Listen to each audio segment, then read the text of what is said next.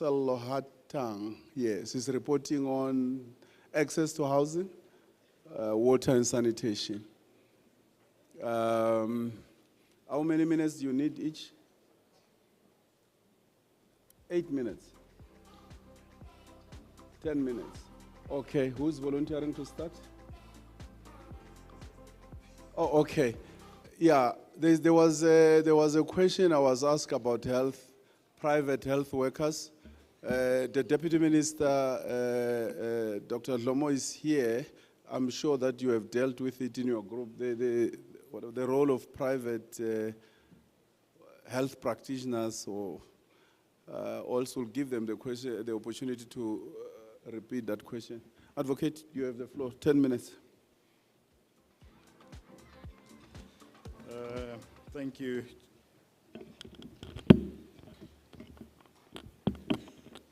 Thank you, Chairperson. I'm reporting on behalf of the group dealing with topic number 7, access to health and social security as intervention tools to fight poverty and improve living conditions. It is said somewhere that healthy people are the foundation for healthy economics. And of course,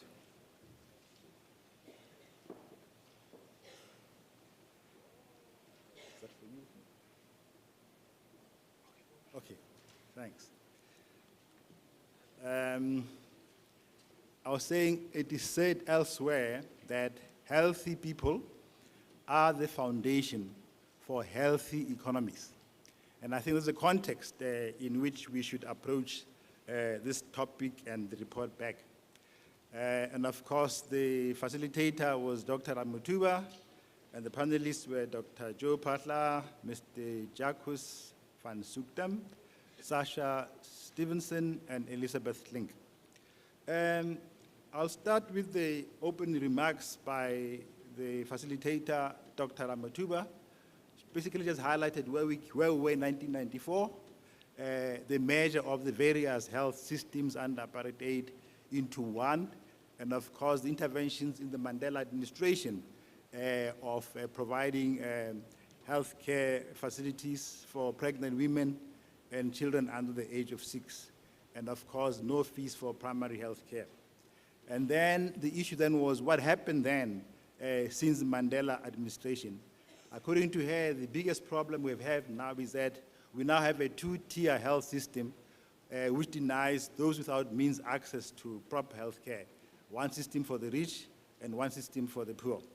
And then the challenges which you highlighted, which we have to address in the health sector, is issues of teenage pregnancy and of course all the underlying issues.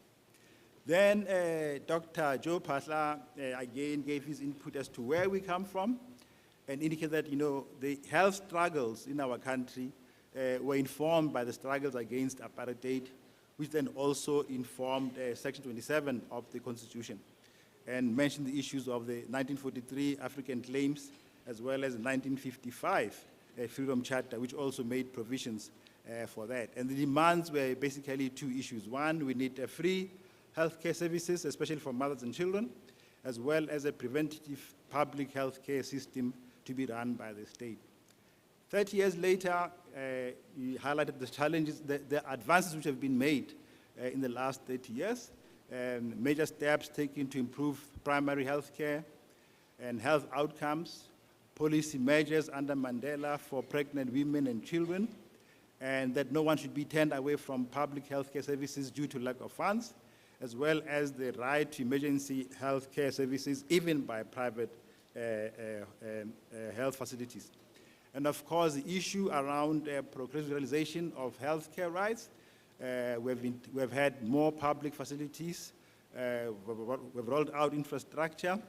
We mentioned hospitals like the Steve Biko Hospital, which has been established to address issues of health. And of course, the digital health system to try and make the management of patients' records efficient. Then the challenges which he mentioned as far as Section 27 are concerned is the stock out of pharmaceutical products due to theft and corruption. We saw what happened during COVID-19 when there was a theft of personal protection equipment and so forth. And then also the issue of human resources. We have had recently now that there's a problem in the employment of many doctors. Those are some of the issues which have to be addressed, as well as the disparities between rural and urban areas as far as healthcare is concerned. And then also the issues of, and also the need to address issues of social determinants, which also affect healthcare, like access to water, nutrition, and so forth. Then on general challenges, which he highlighted, were the chronic underfunding of the public health system. It's around 11 to 12 billion underfunding, although it could actually be at 20 billion. And this actually has a major impact on our country. As we said earlier on, healthy people make healthy economies. So our economy will suffer if we don't address the issues of health. And then as far as the overall impact is concerned, he said, definitely we have improved the life expectancy rates for South Africans. In the early 2000s, it was around 50 years, but now it's gone up to 63, 65. As well, of course, the reduction of the mortality rates, under 5 mortality rates. Now, on the challenges which was highlighted, was that we do need to introduce a national health insurance policy to address some of these issues. And the hope is that the president will actually sign the health bill into law.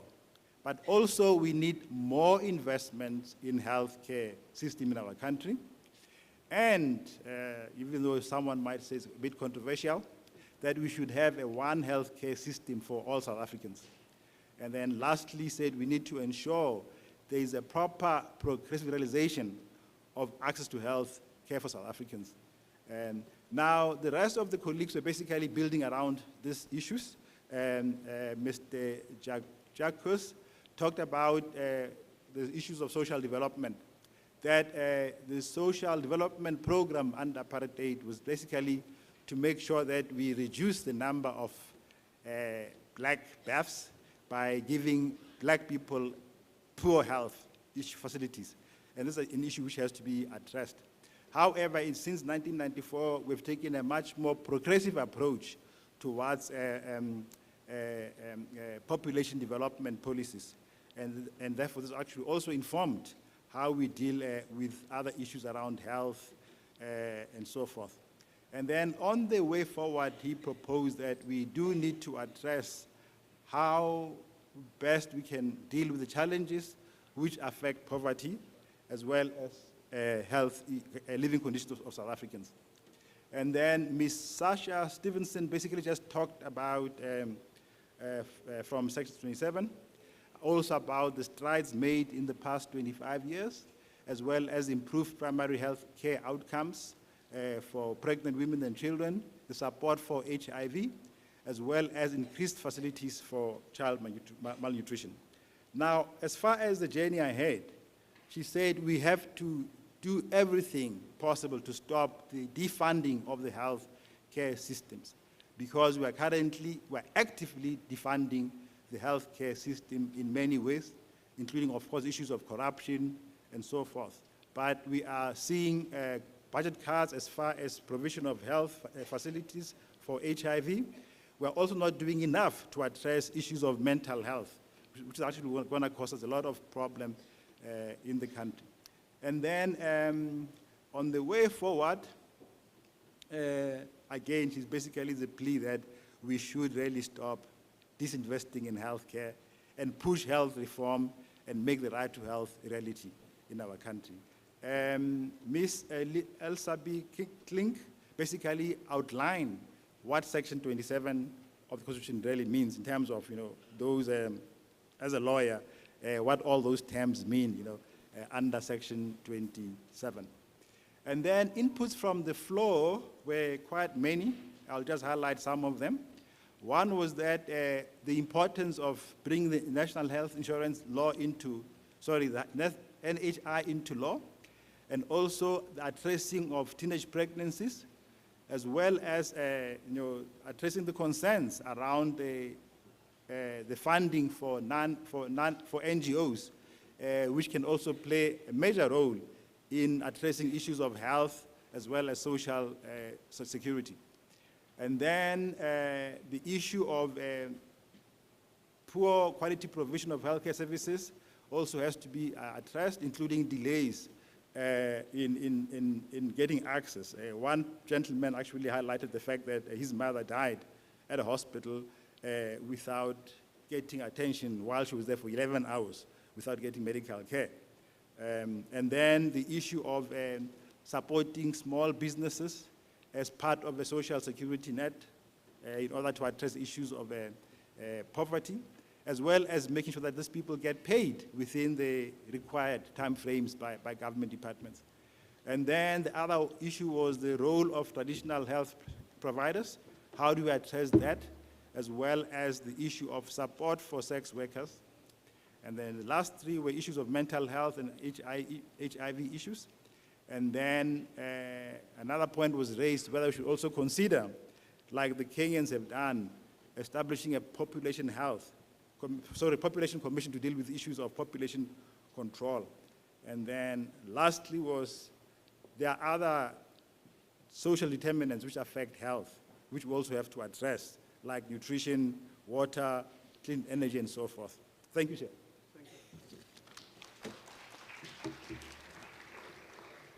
Thank you very much. I'll observe just two hands of people who were not in the breakaway, who were not in that commission, who will want to make some comments. Just two hands. I already have two questions related to this subject. Okay, the gentleman there. You can get the microphone. The other two questions that I got here is what support is given, say support and empowerment for nurses in private practice. Maybe Dr. Hlomo, DM, you'll help us with that. How is it that Council for Medical Schemes continue to exclude low-cost options, which will enable patients to be funded for services provided by licensed professional nurses? So Council for Medical Schemes continue to exclude the low-cost options, which will enable patients to be funded for services provided by licensed professional nurses. Okay? Thank you, DG. My input will be on the Department of Health in relation to what the statistician have said in terms of boys that are dying between the age of 0 to 5. I would like to say maybe what we need to do is to make sure that we do the vaccination that is relevant for the boys not to die, because the number of boys that dies within that age is very much huge.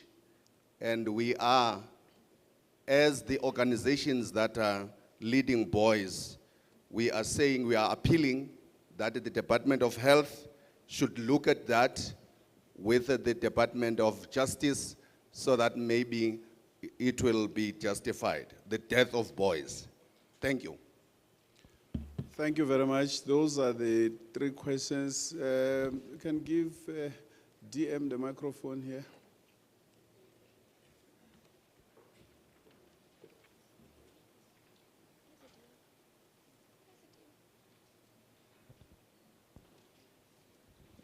Good morning, Advocate, and good morning to the audience. Let me start with the question raised by Bishop Nkunu right now. I was not aware that there is a specific mention of the age 0 to 4 years being boys, probably. Let me just address probably globally that there has been a significant improvement on the deaths of that age group, largely because of, thanks to the Department of Water and Sanitation. Of course, there are still challenges there, because everybody born into this world is facing challenges around that age. I'm glad that we are a country that adheres to vaccinations and immunizations. And we probably would get an understanding. Last year there was a bit of a call for measles, because there was a measles outbreak in some provinces. So to some extent, our country is still very much adhering to vaccinations, immunizations of people being born, because they are actually suddenly from a safe environment of a womb of a mother now getting exposed to the environment, and therefore the immunization really helps us a great deal. What we have seen happening again was an additional vaccine called rotavirus vaccine, which is the one that has been causing severe diarrheas amongst children at that age. And that seems to be taken by many provinces.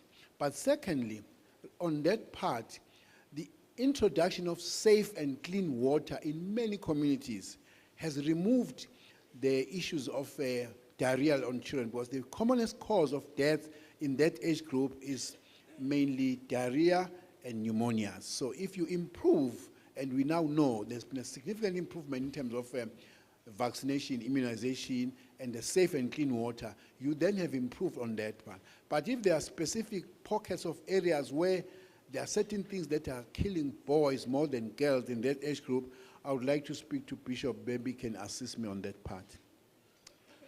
Yes, just like the commission report is saying, we are looking into the issues of unemployed doctors, and there's a process.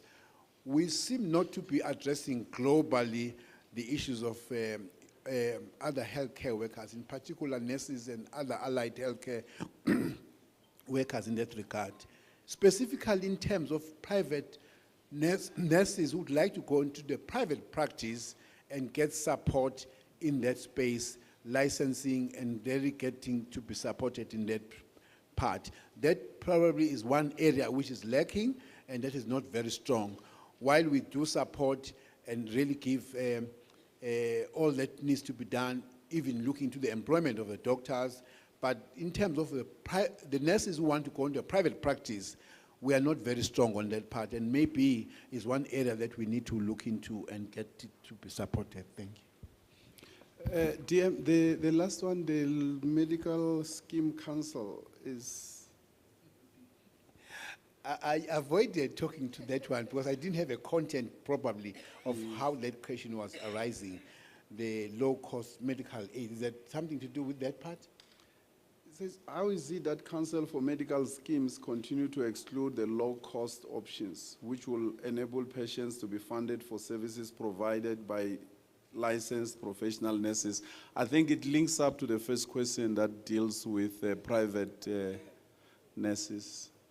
I would like to end by saying, let interrogate that further. All I'm saying is that in terms of support that both government and medical schemes is giving to the nurses who would like to venture into private practice is something that I am really not able to be on authority on it.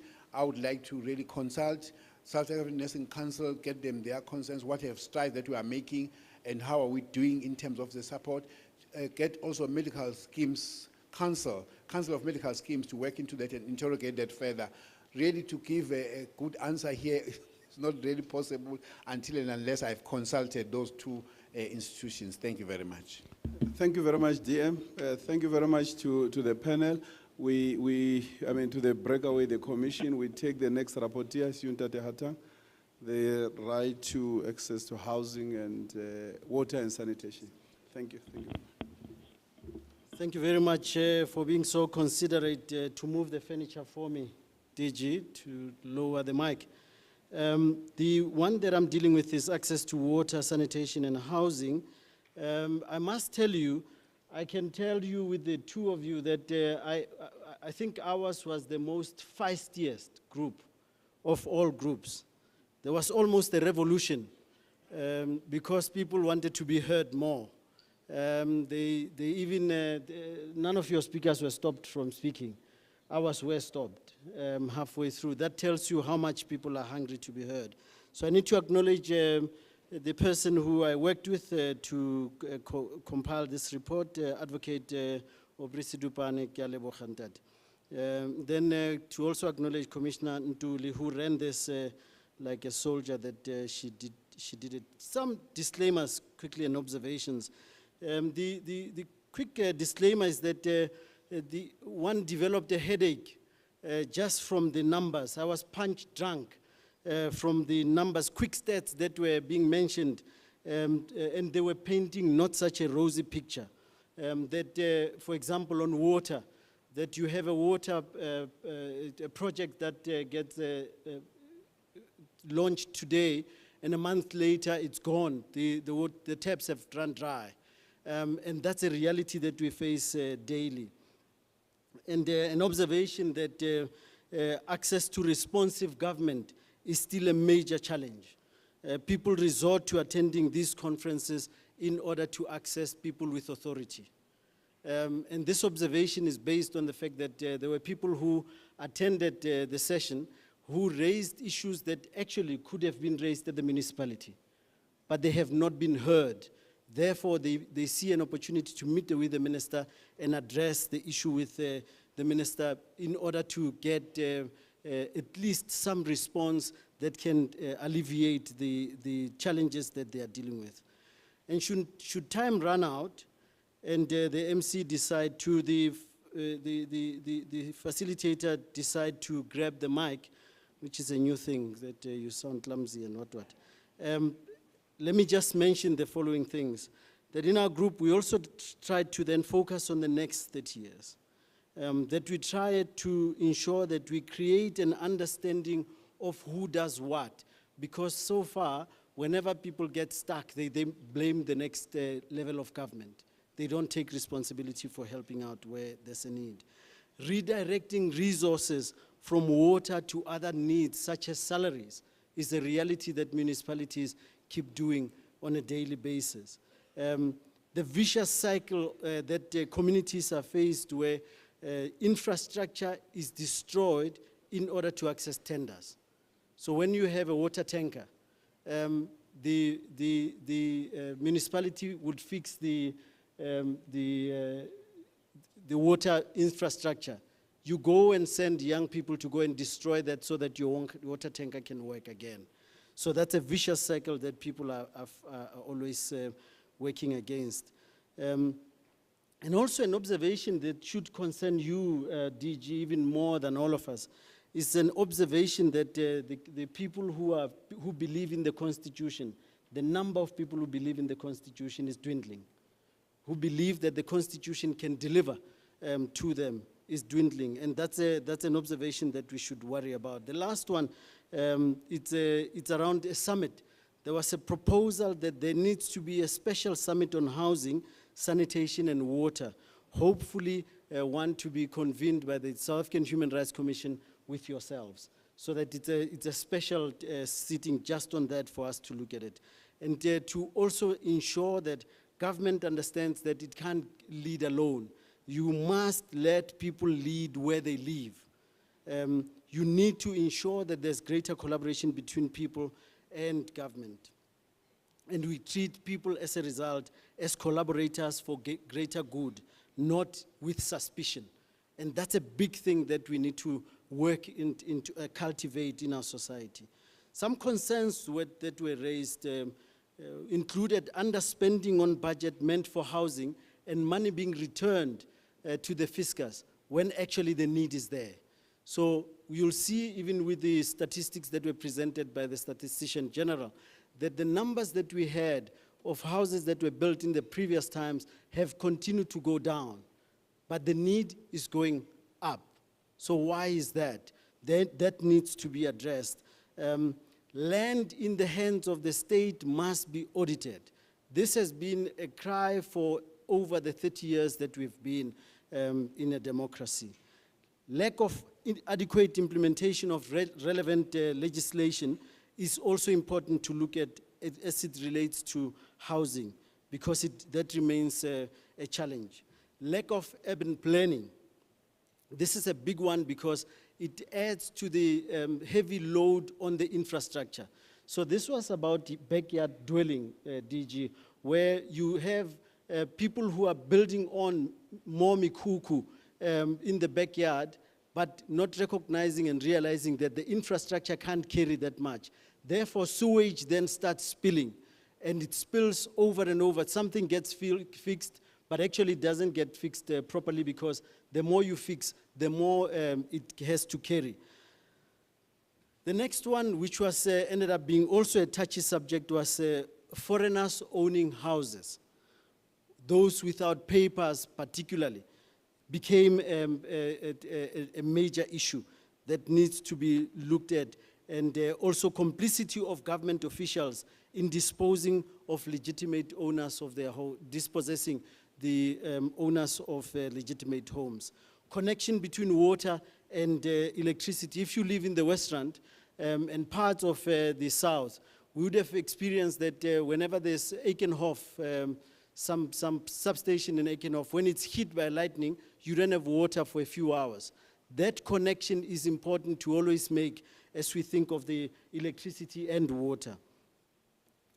The big thing that we need to be looking at, there was a lady from Tembisa, for example, who said that the state of sewage spillage in the system is so bad.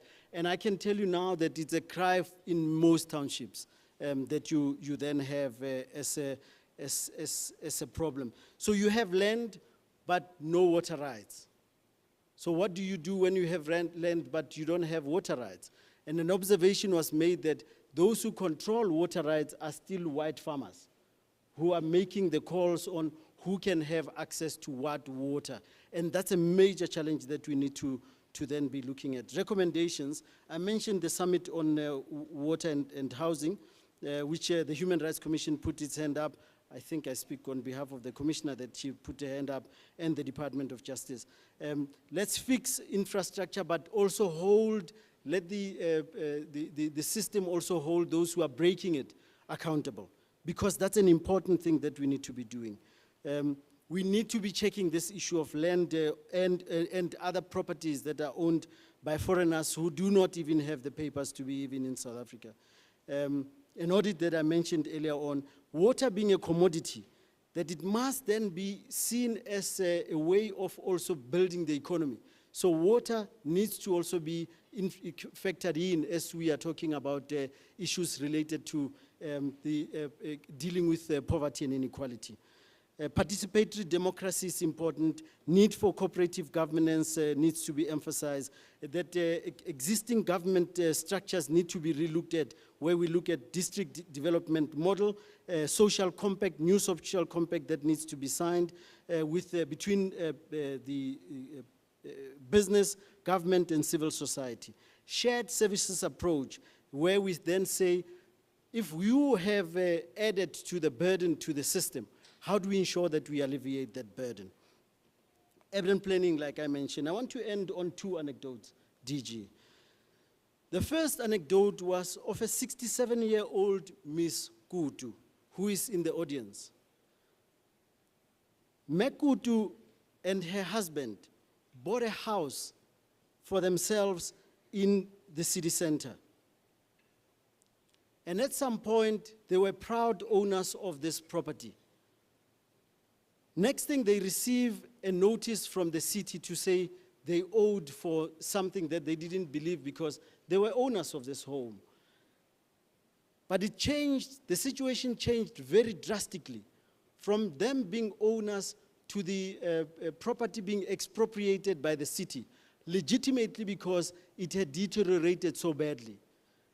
And now she's back, she's been put back in a shack from owning a home.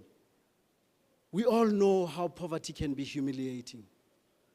But for us to keep just putting the knee on our people harder and harder and pushing them deeper in poverty, that's unacceptable by any measure. So if we are to talk about 30 years of democracy, and we're looking forward to the next 30 years, Mekutu's story and the script must be flipped to read differently. The last one is an observation, is another anecdote that comes from Mpumalanga. Once went with the Colin Mashawana Foundation in my previous life as the CEO of the Nelson Mandela Foundation, where we went to the community in Mpumalanga. We found Gogo whose house had been demolished by a storm. She had been living in abject poverty when we found her. This is the period 2020 to 2021 when we were doing COVID relief. And we then realized that actually addressing food was one part of the problem. Water was another, but other issues of housing was a major challenge. So we called on partners like the Colin Mashawana Foundation to be able to come on board. And we found Gogo on the day that we found her. The day before, she had lost everything she had because young people came in and broke into her storage room, took her wood, firewood, took a wheelbarrow, whatever they could lay their hands on, they took from her storage room, which was a little shack next to her other shack. She heard them take these things, but for security, fear of being harmed, she didn't get out. Wisely so. And they took whatever they could. 3 weeks later, she had a 2-bedroomed home that was built by the Colin Mashawana Foundation. We do have the capacity. We can do these things. We just lack will to do it right. And in our group, it was clear that that will needs to be instilled in our system so that we refocus our energies on bringing about dignity to our people, because dignity is what they lose daily by the needs that are so basic and are not met. Thank you very much. Thank you very much, Nadia, for the passionate delivery of the report of your commission. I have 2 minutes just to observe 2 hands. There's a lady here and a gentleman there on my left. I give you 1 minute each. There's no need for introduction. Just go straight to your comment. The gentleman there, can you stand so that they can give you a microphone? I don't want us to delay. Yes. Thank you. I was in that group yesterday. You were in the same group?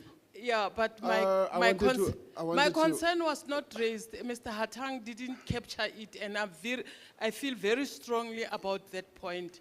That as black communities, we feel that the banks are overcharging black people, and nobody is looking into that. You can pay insurance when you claim, always they repudiate. So I was saying, I wonder if there is anything that the department or where people can go and say, I don't feel comfortable, where can I go? We don't know where to go with those problems. Thank you. Do we have anyone from Human Settlement who by chance was in that commission? Any senior official from Human Settlement here? But let's note it maybe rapporteur, then we have it captured in the report, we'll follow up on it. Yes, yes, Chief, I have a direct light so I can't recognize you, but just proceed. No, proceed from there, proceed from there.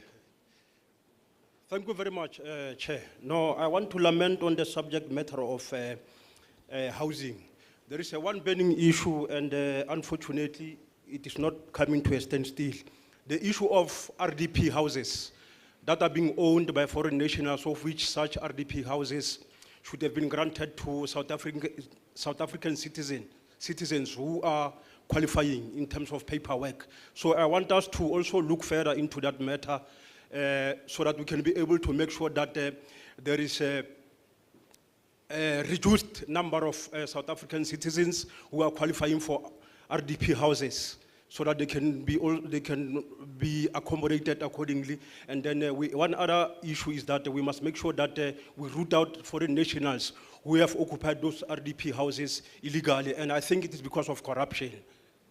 Okay. Thank you, Chair. Okay, your point is made. Thank you very much. Let's take the last commission, Professor Stimira, the right to education.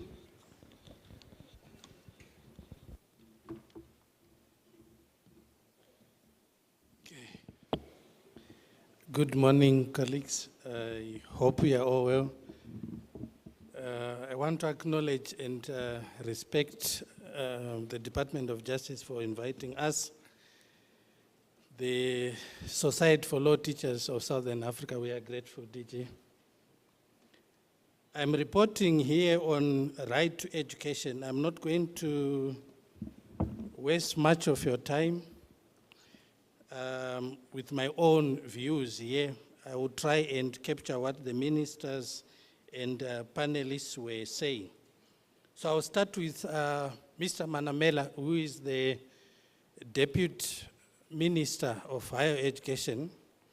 He highlighted that there is some improvement in terms of participation or enrollment in schools and universities. The figure that he gave us currently is that we have about 600,000 people who are at our schools or universities especially, which is a good development. He also mentioned that the National Development Plan, the NDP 2030, says that the target is 1.2 million. So if you look at 1.2 million and 600,000 that is current now, you can see that there is some progress, but we still have some way to go, okay? He also mentioned clearly to us that they've introduced some bursaries. I think students are here. I met some of them when we were talking.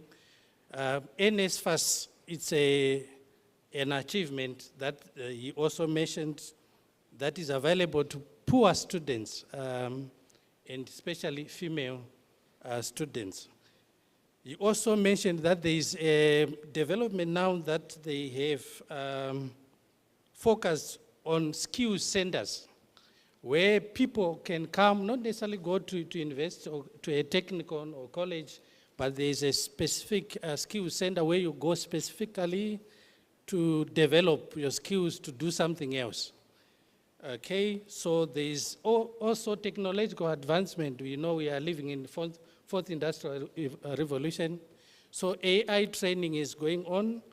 There are some centers also that are being given or developed for students to sharpen their skills in terms of technology, especially AI, robotics, and other things that are there.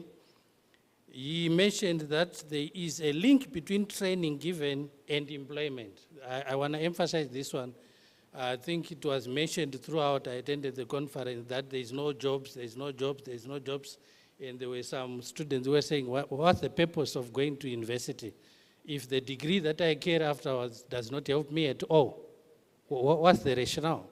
He mentioned that there is a link between the training that we are giving in universities and the employment. So in other words, there is need here for us as the country to make sure that we program our curriculum in a better way to meet the needs that we face now, problems, as well as to make them relevant wherever they go.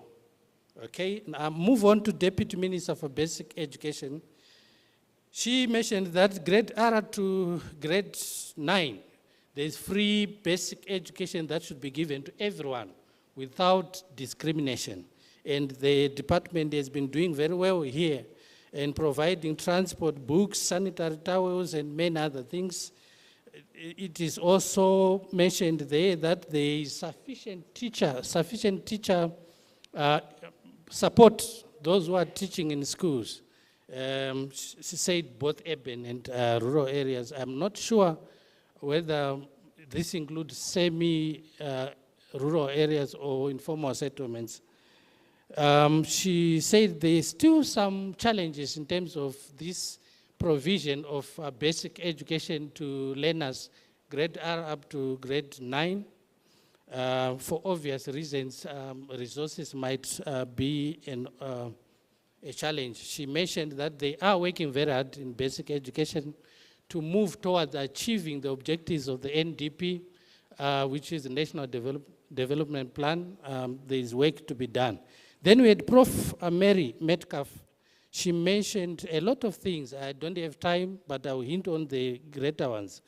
There was a question that I'll paraphrase that she mentioned, that what will be done to the state if at all the state itself cannot, uphold its obligation to provide right to education.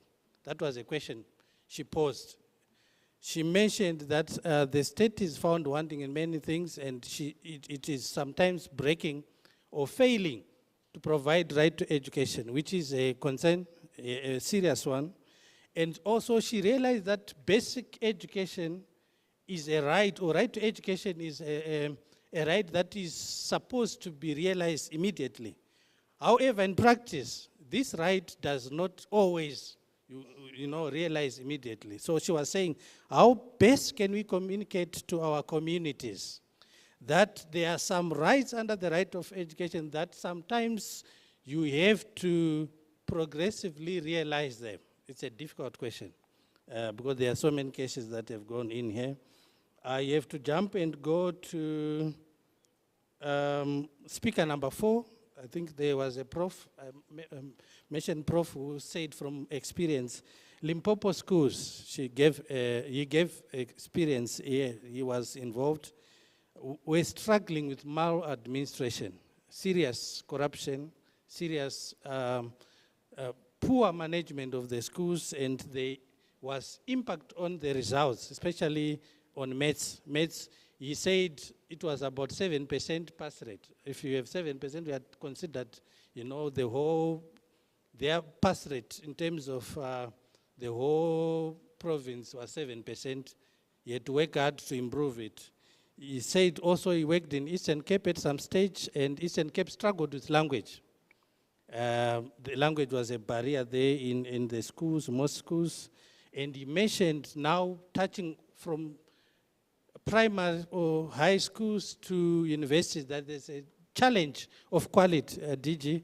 He said our education is very now poor quality. We certainly need to do something to improve the quality. Then we had speaker 5 and 6, I think student union somewhere in the Equality Center, I think in Cape Town. They also mentioned that there is a problem when students, especially universities, go there. Housing is a challenge.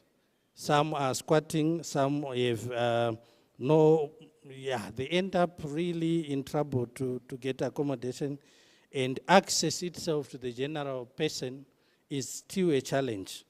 Okay, these are some of the things that we discussed there. I don't know how many minutes I have. I should sit down. 1.5. Okay, let me just conclude by saying, colleagues, there is a belief, and it's true, all of us here. Education is key. Our former president, Nelson Mandela, said so. That is a very important, powerful weapon that one can use to change the world. So I want to reiterate with respect, DG, that there is no meaningful economic development that we can have in any country if we don't focus more in investment in terms of our education. Whatever challenges we have to do more in terms of putting resources there, do what we have to do to make sure our schools, our universities are sound. Let me end here. Thank you. Thank you. Thank you very much. Prof, quickly, can I observe 2 or 3 hands? Okay, there's a lady there. That's a lady, yeah. Yeah, you can stand up, go to the microphone. And the gentleman here, and the lady here, that's 3. Okay, Bob Tlamin, you'll be the 4th. And okay, that gentleman, 5. Can you be quick, please, and just speak to the point? Yes, go ahead, please. Hello. My concerns with the Commission for Education. Were you in that commission? Please allow me to be blank. No, were you in that commission? I was in the commission. But then the problem is that then we'll turn plenary into that commission. I wanted people who were not in that commission. The reason we are standing, because I think everyone that was in that commission would stand, because the commission, there was no discussion. So issues were not illustrated from the ground. The commission itself was a disappointment to the... Says, let's cooperate. Can you make your point in a minute without a preamble? The issue that were raised in the commission left us very confused. Especially when they said that the basic education ends at grade 12, ends at grade 9, and yet we are sitting with graduates that are unemployed. And also the issue on the alarming numbers of school dropout, what are the mitigation factors that are put in place to ensure that these school dropouts are not menace to the society? What is it that the Department of Education is doing to ensure that there is, because then most of these school dropouts from the age of 14 years, age of 11 years old, and a boy that is 11 years old is lured into criminal elements. You have made a point about the drop points. The 2 points you have made, that basic education ends at right now you are dictating to me, sir, when I am trying to to, give as you a the program issues director. of the society. I have no choice, You- I have to. I it- can't allow you to speak ad nauseum. We have no I'm time. not You have speaking made your ab nauseam, point. sir. You made a conference and you called the masses into this conference so that we can have a discussion that better the human rights of the South Africans. But right now, the conference has been about what you want us to hear and not what you want to hear. Okay, thank you very much. Your points made, the 2 points you have made. Yes, sir. You can continue. Oh, greetings. My name is Mandla Mkonas from the Rastafari Human Rights Institute.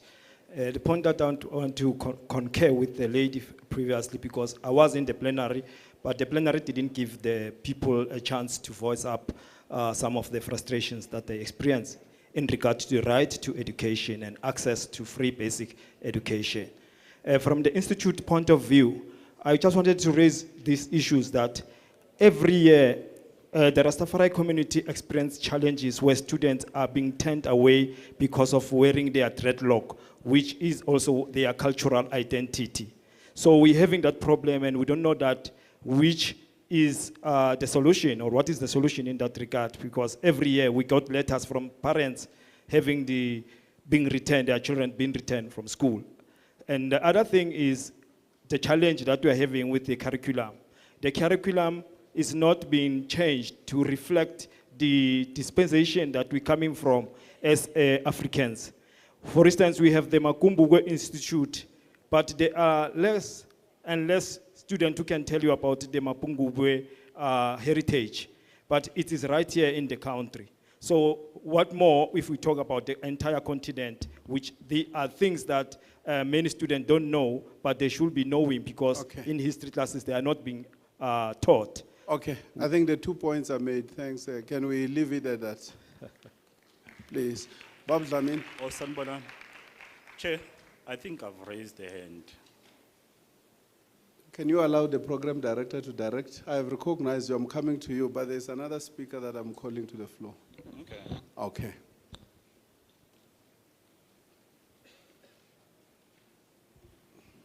Okay. Give the gentleman the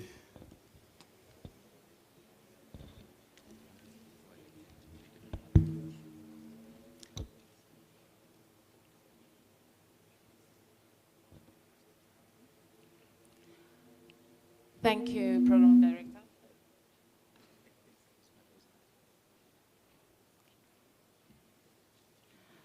Thank you very much, Program Director. I'm the Commissioner from CRL. I'm a Commissioner at CRL, and I've heard the brother who spoke before me, and I want to assist him with his challenge. I would like to work with him going forward in order for us to work together to help our children. So now my second point is a question actually to you, Bab. So we're discussing now disabled children, children living with disabilities. Those children, their school fees are really expensive. Disabled children go to school, it's very difficult for them to access schools because of the fees. So how can the state actually help those children with those fees? Because normal children, schooling is, basic education is free. So disabled children, their parents can't afford that education, and then the children don't go to school, they become a heavy burden to their parents. Because the fees are expensive, they can't access those disabled schools. So why doesn't the government cater for them also and accommodate them at these schools, give them free education as well? because if it's 7 children, their parents most of the time are poor and can't afford those fees. So now we need them to access the same school. Where is their access? Where is their accommodation? Many disabled children stay home, don't go to school. And the parents hide them at home because they know that the school fees are expensive and they can't access those schools. Thank you very much. Okay, thank you very much, Dr. You have the floor, sir. Okay. Sanbonan, Yeah, Baba. I was not part of the commission. Okay. So my name is Bongani Zondo. I'm a shop steward from Nehau. So for students, there's a category of students who are owing fees prior fees must fall, or prior declaration of free education in the higher institutions. So that category, it's not entertained because we're owing. I'm one of them. We are still paying the fees that we owed prior the declaration of free education in the higher institutions. So I think as the government, we need to have a discussion around that as to how are we going to assist these young people who are owing the department, because at the same time they are not working, they are not in a position to pay those fees. Some they do. Then the second point is that in schools, some parents are forced to pay fees and transport, whereas education is free in public sector in the name of donations. So I don't know how can we deal with that, because some of these families, they depend on social grants. At the same time, they are forced to pay fees and school fees in the form of donation. Then lastly, SGPs. That's the last one, right? Yes, Okay. the third one. SGPs, we need to find a way to make them functional, because currently they are helping principals to participate in corruption, which compromises the institution and the quality of education that needs to be given to the pupils. Thank you. Thank you very much. Sis. Thank you. Good morning. My name is Dineo Lohora from the Black Lawyers Association Student Chapter, UNISA. I have one question and 2 inputs. I was in the Marco Polo yesterday. Just do one question and one input, sis. Okay. Why do we get rejected in universities even though we qualify? The second question, is the placement of schools. There are those kids who are not placed in schools, primary and high schools. What is government doing about those kids? Then lastly, they spoke about the dropouts number increasing. So my input is that the support in schools, primary, especially primary and high schools, is not enough. Most learners, we come from different homes. There are challenges at homes, but at school, where they should be more supported, there is no counseling. How many schools in South Africa offers counseling? There is not that. So when a child's percentage or the grades are decreasing, they just call him or call the parent to say, your child is dropping, what might be the problem? The parent may say, maybe the death of a family member affected that person, but they don't take it further to see how the child progresses. Lastly, for NSFAS, I'm from UNISA. The living allowance is 290. What can 290 do? Because we live far from the campuses. You have made the point, sis. So thank you. Thank you very much. Okay. Is Professor, no, everyone says that, please, there are people here who have agreed to come and speak and they are time bound. No, but, yes, your hand was not up. No, but I'm not going to allow you to disrupt the conference. I'm not going to allow you to disrupt the conference. Okay, Professor Metcalf was in your panel. Is she here? Huh? Huh?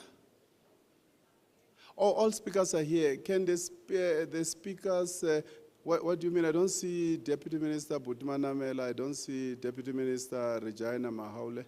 The speakers that were in the panel, can they tackle some of the questions? Some of the questions are not per se limited to that breakaway. They relate to other areas of work of government departments. So who is here? Other than you, Prof, yeah, I'll give you a chance. Who are the other speakers? Okay, can you deal with the one for culture? Colleagues, thank you. I can say without shame that I'm not from the Department of Higher Education or Basic, but I will attempt to answer. My brother was talking about dreadlocks and discrimination there. I would want to believe that there is already a case on a related aspect that was handled, the Pile case, where a certain Hindu lady student was, sort of having challenges to put that regalia that he wanted, and it was heard in court. I'm not going to go into details, but what I'm trying to say is that there is some recourse that is there, and our courts are realizing that people or students, the right to education involves you respecting your own culture as well as your beliefs, no discrimination. All right. Thank you.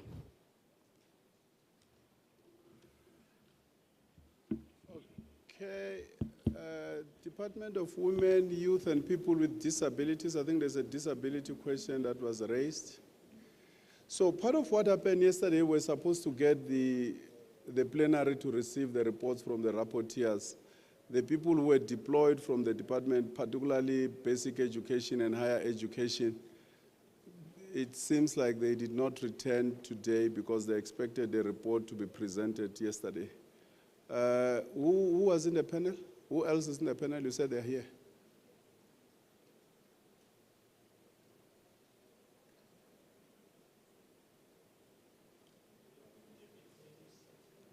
Huh? She's not here. Yeah, that's what I'm talking about.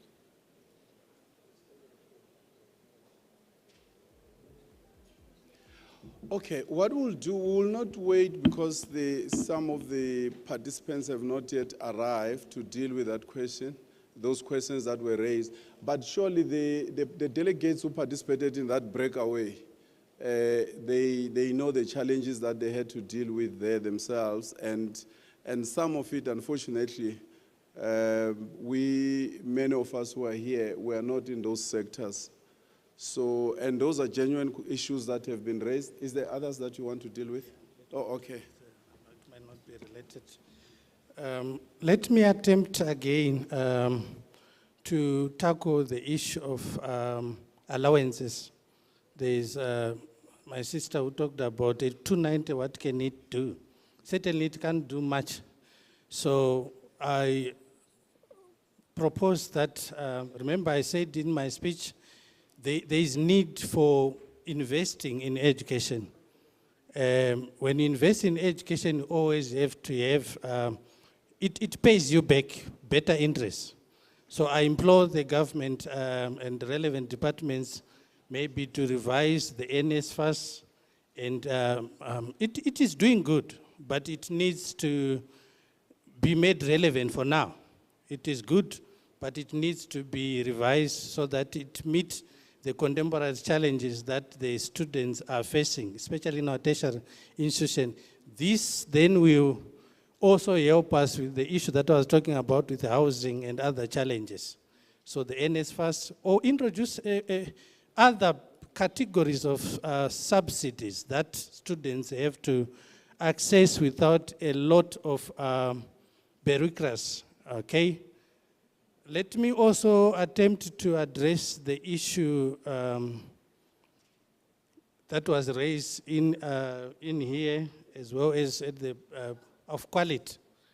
What do we do? There was a gentleman who was talking about quality. What do we do? I suggest with humility that we might need to look at the Singapore model of education.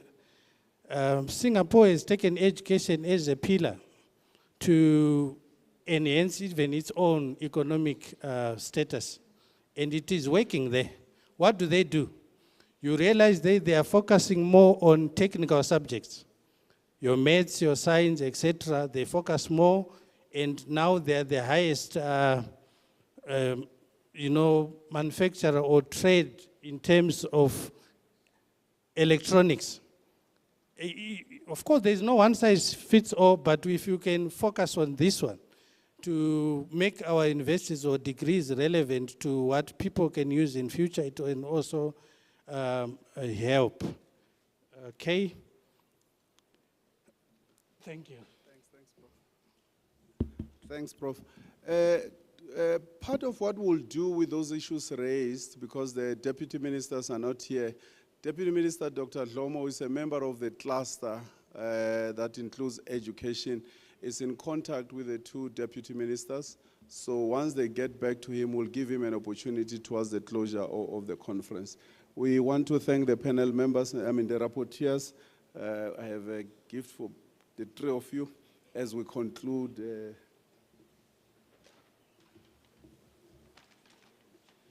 Okay, can we proceed to the next item? The facilitator will be, let's give them a round of applause. The next panel will be facilitated by Ambassador Dr. Kingsley Makhubela. And I would like to request the panel members to ascend to the stage. The Deputy Minister for International Relations and Cooperation, Honorable Edgar Botes, Professor Chris Landsberg. Chris, is this not your panel? Okay. And Ambassador Nozipho Mxakato Diseko. Who else is in the panel? And Dr. Maureen Tong. May you please ascend to the stage. We request that we got a message of support we got from the chairperson of the Committee on the Elimination of Racial Discrimination that we did not deliver yesterday, but we think it will be befitting in this session, Ambassador Makhubela, if we can take that video of message of support before the panel can proceed. Thank you. Thank you very much. Can we get that, please?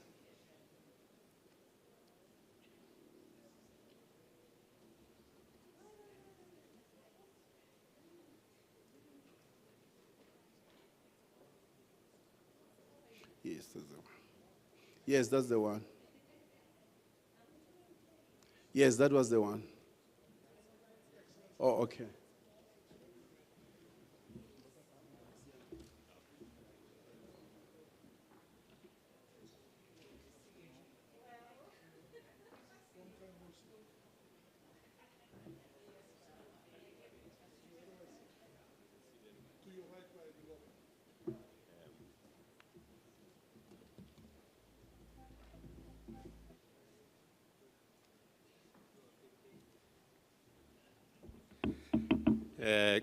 Good morning, Your Excellencies. My name is Kingsley Makhubela.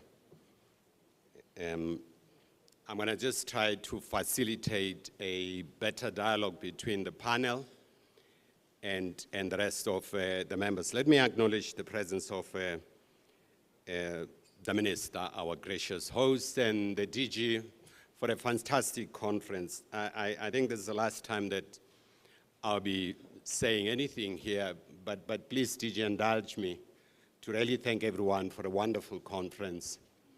And one has learned a lot in terms of this space of human rights. We're going to be looking into the pillar of our foreign policy, human rights as a pillar of our foreign policy. And I just agreed here with the Deputy Minister that we're not going to spend a lot of time as a panel talking, but we like to factor the concerns and the contribution from the floor. But I would. Oh, you have a video to play. Sorry, forgive me.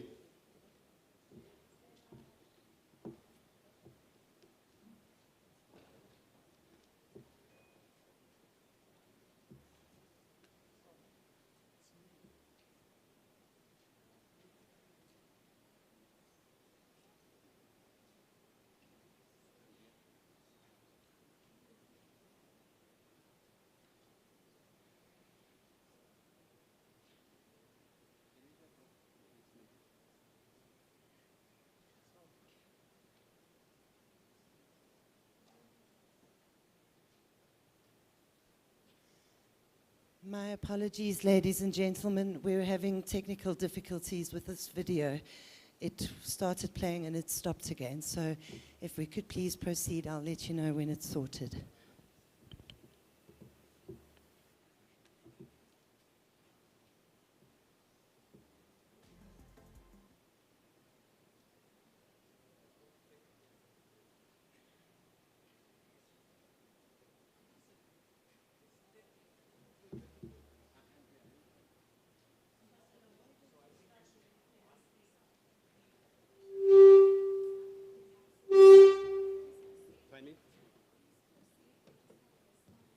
Okay. Okay, I'm told there's a technical problem with the sound, but in the interest of time, the distinguished panelists who are here, I've factored some questions. People have come to me earlier on between yesterday and today to say there are certain things they do like this panel to address. One of the issues is that there's a whole perception going on that we are likely to face the Third World War. Are we having the Third World War? Are we having a latent Third World War? Are we starting to see elements of that Third World War? I hope the panelists will deal with this question. And how is South Africa foreign policy interfacing with the possibility of this Third World War? And I hope that we factored into that. But I thought what we will do is to allow the panelists to, and particularly the Deputy Minister, to basically come up with a few elements related to our foreign policy and how it's embedded in the culture of human rights. And after that, the Deputy Minister can articulate what are the building blocks of the last 30 years that we're starting to see. What are elements of the foreign policy that we need to revisit and come up with some changes moving forward? And then I hope Their Excellencies, distinguished guests who are here representing different constituencies, would also contribute in terms of what are the elements that we need to put moving forward. And I think other panelists can make a similar contribution. Professor Chris Landsberg here has been an integral part of building institutional capacity at DECO. Do we have that institutional capacity to respond to these global challenges? What are we seeing? We are saying, and the President said this, in that human rights, it's not only in South Africa, but around the world, it's our biggest concern. We are seeing the emergence of homophobic policies in some African countries. How do we interface with that? Or are we going back to the old cliche that we don't have interest, we don't have friends, but we have interest? And we'll then decide where our interests are at stake, we'll keep quiet about those issues. But where we think our interests ought to be articulated, very outspoken. And Deputy Minister, there's often a criticism that we are very selective in our foreign policy, even though we have principle, but we are very selective on issues that we take up. Are we selective by desire that some of this intervention may compromise our own interests? We're managing our interests in that respect. So these are some of the issues that people thought, Deputy Minister and the distinguished panel here, that maybe we should reflect on them. From where I'm sitting, I'm quite keen. Why did we lose our seat at the Human Rights Council in Geneva? What happened? Because we went for that. Is this part of the global agenda that we're starting to see to malign South Africa, and how are we going to manage that?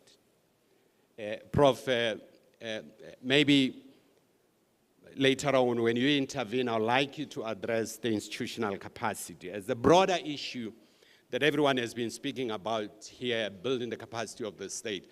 Do we have a very robust institutional capacity to manage and implement the foreign policy that we're having? How do we need to keep on improving and building this institutional capacity?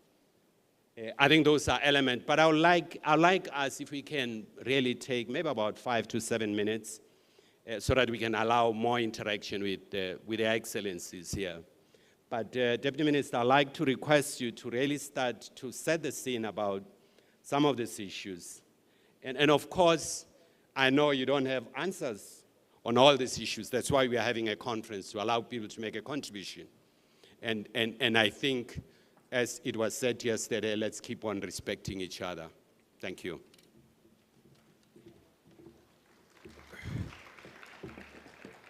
Thank you very much, Ambassador. Let me acknowledge the Minister Lamola and the leadership of the judiciary and of Parliament. And substantively, ladies and gentlemen, I just wish to indicate that I stand on the existing protocols.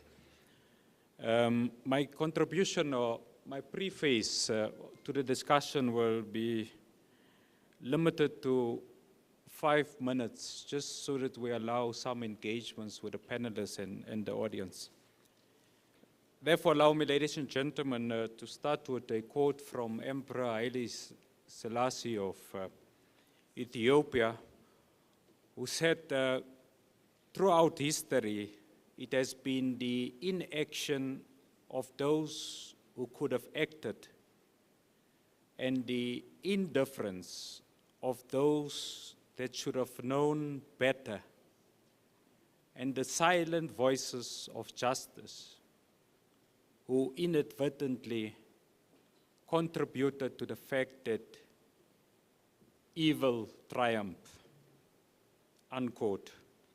South Africa's foreign policy priorities, ladies and gentlemen, is based on primarily 4 concentric circles. We speak about Pan-Africanism, that we are a substantive Pan-African country. We speak about our global solidarity priority, which is important in particular for this conference. We speak about the need to continue to deepen cooperation with your more industrialized north. And fourthly, once again, ladies and gentlemen, we speak about the need to transform institutions of global governance. We do so, ladies and gentlemen, being conscious as the South African government that we are evolving from a unipolar world where you had one hegemon, in particular from the post-1945, post-World War II period, right up until the collapse of the Cold War. So you had that evolution, and we find ourselves within the epoch, a transitional epoch, towards a world that can be characterized as a multipolar world.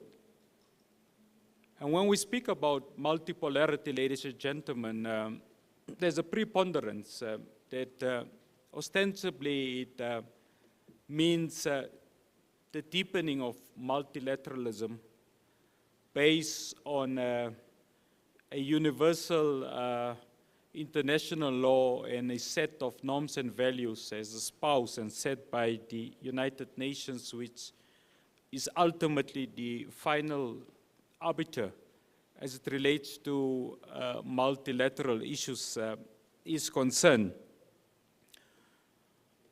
But the antithesis of that preponderance, ladies and gentlemen, has been the fact that what we have witnessed is a very spirited pushback against this new world of multipolarity that should imply the deepening of multilateralism.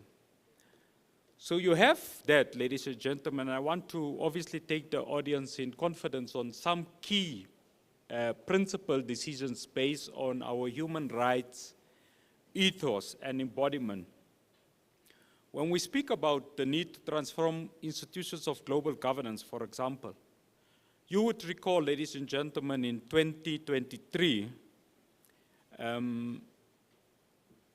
when South Africa hosted the 15 BRICS Summit of Heads of States and of Government, there was a decision made by the International criminal court, the ICC, of which South Africa are signatory to the Rome Statute, to execute a arrest warrant against the president of the Russian Federation, President Putin, because of matters relating to the conflict in Ukraine is concerned and the Russian action in relation to that issue. We had to then, as the South African government, we were seized with making a decision.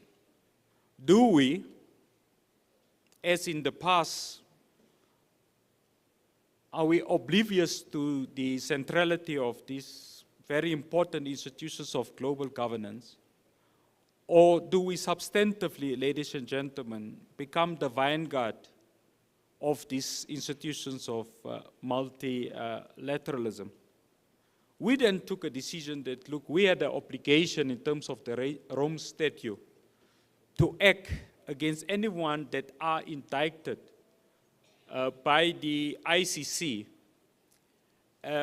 And through our emissaries, we then sent the message to Moscow, and as a result thereof, you know what has happened, ladies and gentlemen. President Putin did not come to South Africa. So what is positive about that is the principal stance of South Africa's foreign policy in terms of upholding international rules, international law, and to respect global governance institutions. Juxtapose that with the fact that in December 2023, the South African cabinet decided to submit a special prayer to the International Court of Justice on the conflict in Gaza and the fact that in terms of the South African cabinet, a genocide is being committed against the people of Gaza, the Palestine people. Subsequent to that decision, ladies and gentlemen, you have seen the ICJ conclusively erred on the side of the most vulnerable in support of South Africa's application. But the subtext of that, there has then been a subsequent, what we call a pushback, ladies and gentlemen. For example, South Africa, as we speak, are serving as a member of the United Nations Human Rights Council. And on the occasion of our elections into the Human Rights Council of the UN, we were the country that received most of the votes out of the 193 member states of the UN. But because of our decisions, as it relates to the ICC, as it relates to the ICJ, when South Africa contested for the presidency earlier this year of the Human Rights Council, we were regarded as not being the most qualified nation to assume that responsibility. So what is important is that South Africans, practitioners within your human rights fraternity, must try to be conscious of what it means, ladies and gentlemen, when you are a proponent of human rights, when you are a proponent of a South African value system that speak about social justice, that there will be consequences, both positive and negative. But what is important is for everyone to appreciate what is our human rights diplomacy, what is our Ubuntu diplomacy in relation to humanitarian policy.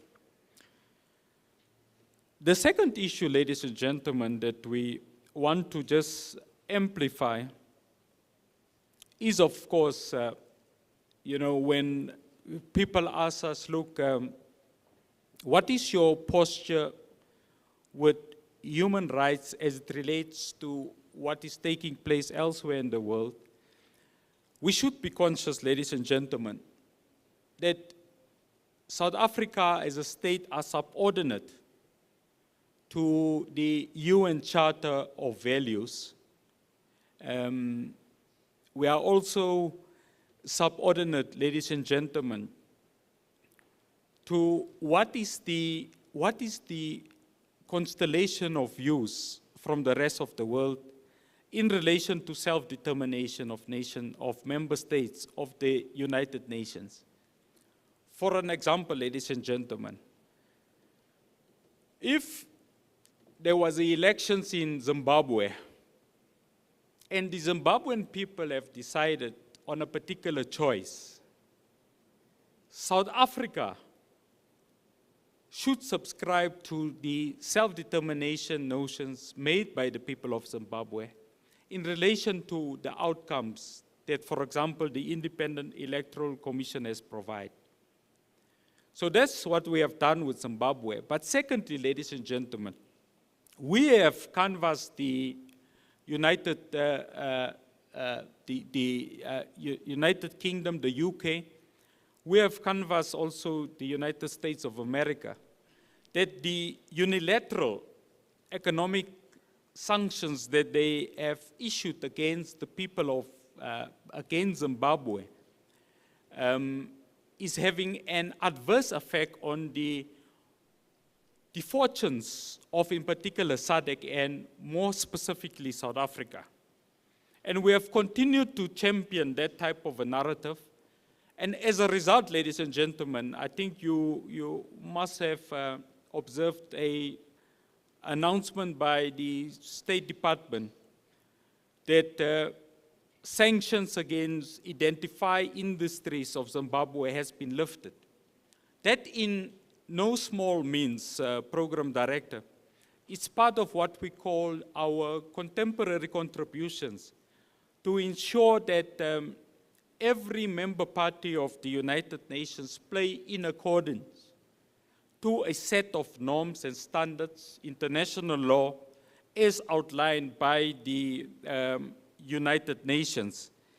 I obviously, ladies and gentlemen, would want to say that South Africa's peace diplomacy, it's a central aspect as it relates to preventative humanitarian diplomacy. So when the president announced in Parliament that South Africa will become a major troop contributing member to the SADC force, for example, in the Democratic Republic of Congo, and that South Africa, the Chief of Staff and Force Commander of the Samim SADC mission in Mozambique.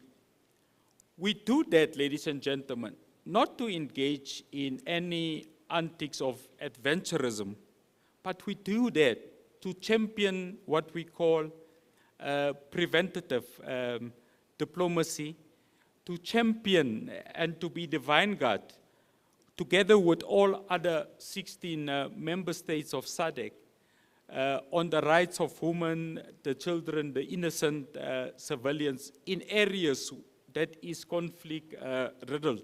And it was for that same reason why South Africa, for example, have hosted the peace dialogue and the Pretoria Agreement between the Tigray Liberation Forces and the federal government of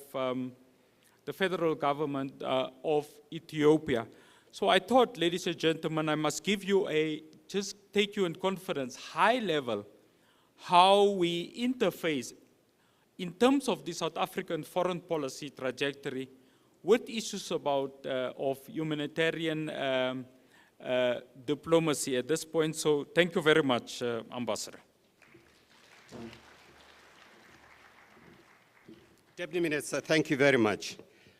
Maybe as other speakers are coming, please, Deputy Minister, do digest this question.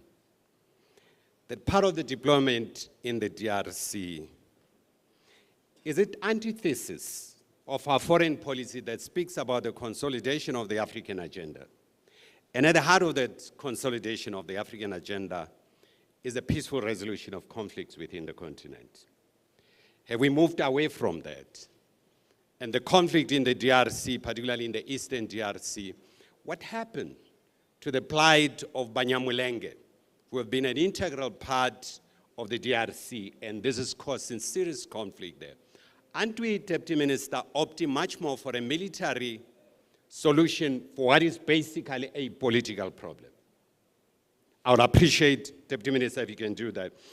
Prof. Chris Landsberg, you know, there's a research that really shows that since 2000, the purchasing power of the dollar, and this is at the heart of this multipolarity world, has been declining. In 2000, if you had $100 at that stage, but in 2022, the $100 will be equal to $60. And part of this big problem is the behavior of the US Fed, because since 2022 to date, the US Federal Reserve is printing about $120 billion per month. So they are flooding the market with this. And our debt is largely in dollar denomination. If I'm not mistaken, about 80% of it. What kind of challenges does it pose in terms of this multipolarity world that everyone is talking about? And what are the related challenges that we need to mitigate?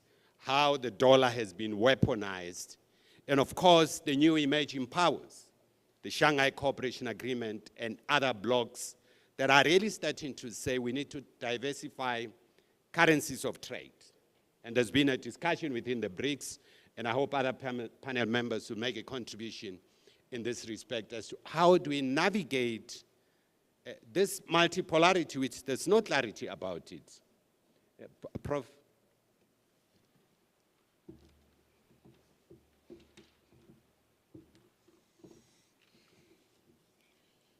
Thank you, Excellence. Minister, Deputy Ministers, members of the Executive, members of the Diplomatic Corps, distinguished guests, everybody else here, as they say, protocol observed. So I just want to start with a health warning. I teach diplomacy, but it doesn't make me a diplomat. So I think I should start on that note. And thank you, DG, for inviting me. I see there's an emblem here on the podium. It clearly brings me the closest to power that I've ever been. I've got 7 pages, so I effectively have 1 minute per page. So let me just make the salient points. For the past 30 years, moralistic and ethical considerations of our foreign policy, most notably our much vaunted pro-human rights foreign policy, has been placed front and center in a much more complex, dynamic, and multi-layered foreign policy. I suggest to you that there's no country in the world, no member of the United Nations, of the 196 nations, whose normative, ethical, human rights dimensions of its foreign policy has come under so much scrutiny as that of the Republic. We should partly take responsibility for that. 2 reasons I want to invoke. Mandela mania and the manner in which we resolved our transition through a negotiated settlement, and added to that, trying to show to the world we're unlike the rogue, racist, oppressive, human rights violating regime of years gone by. We put ourselves up as a human rights beacon of hope and a good world citizen. And in that sense, we have raised some expectations. Let me make a point that until recently, until the bold, unprecedented move taken by this government to take Israel, and by extension, those in support of Israel, to the ICJ,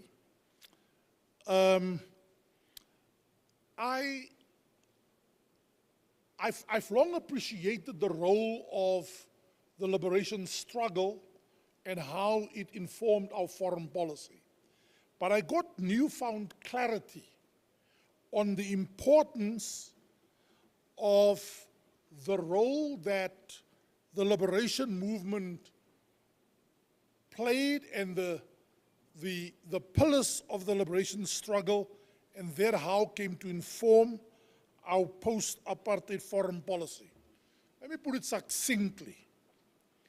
The struggle against apartheid was a struggle for liberation, but to link it specifically to this important gathering, it was fundamentally a struggle for, and I quote, because it's also quoted in our Constitution and in the Bill of Rights, it was a struggle for restoring the dignity of the South African oppressed masses, the South African people. That's human rights. I came to appreciate Deputy Minister's newfound respect, certainly understanding for just how central the struggle for human rights was even before 1994. So let me use two examples, and I see it's also contained in Deputy Minister Botha's rendition this morning.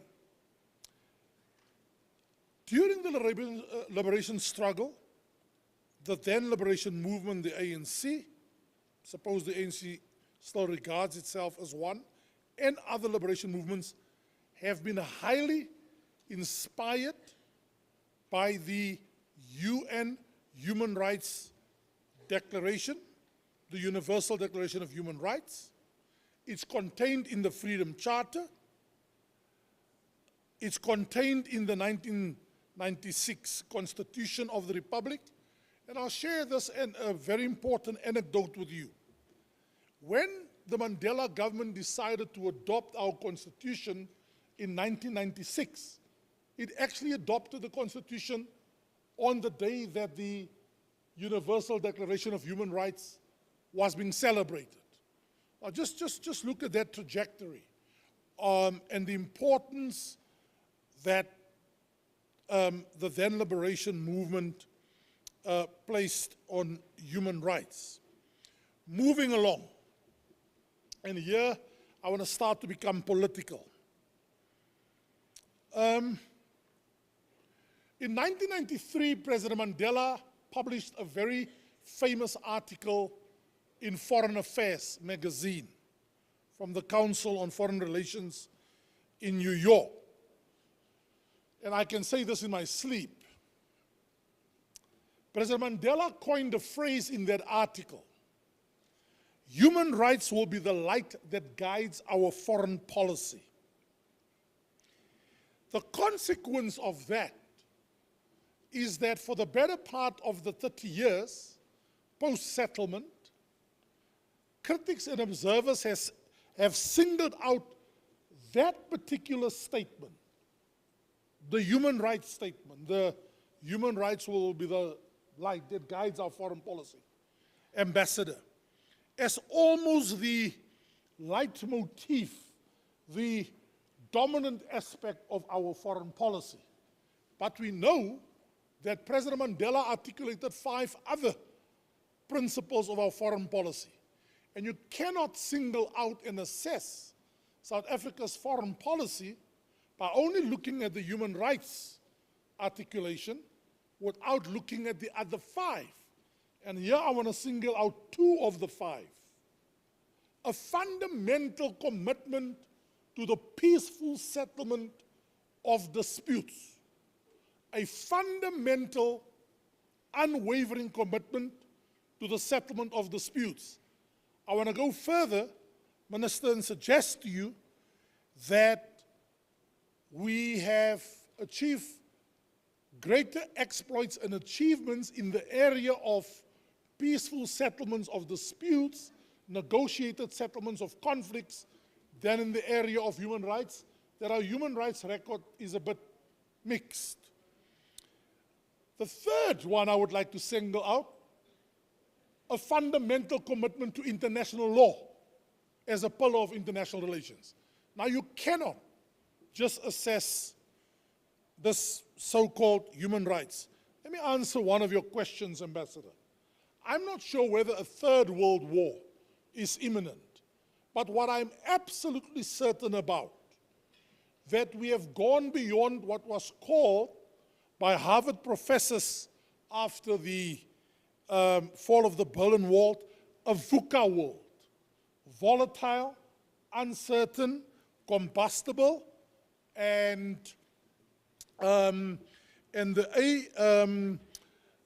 ambiguous. Thank you very much.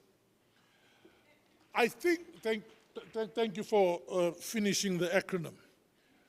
I think we're going beyond a VUCA world.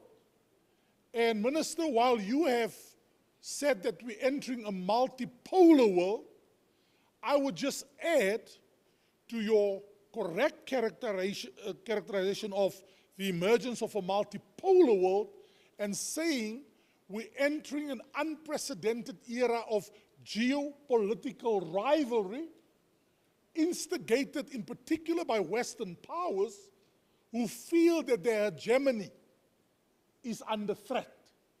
Whether that will result in an outright full-scale war, including the unthinkable madness, mutual assured destruction through nuclear weapons, Chairperson, one thing is for certain, Africa will become the playground for proxy wars by these great powers, and we have to address the issue of African unity, agency, setting the agenda, and being able to ward off some of these things. Right. Let me now come to some examples. I can hear the footsteps of Ambassador. You are certainly not doing that to music. So, some examples of our achievements in foreign policy. When the New World Order was declared by the US, and by the US in particular, South Africa did an assessment by the time President Mbeki took over, assessing the New World Order. Many of you were there, and actually identified some salient aspects of this New World Order.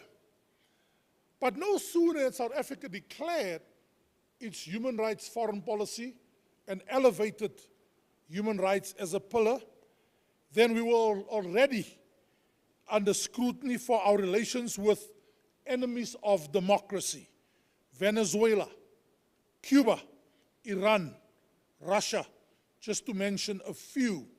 Our relations with Zimbabwe, China. Here's the interesting thing. One of the other pillars of President Mandela was universality. We reserve the right to be friends with whichever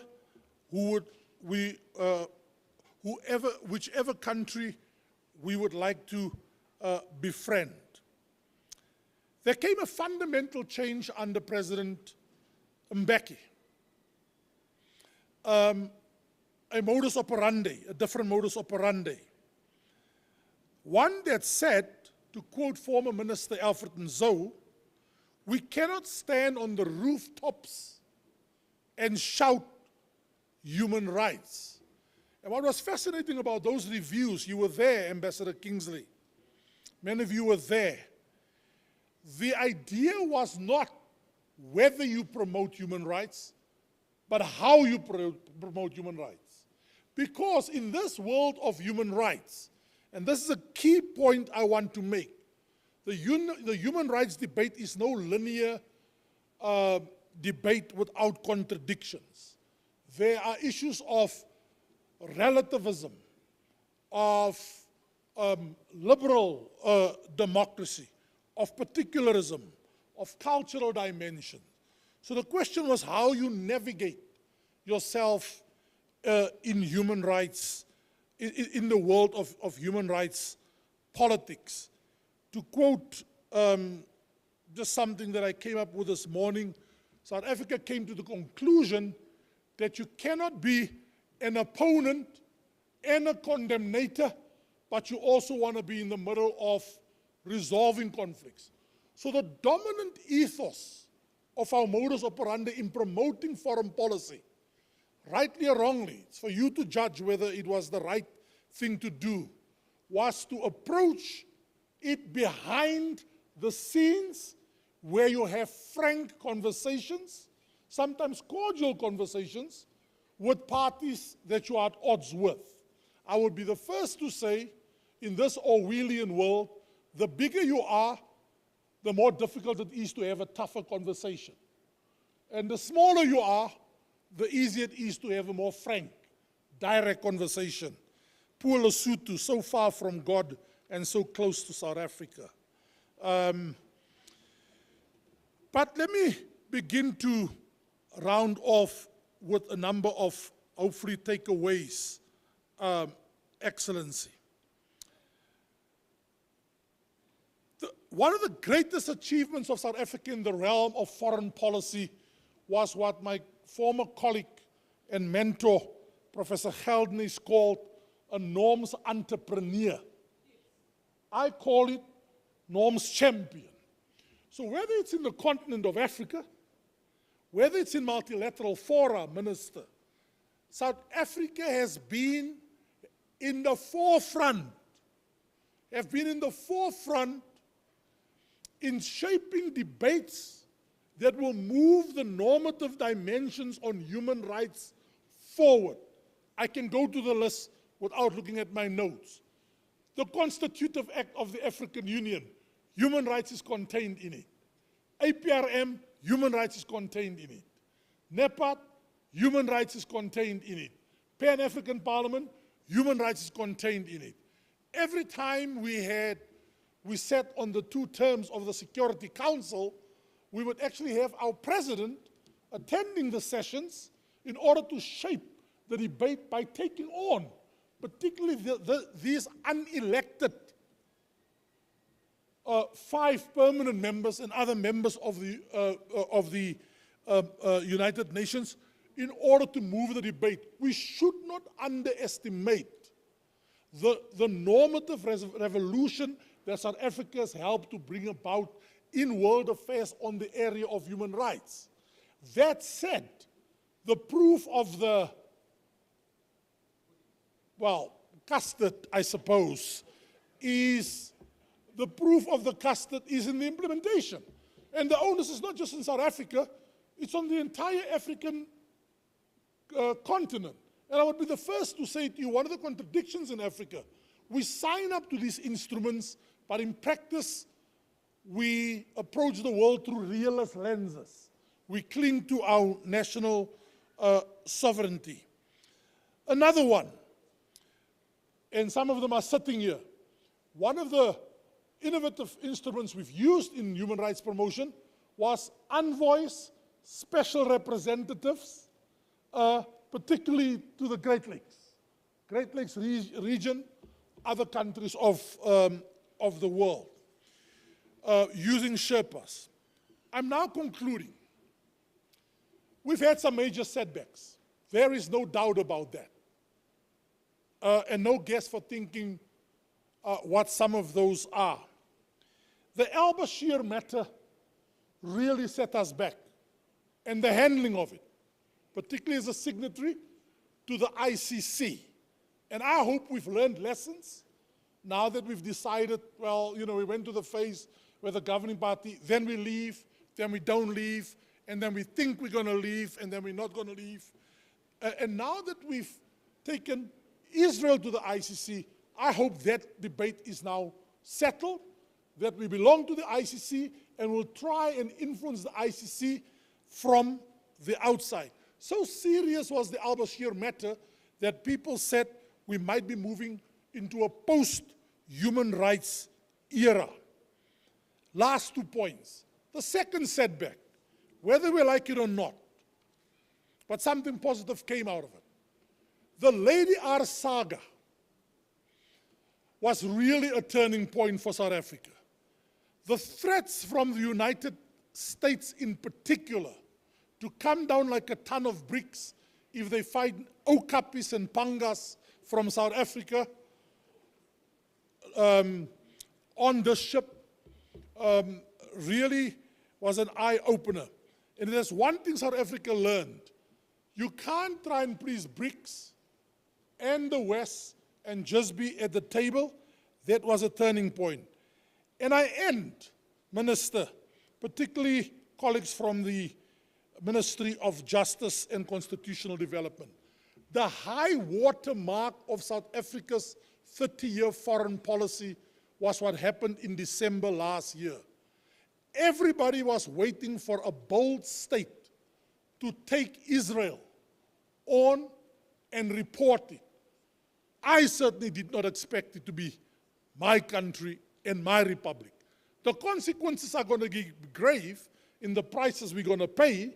Our minister is currently in some country there on the Western Hemisphere, some unimportant country called America, engaging Congress, men and women.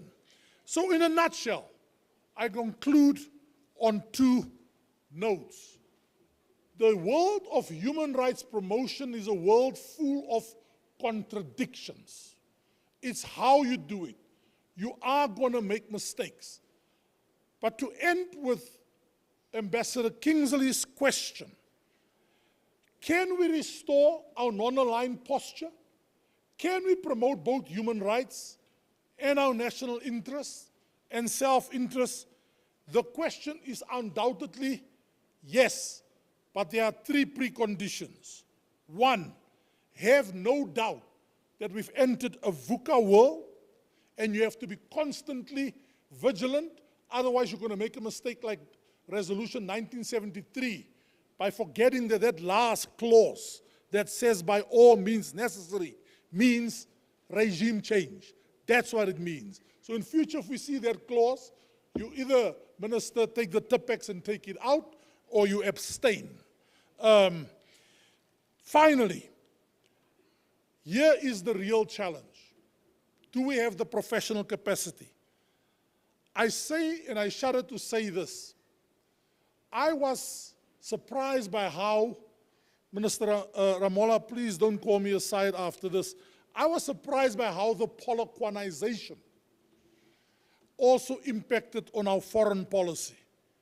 If we want to play this role of navigating the politics of interests and the politics of human rights and morality in our foreign policy, we have to build the state, rebuild the state, and for our purposes and for the purpose of this panel, restore the professionalism and the pride of the diplomatic corps and pursue a multi-stakeholder foreign policy where it's not just DIRCO that pursues this, but the relationship between Department of Justice, DIRCO, other departments is very important, but I have no doubt we can restore our credibility and we can restore our image as a country that believes in positive activist non-alignment. Thank you very much. That was 7 minutes. More than that, Prof. Thank you very much. Prof, maybe other remaining 2 panel members as they come to the stage. It's really to address the question that some of these international institutions, take the ICC, without underwriting by big powers, are they likely to have teeth? 2 weeks ago, 2 generals from Russia were indicted by the ICC. No one has been indicted in Israel, despite the fact that close to 40,000 people, children, innocent women and children have been killed up to today. I know that debate around the Palestinian issue take place in the next session here. Let's reserve our question and interaction with that. How possible is it for this, within the current configuration of power, that these international institutions would have the power and the leverage to be impartial? Are they not used as instrument for weaker states to punish them? And how do we interface with them? Are they relevant? Are they becoming relevant? I hope you'd help us in terms of this question, Dr. Tong, next. But I think Dr. Tong also deal with the question of this multipolar that people are speaking about. How is the power distribution within the multipolar world? Are we going to continue to have those who are much more powerful wielding too much power, and those who are weaker, they'll remain weaker? How is the power distribution? Are we thinking about a power configuration where even the weaker have a veto power in terms of this configuration? How is it going to work? I know it's a research that is going on. You are perhaps involved in that. Share with us some of this idea as we move forward. Thank you.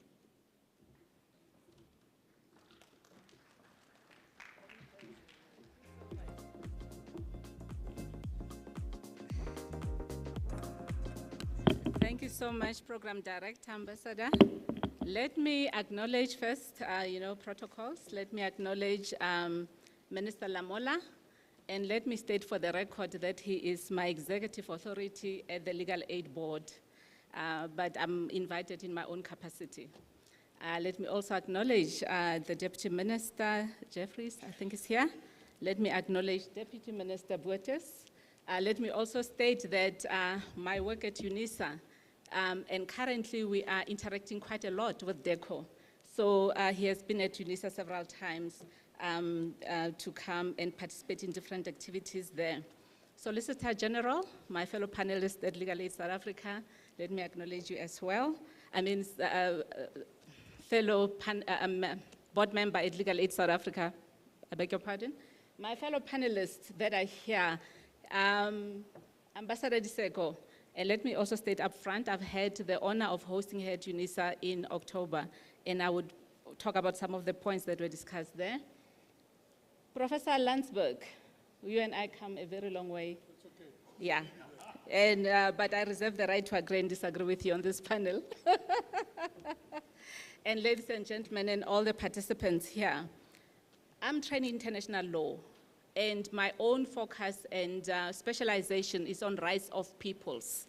So you can imagine my excitement when South Africa took up the Palestinian case and went to the International Court of Justice, because that case essentially says somebody in the international system of human rights, in international law, need to think about people.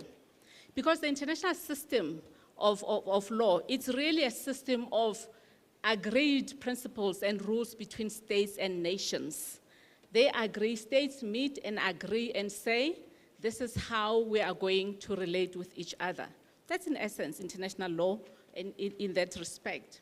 But very often, in that tussle between the powerful, in the tussle between nations, the people sometimes get lost. And it is for that reason that I am especially excited about that.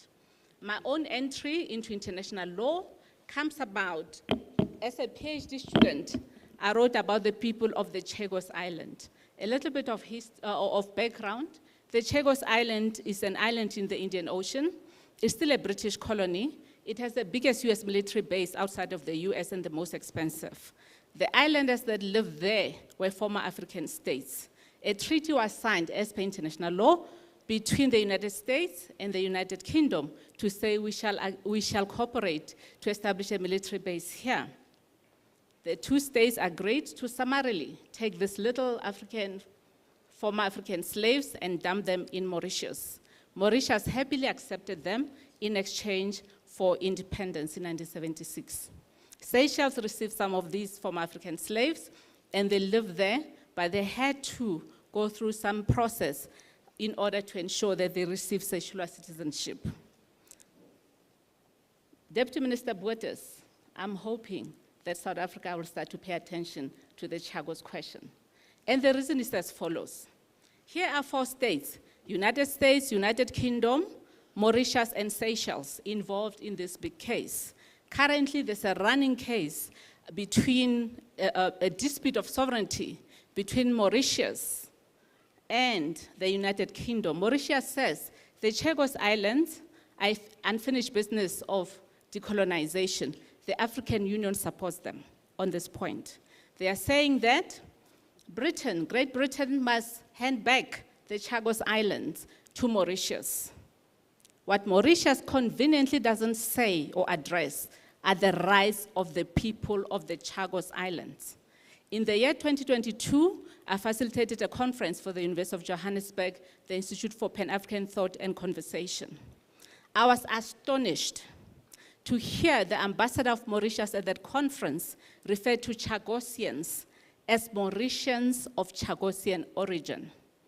And I'm saying as South Africa, much as in the scheme of things of international law, while this big tussle happens about sovereignty of the Chagos Islands, South Africa needs to take a principled human rights approach, as we are doing in the case of Palestine, and fight for the people of the Chagos Islands. They remain colonized because they are citizens of a still colonized territory. They live in enforced exile until today in Mauritius, in the United Kingdom, and in Seychelles. And somebody needs to fight for those people and bring in the issue of peoplehood. As South Africans, we understand that it took us to be in the liberation movement, to fight in the liberation movement, and enter the United Nations system and eventually become a state. And I implore us, on the principle of global solidarity, to remember our path in that regard and take up the issue of the people of the Chagos to enable them one day to also become a country independent of Mauritius. And by the way, Mauritius is very complicit in their plight. Yet when it appears in international fora at the United Nations, it says it wants its territory. Who's speaking for the people? I also want to talk about Namibia. Tomorrow is Independence Day for Namibia. 21 March 1990, Namibia gained independence. From who? Apartheid South Africa, right? So as South Africans, for me, this therefore for me demonstrates, hey, that the food is tapping too fast for me there. Ambassador, I have quite a lot to say. I'll try to rush up. So for me, the Namibian case, take Namibia 1971. Okay, firstly, South Africa took up trusteeship of Namibia. Apartheid South Africa took up trusteeship of Namibia under false pretenses during the time of the League of Nations. In 1971, the International Court of Justice passed an advisory panel to say the continued presence of Namibia in South Africa, the continued presence of South Africa in Namibia was illegal. It took many years, it took another 20 years for South Africa to eventually, apartheid South Africa, to eventually leave Namibia and allow Namibians to be an independent state. And therefore, and the reason I talk about Namibia, now in the International Court of Justice case, South Africa versus Israel, I was very heartened when Namibia was the first to raise their hands and say we stand with South Africa on this question. So therefore for me, I'm using this example in this case study to show that as a country we've walked a path, a long path. Even if you divide it into apartheid South Africa and democratic South Africa. But Namibia is a case study that shows you nations that have found themselves on the wrong side of morality, international justice, can take choices and make choices and ensure that we make the choices that put us on a path that is favorable for all of humanity. Professor Landsberg, I agree with you and I agree with Ambassador as well, the program director. There will be, and Deputy Minister, as South Africans, we should not be naive about the price we will have to pay for standing up for Palestinians. But I hope that that doesn't discourage us and will propel us to continue on that path as well. I'm not able to cover all the points, but I'd like to speak on the point about the capacity of the state or DECO. I work for the University of South Africa. At UNISA, we are collaborating with DECO to see ways in which we could find ways in which, as the university, we can contribute to the training of diplomats, etc. We've had several symposia, one of them in October of 2023, where we had Ambassador Diseko speaking. And the discussion was South Africa's non-aligned posture. Advocate Mashabane, I saw you struggling this morning, just managing and ensuring people have enough time to speak. I can assure you this topic is going to be very difficult, Ambassador, to get everyone to be able to speak. But I'm happy to say that at UNISA we are continuing this conversation, and we will host even more symposia where we will invite the public to come and debate with DECO on South Africa's own stance, on human rights, diplomacy, on all these matters. And that will be an opportune time to have more time to debate these issues. Today is simply not going to be enough to be able to discuss this. On this thing, on the question about how do you balance South Africa's human rights posture on the one hand and other interests as well. In August of 2023, we had the occasion at UNISA to host the African Bar Association conference.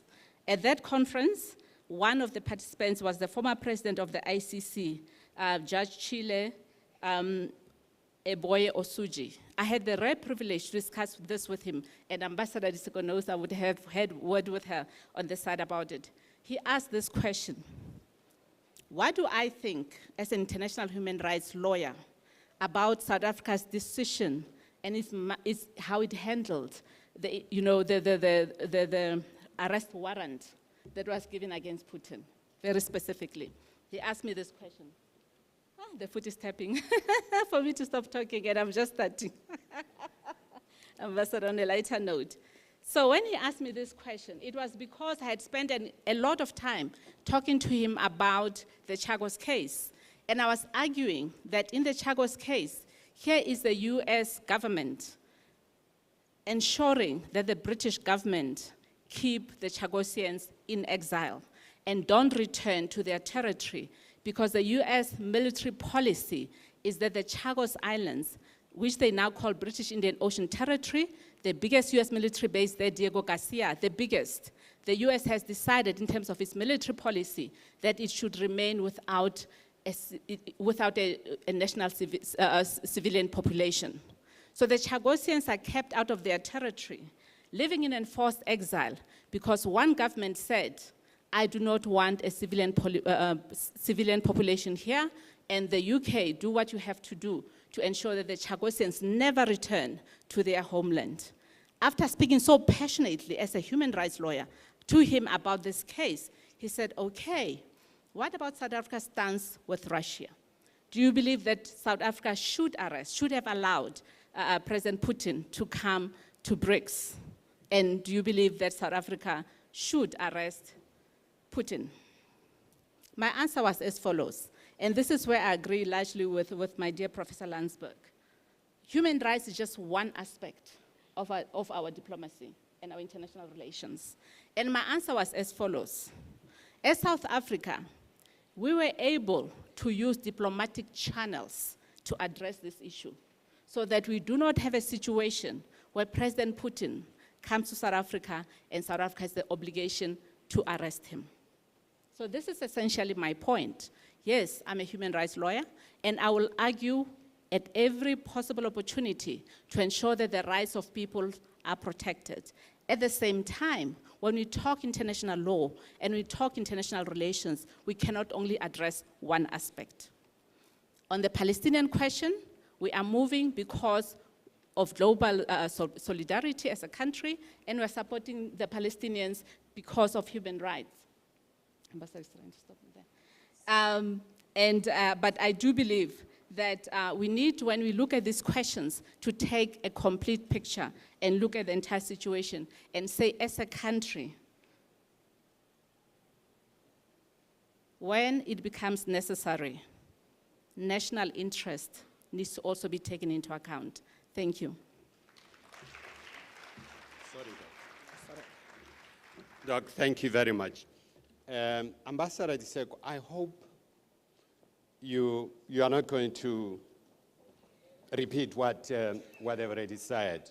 I think what you should really try to help us is to look at the Human Rights Commission at the UN in Geneva and how the Human Rights Commission ought to deal with issues related to homophobia that is starting to emerge within the continent, deal with issues of female genital mutilation that is starting to emerge within the continent.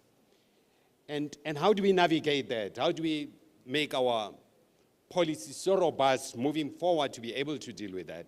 And of course, the question is why we failed to make it into the commission? And what are the lessons learned? Members of the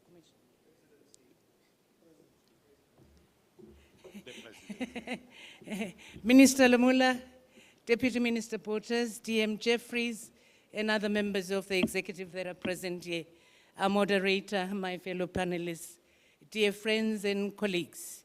I'd like to begin by thanking Minister Lamula, Advocate Mashabane in the Department of Justice and Constitutional Affairs for convening this conference. I am grateful for the invitation to participate. Underlying Deputy Minister Portes' remarks is that for South Africa, everything flows from the Constitution, a document, our Constitution, a document that embodies all of our rights, both civil and political, as well as social and economic. The Constitution, which is also founded on our history, is the genesis of our national interest.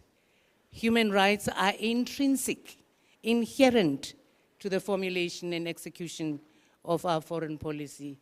Not out there as things to be added and brought in, but inherent and intrinsic to the formulation of foreign policy.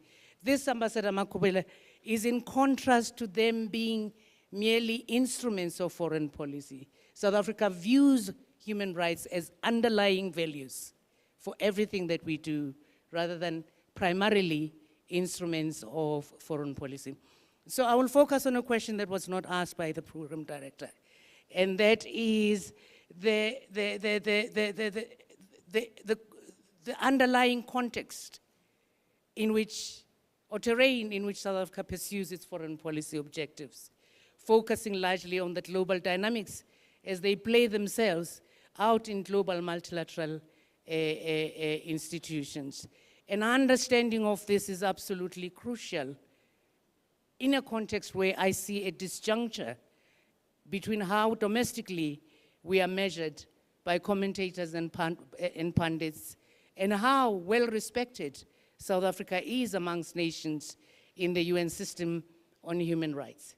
For example, Panim Tomboti, writing recently in a column in the Sunday Times on South Africa, assesses South Africa as follows, I quote, "In global terms, South Africa is an insignificant, floundering midget whose incompetent leadership is expected against logic to be taken seriously on the global stage." And then goes on to say, once we commanded respect, we are now a pariah state. From my experience, Mtombo's astounding assertion is far from the reality of day-to-day international relations. The team at DECO, I understand to be a formidable team that is very effective and highly sought after. Nothing in the UN system moves without South Africa. South Africa is currency and has currency, and its support is highly sought after. That is why we come under fierce criticism, because the struggle is to get South Africa in your corner, because if you don't, many other countries are going to say, we don't actually think we're going in the right direction. South Africa continues to lead many initiatives globally and in the UN system. So Advocate Mashabane, a key proposal I would make for work to be done going forward out of this conference is the need to create space for the understanding of the global politics of human rights. Spins and narratives As we approach the review of the Human Rights Council, as it were, it is important that South Africa is clear on the kind of Human Rights Council it wants into the future, where Western countries are already ahead of us with clear views of what they want of the Human Rights Council. Such an understanding is also necessary because of the erosion and corrosion of human rights in Western countries by what is unfolding in Gaza. Accounts of which the ICJ deemed to be the basis of plausibly coming to the conclusion that a genocide is being perpetrated. As I speak in some European countries, while proclaiming to celebrate the 75th anniversary of the Universal Declaration of Human Rights, key universal legal instruments are being challenged, such as the International Covenant on Civil and Political Rights. Not only are there bans on public demonstrations in support of the Palestinian people, but free speech is being constrained with narrow redefinitions of what anti-Semitism is in order to absolve the state of Israel and give it a free pass when it comes to accountability. Suddenly, TikTok has become a major security threat in a country that championed a UN resolution on the enjoyment of human rights online at the Human Rights Council. In this case, national security interest, as clearly stated by lawmakers, trumps human rights and freedom of expression. Were South Africa to do the same thing, there would be an outcry immediately in the country. But we will not do that because we're not that kind of people. It has not escaped attention to many that Israel is unhappy about TikTok and that there is a connection between attempts to ban TikTok and the prevention of the exposure of atrocities in Gaza. Israel has to be held accountable. The battleground in human rights divides between those that believe that Israel as a state must be held accountable or not held accountable. Yet Israel was founded on a UN General Assembly resolution, the Partition Resolution 181, which was passed in 1947. On the 27th of February 2017, at the opening of the Human Rights Council, UN Secretary General Guterres said, "Human rights are an intrinsic part of all that we do and all that we are. And so, we must speak up for human rights in an impartial way without double standard. We must invest in human rights and recognize human rights as values and goals unto themselves, not allowing them to be instrumentalized as political tools." The significance of this statement for me is that it actually summarizes the context in which South Africa has had to actually has had to navigate in advancing its foreign policy objectives, particularly with matters pertaining to human rights. In a context where the Constitution of South Africa enjoins South Africa to be independent as a sovereign state, equal among nations on the international scene, and not as a lackey of other international, of big powers, as it were. Now, the reason why I'm saying, Advocate Mashabane, we do need this discussion about the politics of human rights is that when a report came out by Nikki Haley criticizing South Africa for not being aligned to the United States of America, to the interests of the United States of America, there was fright, there was fear that was generated. People didn't go into the report to understand what was the report about. In essence, what that report was about the voting pattern of South Africa on Palestine and on racism. We're never going to agree with the United States on Palestine and racism. However, here domestically, the flag we got for that without going into the report to understand the politics of human rights was just incredible. Again, another example I will use is that when South Africa championed action in response to the killing of George Floyd in the United States of America, It was our media here that raised alarm and said, hey, South Africa is doing things that it ought not to be doing. And when that is being done, it says there are people who ought to be made accountable for human rights, but there are others that should never, ever, ever be held accountable for human rights. And apart from that, in responding to human rights issues, you must be instructed by powerful countries and not express yourself independently or respond in an independent manner. A greater part of the fight is that many of the things that are being proposed by our partners are based on national interest and national security interest, not so much on values. Where we disagree with our partners is that human rights to them are dispensable tools of foreign policy. One minute they want to have this supported. The minute you support it, they leave it, they go elsewhere, and they expect you to run with them. This was so clear with COVID, where the right to health was paramount, and they were telling us, no, it doesn't exist. Leave the private sector to do as it should do. The matter gets complicated, Ambassador. I'm going to summarize. When it comes to Africa, where human rights become mechanisms for intervening in peace and security processes of the African Union, to undercut the processes and the decisions of the African Union, what Western countries do is to generate a human rights resolution. A good example, again, that I will leave you with as I close is South Sudan.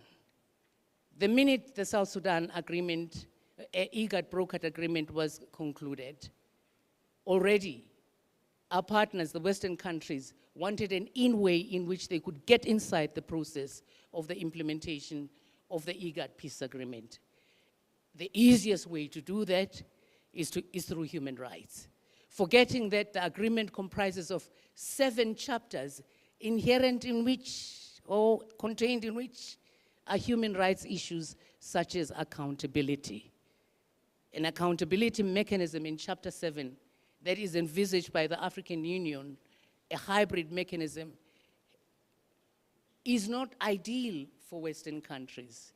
They want their own kind of accountability mechanism that they can use to take out critical players that they do not want. And of course, I think for me, underlying all of this is what's underneath the ground in South Sudan. You know, many of the things that come up are things that are intended as economic tools, but prescriptions for African countries and developing countries. And when similar situations arise in the West, no action is taken. In fact, you dare not even suggest that action is taken. Between 2017 and 2021, in one particular country, human rights were upended in a very big way, with the head of state saying things that were shocking and frightful. I pointed out to my Western partners that there is a report on Burundi, which they insisted on having done, on the basis of which they established a mechanism, a report that the head of state of Burundi was inciting hatred, and therefore a process must be begun to take him to the ICC. I said to my colleagues from the West, if you redacted the name of the country between 2017 and 2021, a child at school, anyway, would be forgiven for saying, this is not an African country, but a big developed country that we know of. How is it that that country cannot be held accountable, especially in matters of incitement to hatred, that culminates in a rolling back of rights in the reshaping of the constitutional court of that country, that you find yourselves in a situation where women cannot even access basic rights that they thought were established. And African Americans are on a secure footing in relation to a status that they thought was already established in affirmative action. And as I speak, lawmakers are drafting laws in states to disenfranchise African Americans. How is it that that is not an issue of importance. So if you're going to judge South Africa taking into full account that the arena we play in is a particular arena where we come with the innocence that we have, that I like, of human rights as values, not as tools of foreign policy. We never say to a country, do this, if you don't, we'll do that. Nor do we go to institutions to create mechanisms to whip countries into line. Where fundamentally we differ with these countries is that on the issue of the right to self-determination, up until we got to Ukraine, they would tell us it doesn't exist. Yet the ICCPR and the ICER's two major covenants of human rights begin with the same clause on the right to self-determination, on the understanding that no one can ever enjoy any rights without the right to self-determination. But suddenly we get to Ukraine, the right to self-determination matters. And South Africa says, but is it going to matter when we come out of Ukraine? We're not getting those assurances. So these are some of the things that I hope would have to be discussed. And I would like to pay tribute to my colleagues. South Africa has capacity. Our diplomats are unmatched. They do incredible things. They really do incredible things. And they are highly sought after. They are brilliant. Their mastery for me is evidence that the ICJ is unparalleled.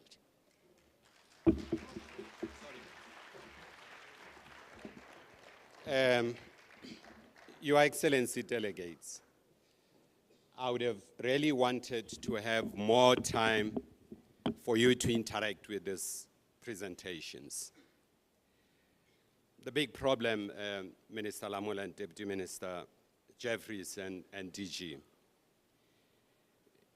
how are we going to finance all these human rights issues that people have correctly identified them at this conference? The global debt, it stands at $300 trillion US. 300 trillion US dollars is the debt. And the global economy, it's $100 trillion. And it's likely going down. Are we, as a generation, I think I want the delegates as a raised question to factor this. Are we, this generation, all of us in this room, have we become gluttons? That we consuming or we solving today's problem with the wealth of future generations? Maybe DG, if you had to organize a mock trial that would happen 100 years later, that future generations will hold us to account about how we squandered their wealth. Organize that maybe with Prof here and the doctor here. It'll be interesting to see the results, how future generation would be harsh on us. South Africa, we are not even servicing, we haven't started to service our debt, we're paying the interest. And the Minister of Finance said we are likely not even to meet the threshold of servicing our interests. So these are our problems as we move forward. Can I then, I'm going to start entertaining questions. I'll start on my center left, but I'll take a question right at the back. Then I'll come back again on my far left, take a question in front, go back to my center right, take a question here, and to the far right, a question right at the back, and allow the panel to respond to these questions and make comments, and hopefully conclude on time. No, I said to the back. On my center right, my center left, right to the back. Is there a question right to the back? Somebody should thank you, please help Program me. Director. My name is Bafana Dube from Azania Africa Initiative. We say from the river to the sea, Palestine will be free. Can we, let me interrupt you. The next session deals specifically with issues related to the Palestine, 2 sessions on that. Okay. Can we reserve that? If we have anything that has to do with that, let's reserve that for the next 2 panels. Yes, Please. Program Director, however, your panelists have also interacted on the issue of Palestine. No, I But don't it's dispute fine, that. I understand you. No, I don't dispute that. I'm saying we are likely to get more information. It will be much more helpful, and it will be better interactive if we were to reserve that. I'm not saying don't raise it. Okay. The Deputy Minister may have spoken to it or other people. Let's reserve that for the next panel, please. Okay. So that we don't Well- open up the discussion on the next panel now, before all this presentation that I know people have made very good arrangements for. Thank Please. you. Thank you, Program Director. I just want to check with regards to the international relations issue.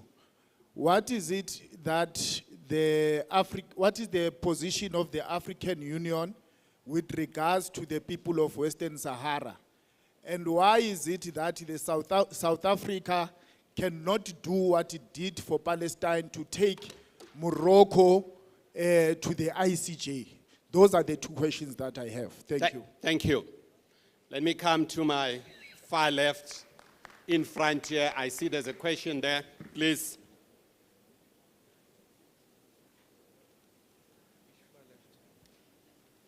Yes, the hand there. I can't see.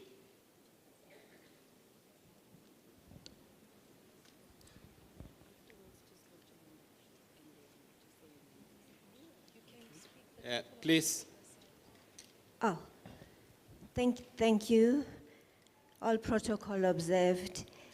On the 22nd to 24th of March 2023, there was the National Conference on the Constitution that was held at Galaga Estate. And I'm also mindful, appreciative of the fact that our Constitution is held in high esteem. Mindful of the inputs that were made at the Galaga Estate, the contributions, at that conference on the 22nd to 24th of March, and the need to scrutinize regional and international instruments overall, and their impact on ordinary citizens of this country. I'm just wondering from the presentations that have just been made, is it not about time that the South African foreign policy is subjected to the same or similar consultations on reflections and the road ahead in terms of the policy? Thank you. Would it not be appropriate to do that? And just a teeny weeny, also, this is said without prejudice, to ensure that such consultations on the policy, on the South African policy, are inclusive mainly of people at the grassroots level, instead of mainly being academic. Thank you. Thank you. Can I come to my center right? I'll take a question in front here.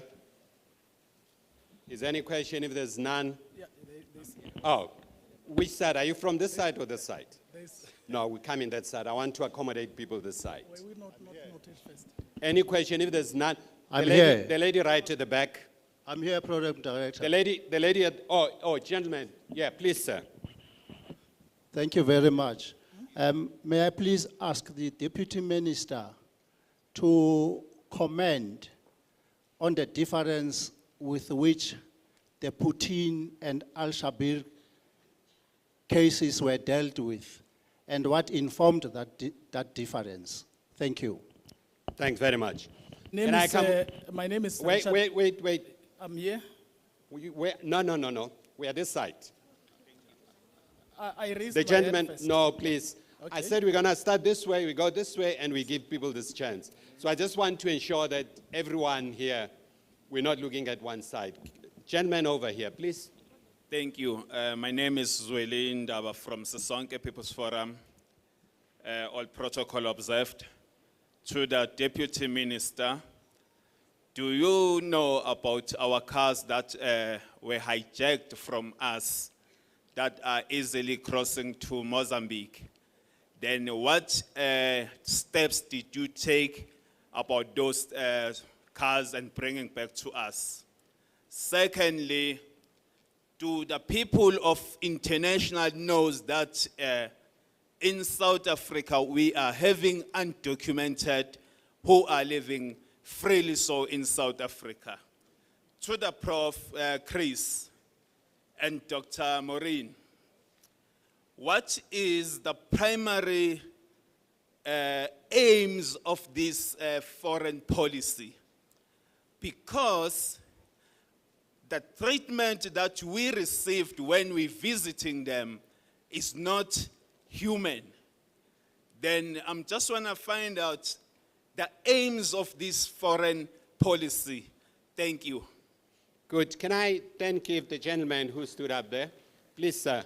And after that, we'll allow the panel to respond and come up with their concluding remarks. Thank you. Thank you, Program Director, for your generosity. Program Director, I read. Can we allow the gentleman here to speak? Thank you, Program Director. I just wanted to find out from DECO, how are they assisting in terms of the issues of reparations? Because you know that the Nuremberg Council or the court that decided that reparation must be paid for enslavement of the people of Germany. But now when it comes to the Africans, no one is talking about the reparation and repatriation. Our fellow African from diaspora, when they come here, they come through immigration laws, while we expected the country to take a direction that Ghana is taking, the door of return, where Africans are coming back home without having to explain themselves. Number two, how do we assist Congo because of its minerals, that it's been attacked and our politicians are there, but not for the interest of the people of Congo, but for the interest of their own interest, actually. So how do we assist the Congolese in their plight? Because it is the cobalt that is creating havoc with the people of Congo. And the geopolitics as we experience them. And South Africa here at home, how do we help South Africa to maintain and respect human rights? Because currently we have the army that was instituted by our premier in Gauteng without following due law or processes. The Amapanyazas brutally beating our people for mere things that possession of cannabis, while cannabis has been freely given the right for every people to have a possession of the cannabis. How do we assist the country? Thank you. These are the issues. Can we let everyone else respond? And maybe Deputy Minister, you can come right at the end to sum up. Doc, do you want to respond? Can we please be very short in our response? Thank you. I'll be very short, but you know, in academia we find ways to manage these matters. I've spoken to my dear Professor Landsberg to take it up because that was the primary focus of his speech.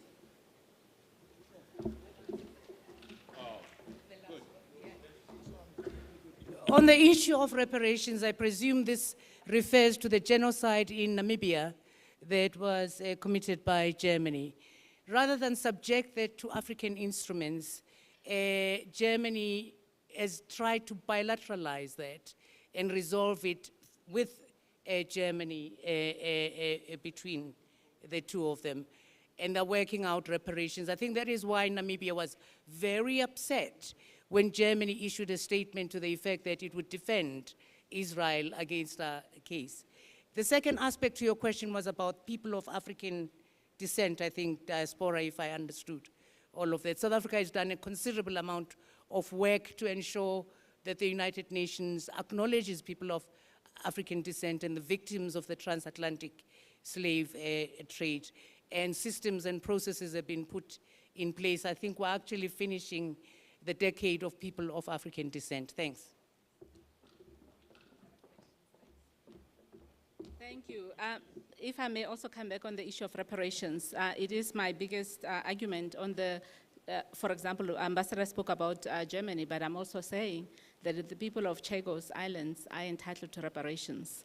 They've been removed, displaced, forced to live in exile by two powerful bodies in the world, two world powers, and they should be paying reparations to them. We also know that African Americans have been leading the cause and the argument to say that they're entitled to reparations for transatlantic slave trade, and I fully support the argument. Thanks.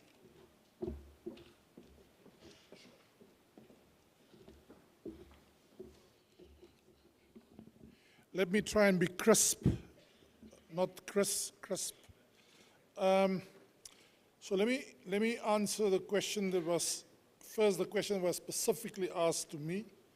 The primary aims of these foreign policies and our foreign policy.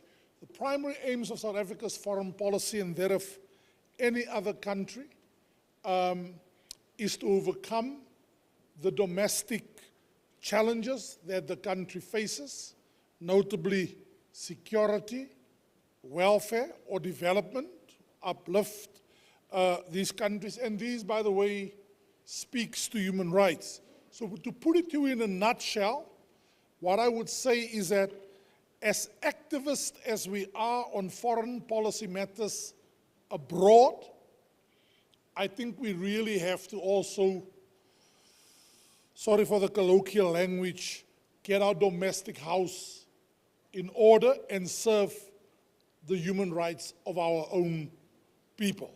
I think there's a lacuna there, but that's the primary objective of our foreign policy, and in particular of the current administration. I'm looking forward to see what administration will emerge on the 30th of May, but the current one, to overcome the triple helix of joblessness, unemployment, inequality, and may I add, national cohesion, non-racialism, unity, and building a unified state. That's the, let me just take one other one, Ambassador. There's a big debate that's going on about the future of Pan-Africanism. Should we pursue what I describe, and I've co-authored a paper with my student assistant, who's actually my boss, who's here today, is a continental approach and a continental African Pan-Africanist approach the right one and still relevant, Ambassador? Or should we go, and I'm looking forward to seeing the video that we couldn't hear earlier, or should we go for a global African approach? Because if truth be told, just like the Caribbeans were in the forefront of coining the very phrase Pan-Africanism, leading the charge from Henry Sylvester Williams, Blyden, W.B.E. Du Bois, Marcus Garvey, they are advocating for a new approach called global Africanism, and they are in the forefront of the reparations movement.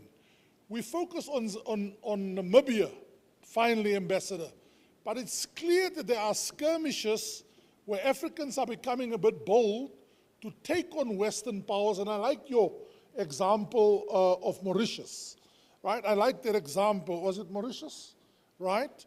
And that's stateless people, but just look at how bold African countries from Nigeria, Senegal, North Africa are in saying to the colonizers, at the very least, return all our stolen artifacts. There's something that's happening in the world. The unbridled, unchallenged hegemony of the United States, in particular the West in general, I get the impression is waning, and the South, even though it's not always unified and speaking with one voice, but there's a newfound assertiveness and a shedding of timidity when it comes to the issue of reparations. In our case, sadly, we gave the former oppressors a soft landing, unlike the problems that Boeing has currently in America, right, with these turbulent landings. A soft landing. And we can agree that one of the mistakes we made, or problems, in hindsight, is that we were so focused on a political settlement, Ambassador, and rightly so, that we forgot the need for a CODESA, for an economic CODESA, but it may be only a matter of time that that will be put on the agenda. That's why I'm looking forward so much to see which coalitions emerge after the 29th?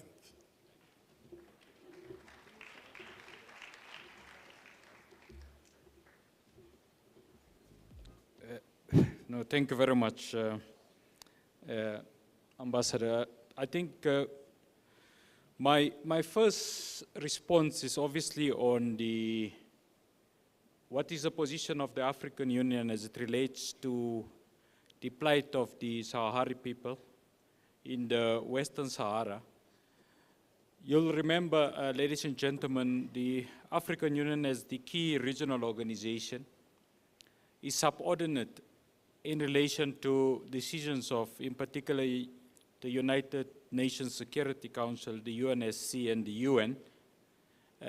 And therefore, it underpins and upholds, ladies and gentlemen, the decision on a referendum that should be privileged to the Saharaui people, in order for the Saharaui people, ladies and gentlemen, to determine their choice on self-determination.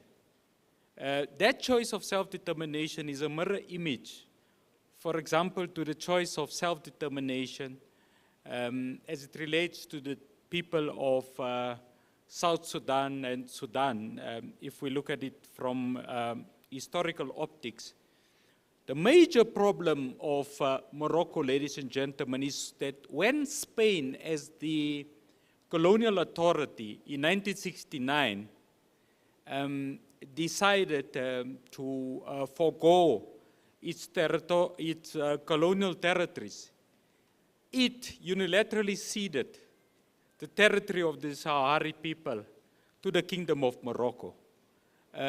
And that is the difficulty that we have, obviously, because self-determination is premised on the fact that people themselves, exercising their human rights, their universal suffrage, are able to determine their own future. So it's actually an antithesis in terms of the Universal Declaration of Human Rights. So that is the first issue. The second issue, ladies and gentlemen, that we just want to crystallize is that the SADC intervention in the DRC, remember in the DRC, it's a conflict that has come from 1996. You would recall the Lusaka engagements, the inter-Congolese dialogue as championed and anchored by President Mbeki at that time. The main difficulty with the conflict in the DRC, ladies and gentlemen, it's not the interstate conflict. So it's not a conflict between different states. You would recall that the DRC are bordered by 9 different countries. The major difficulty in the DRC is an intrastate conflict that are fueled by one prominent non-state actor in the form of the M23 movement. Our value proposition embedded in the Constitution centralized the issues about peace diplomacy. Now, peace diplomacy have 2 key tenets, ladies and gentlemen. It speaks about de-escalation. It speaks about cessation of hostilities, and it's then underpinned by negotiations, mediation, and dialogue. And the intervention of SADC, it's exactly the same intervention that SADC have made in the northern part of Mozambique, in Cabo Delgado, where there was an insurgency. The last issue, ladies and gentlemen, that I want to address, someone asked, what is the difference between how South Africa handled the issues of the ICC warrant to President Putin, vice versa the ICC warrant to President al-Bashir? The central topology, ladies and gentlemen, you know, because it was Antonio Gramsci that said, to tell the truth is revolutionary, isn't it so? The central topology has been leadership. You have a leader in the form of President Ramaphosa. You have the leader in terms of the Minister of Justice and Constitutional Development, which stood firm to codify the principles of international law and our signatory to the Rome Statute. That is the unequivocal substantive truth that has happened, is that when the Deputy President who chaired the Interministerial Committee, the IMC, on behalf of Cabinet as mandated by the President, raised a question, what stands us to do, given the indictment of the ICC, in relation to President Putin coming to the BRICS summit? The leadership, ladies and gentlemen, spoke truth to power. So you had your Minister of Justice that spoke truth to power, taken the leadership of the country into confidence that, Uguti, on this matter, we are not able to flout international law. We are not able to be in conflict with our own constitution, and therefore the only option available to the presidency in South Africa was to engage in unique diplomatic mastery. So that is the issue, ladies and gentlemen. It's a central topology of leadership, and I want to say, Ambassador Kingsley, because of that leadership that has been so systematic, that has been substantive, you are unlikely to see a coalition government beyond the 29th of May. Thank you very much, Ambassador. Let me, on your behalf, thank our panelists. And we're going to the next round of the discussion. The discussion continues. There's another presentation that we would, but thank you very much to the panel. Gigi, thank you. My time is over, man. The DG reassured me that if there are people with concerns, questions, contribution, please send them to the department. They will be factored in the outcome of the conference and they will be attended. That's the intention. Thank you very much. My people are just slow. There are envelopes for you. Just go that side and give them. Prof, there's an envelope for you. Okay, Ambassador Makubela, Deputy Minister Botes, Professor Landsberg, Dr. Tong, Ambassador Nozipho Mxakato Diseko. Thank you very much for a vibrant and lively panel. May we then request that you may, they are taking your picture, then you can take a seat. We move directly now, ladies and gentlemen, to the next panel that will be dealing with the right to self-determination and then focusing on Western Sahara and Palestine. Can we try that video if it's ready now, please, as the panel comes forward? The facilitator of that panel is Ambassador Mbulelo Rakwena. Is it not that one? Who is facilitating the... Oh, Chris Givers. Yeah. Where is he? Dr. Chris Givers, my apologies, I mixed up your panel. Excuse me? Are you part of this as well? No, Chris Givers. Yeah, not that Chris, but this Chris. You stay, Prof, to make your inputs. Can we get the panel members for this to join? And what's the problem?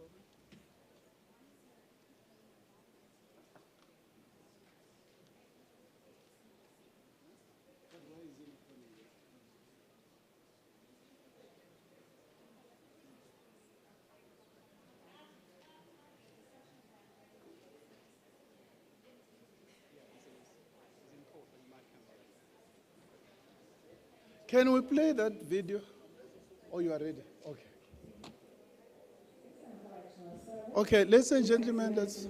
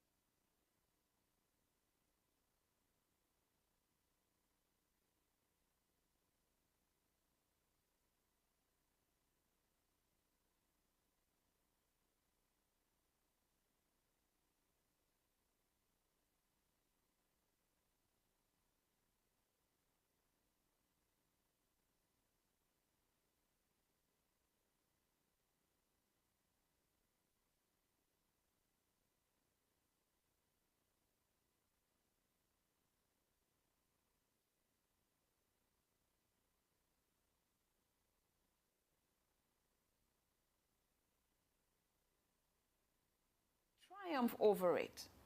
The brave man is not he who does not feel afraid, but he who conquers that fear, end of quote. And I'm sure he meant women too. In fact, Maya Angelou certainly did when she said, and I quote, "Courage is the most important of all the virtues, because without courage, you can't practice any other virtue consistently," end of quote.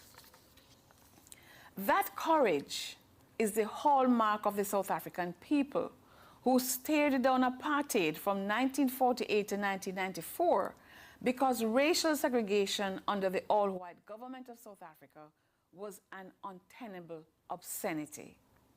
The International Convention on the Elimination of All Forms of Racial Discrimination makes it clear in Article 1 that, and I quote, "The term racial discrimination shall mean any distinction, exclusion, restriction, or preference based on race, color, descent, or national or ethnic origin, which has the purpose or effect of nullifying or impairing the recognition, enjoyment, or exercise on an equal footing of human rights and fundamental freedoms in the political, economic, social, cultural, or any other field of public life," end of quote.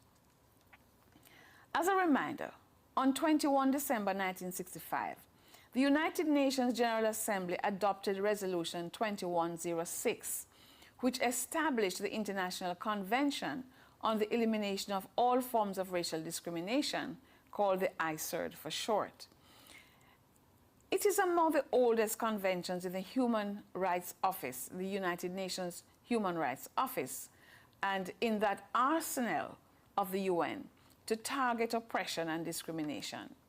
The convention essentially resolves to adopt all necessary measures for speedily eliminating racial discrimination in all its forms and manifestations, and to prevent and combat racist doctrines and practices in order to promote understanding between races and to build an international community free from all forms of racial segregation and racial discrimination.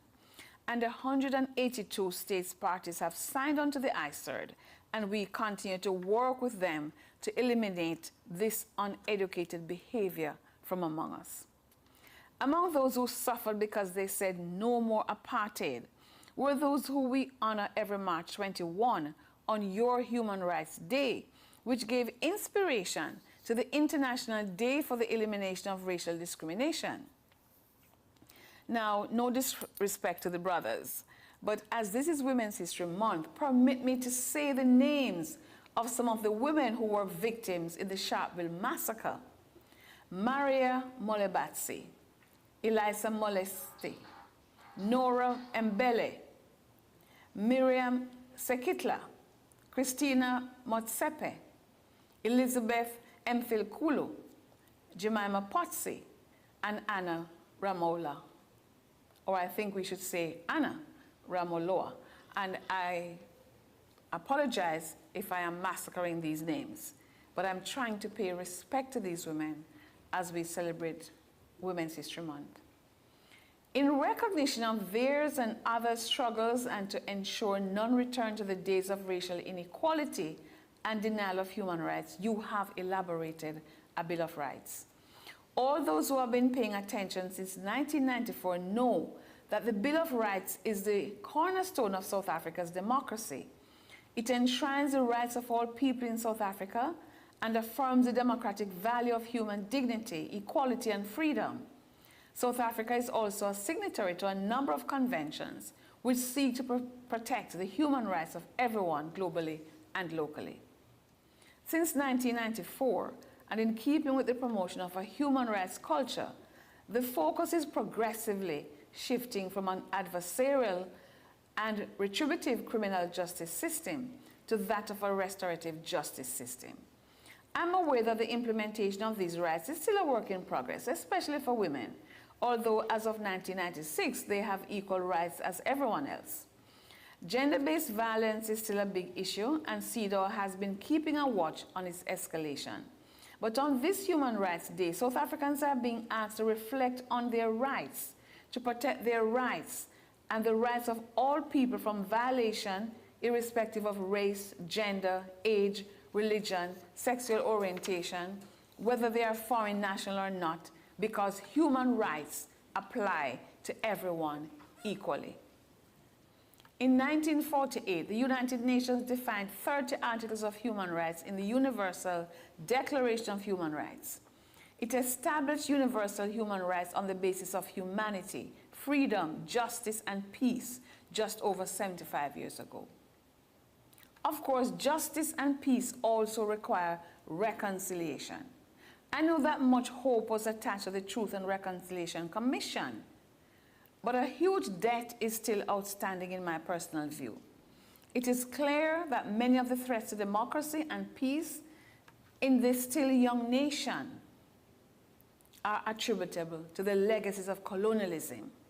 But until reparatory justice is a reality, and the settlement of a huge debt built up by the colonizers and those who humiliated and brutalized black people for decades because of racial discrimination is settled, there will not be true peace. The anti-colonial struggle is still in progress, and the Durban Declaration and Program of Action and the Program of Activities for the International Decade for People of African Descent, though ending soon, remain blueprints for the advancement of recognition, justice, and development. South Africa has come so far since 1948. But as Tata Madiba said, and I quote, "To be free is not merely to cast off one's chains, but to live in a way that respects and enhances the freedom of others," end of quote. May you, South Africans, succeed on this path despite the challenges, because freedom must reign. And as USA civil rights activist Ella Baker said, those who believe in freedom cannot rest until it comes. I thank you.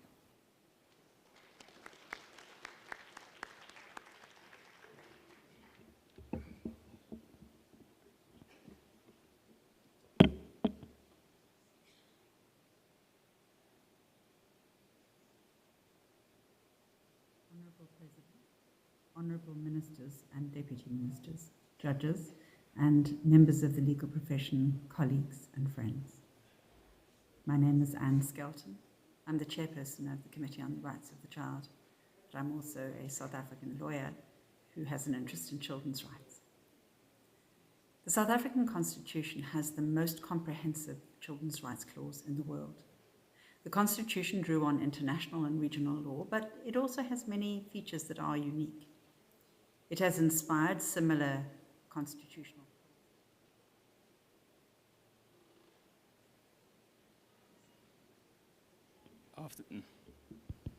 Afternoon, everyone. Can you hear me?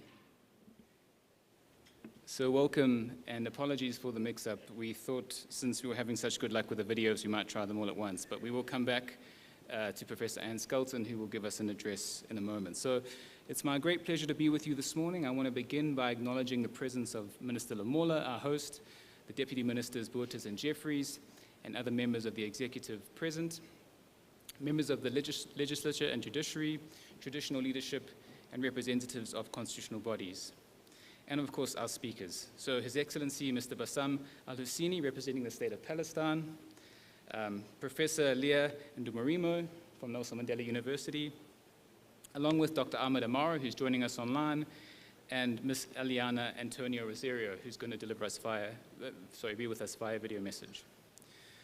So my name is Christopher Giebers. I teach international law and human rights at the University of KwaZulu-Natal in South Africa.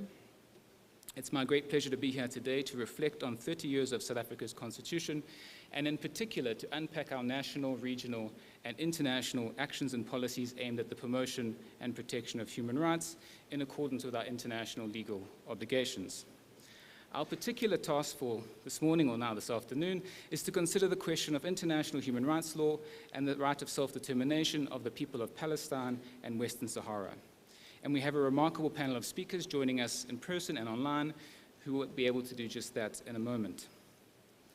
However, before I introduce the speakers, I want to first recall the statement made by African states at the UN General Assembly in 1978 on the occasion of the 30th anniversary of another epoch-making human rights document, which has been mentioned a couple of times today, and one which this constitution, our constitution, shares a birthday with, the 1948 Universal Declaration of Human Rights. So on the occasion of its 30th anniversary in 1978, African states struck a somber note, telling the General Assembly, and I quote, "As far as black South Africans are concerned, this is the darkest night, which is not being illuminated even by the feeble light of the Universal Declaration of Human Rights. The same applies to the question of Palestine, where the rights of Palestinians are ignored and trampled on. The tension we see in the Middle East, and which every day threatens the security throughout the world, has its origins in the flouting of the inalienable rights of the Palestinian people. Without awareness of this Palestinian reality, the world can expect further evils which could be avoided," end quote. So I recount that speech from 1978 today to both recognize how far South Africa has come since those darkest of nights, but also to be frank about how long we still have to go to ensure and secure the freedom and inalienable right to self-determination of the peoples of Palestine and Western Sahara. In fact, the Universal Declaration of Human Rights 75th anniversary celebrations in December of last year were muted, or better yet, drowned out by the sounds of guns and missiles that have rained down on Gaza since the 7th of October 2023, killing over 30,000 and wounding a further 70,000 Palestinians, and literally scorching the earth of Gaza. As we meet today, the no less inhumane violence of systematic starvation claims yet more Palestinian lives daily and threatens the lives of hundreds of thousands more with no end in sight. This notwithstanding the fact that every single major international institution of the multilateral system as it stands is engaged on this question, including the International Court of Justice at the behest of South Africa. In Western Sahara, we see renewed conflict and the gains of 50 years of struggle by its people for their internationally recognized right to self-determination and supported by the concerted regional action being undermined and sacrificed at the altar of geopolitics and realpolitik, including the politics of the Middle East. So I want to begin by asking Professor Ndimurimo to come up and give us an overview of the situations in Palestine and in Western Sahara as they concern the right to self-determination. Thank you.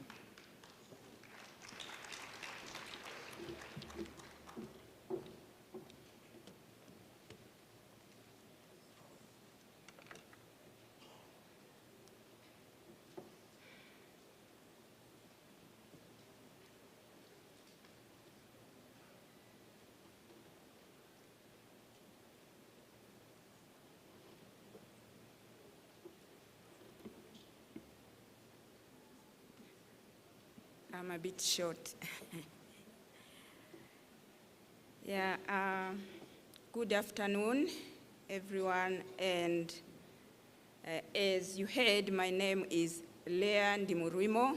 I'm an associate professor at the Nelson Mandela University in Port Elizabeth, Eastern Cape.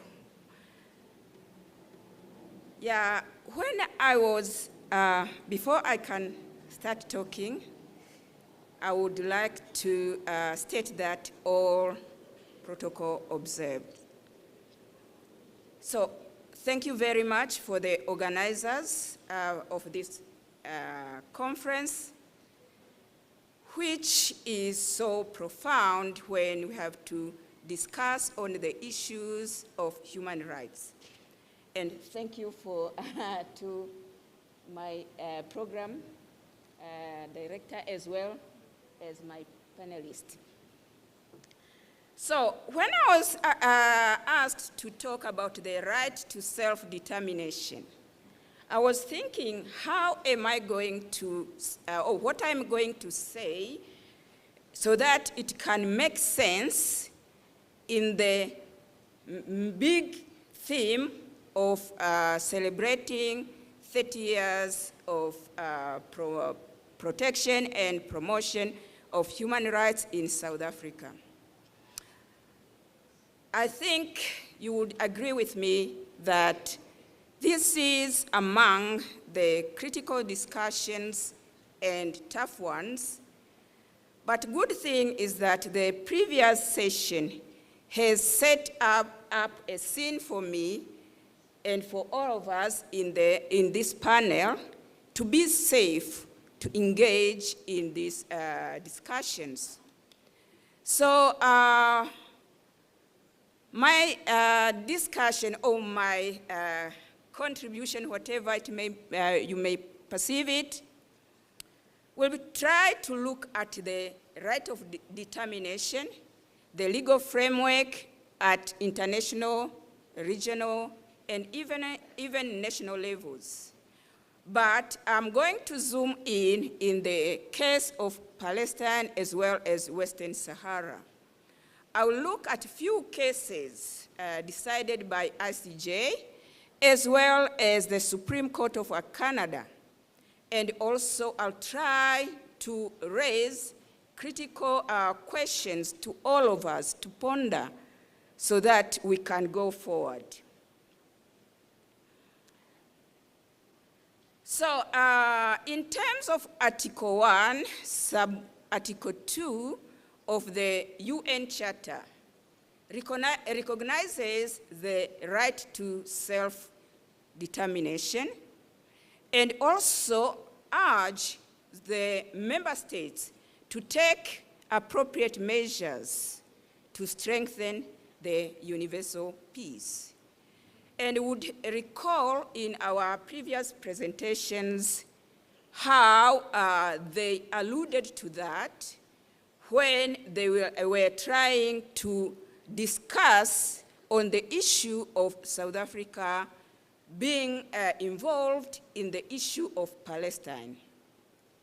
Also, the ICCPR as well as ICCSR reinforces what is stated under Article 1, Sub-Article 2, which can be read together with Articles 55 and 73 of the UN Charter. But at the regional level, also Article 20, Sub-Article 1 of the African Charter, also state or reiterate what is stated in the UN Charter as well as the ICCPR, as well as ICCCR. But what is troubling me is that at the regional level, especially when a reference can be made to the Alexandria Protocol of 1944, as well as the Charter of the Organization of Islamic Conference, which was adopted in Rabat, Morocco in 1969, did not explicitly provide for the right to self-determination. And that is a problem when it comes to a legal framework. So let me try to go into the case of Palestine. I don't want to repeat much because it has been said a lot. This country, which is situated in the Middle East, has been entangled in a protracted armed conflict between Israelis and Palestinians. The Palestinians have sought a kind of self-determination so that they can have a kind of an autonomy within the West Bank, including the East Jerusalem, as well as Gaza Strip. However, when the Israel nation was established in 1948, resulted into the displacement of hundreds of thousands of Palestinians, and also creating refugee crisis. And also, some attempts were made at the international level, especially when the Oslo Accord were concluded in 1994. However, there were some obstacles which were evident in that settlement of the dispute. And that raised some security concerns, as well as the dispute over the borders, and hence hindering the realization of the Palestinians' right to self-determination. So while the Palestinian Authority governs a portion of Western Bank and Gaza Strip in terms of Oslo Accords, these territories remain under Israel military control, and that is a problem, in my humble view. And that is contrary to the international community's affirmation on the Palestinian people's right to self-determination, and as it was endorsed in the negotiations. Now let us move to the Western Sahara. This is also another example of contested territory in the North Africa. It has been a subject of dispute between Morocco and indigenous people of Sahrawi, which is represented by Polisario Front since the Spain relinquished its powers in 1975. While Morocco asserts sovereignty over Western Sahara, the Polisario Front advocates for the territory's independence and autonomy. But also, again, UN, international community, in brackets, was involved in trying to facilitate the negotiations in order to maintain ceasefire, and also conducted a referendum. And that happened in 1991. However, there were some disagreements over the voter eligibility. And then the territory's status to be self-governed were delayed, and also raised more human rights concerns, especially on the aspect of limiting the freedom of expression, assembly, and detention, and torture, to mention few. So I'm going to look at a few cases which were taken to the ICJ on the realization of the right to self-determination. I would start with the Namibia or Southwestern African cases of 1950s and 1960s. In these cases, it was emphasized that there is an importance of respecting the right to self-determination in the decolonization process. Let me look at Western Sahara's case, also taken to the ICJ.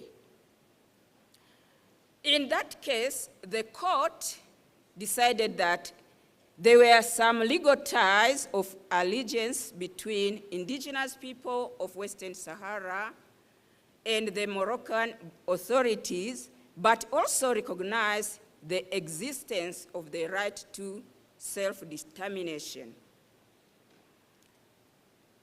And I'm looking also at another case of East Timor versus Australia, also taken to the ICJ, is a case of 1995. In this case, the ICJ decided that Portugal still retained the legal responsibility for East Timor, Timor's decolonization, and that the right to self-determination of people of East Timor had not been extinguished.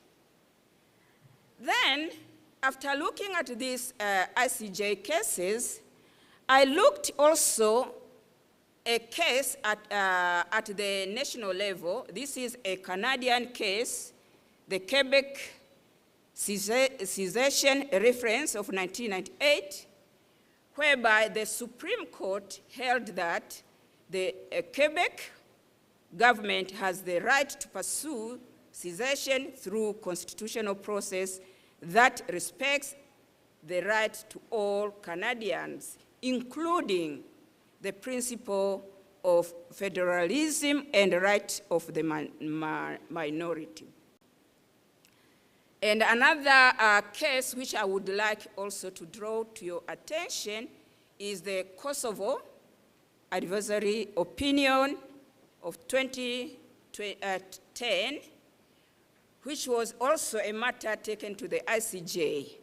And the ICJ, in that case, found that international law does not prohibit declarations of independence. And the court was of the opinion that it didn't not explicitly address the right to self-determination, but touched upon on the related principles. Why I had to refer to all these cases in my discussion? It is because you would have seen that there are some inconsistencies demonstrated in the interpretation of the right to self-determination. In the Western Sahara's case, the ICJ accepted that there is a legal nature of self-determination concerning the non-self-governing territories. But later, the same ICJ in the East Timor's case confirmed that the self-determination is an important principle in the field of international law. However, when we refer to the Kosovo's case, the same ICJ decided that international law does not prohibit declarations, but was not clear on addressing the issues of the right to self-determination. So what can we learn from all these cases? Self-determination is an enforceable right in terms of convention and customary international law. However, there have many scholarly debates which are remaining on whether its application is politically sound. Some scholars believe that granting the right to self-determination can lead to more undesirable consequences, like tribalism, radicalism, where some groups may seek autonomous existence, and also fragmentation of the state, if a reference can be made of what happened in 1960s in the Biafra case of Nigeria, as well as the Katanga case in 1960s. I'm so grateful that in the previous session, the issue of DRC Congo came to the light. And among the issues which are troubling African continent is the protracted armed conflicts which bring more burden to other countries. I uphold South Africa for playing a major role to try to resolve the issues of violations of human rights in Africa. If a reference can be made to the case of DRC, the case of Burundi, the case of Ethiopia, and the like, just to mention a few. The case of Burundi, for example, is a case which I've been trying to engage on because for my PhD, I tried to look at the issues of violations of human rights in Burundi. And the issues of genocide in my findings were eminent or were evident. And that's why Burundi, for example, in 2021, the established Truth and Reconciliation Commission revealed that there was some genocide which was genocide which was committed in the case of Burundi. But what is interesting is that, yes, the genocide of her neighboring country, Rwanda, was recognized at international level, but the case of Burundi hasn't been recognized. And it is even surprising to see that even the findings of the Burundi's Truth and Reconciliation Commission hasn't been subjected to the public debate as well as we speak. So, the right to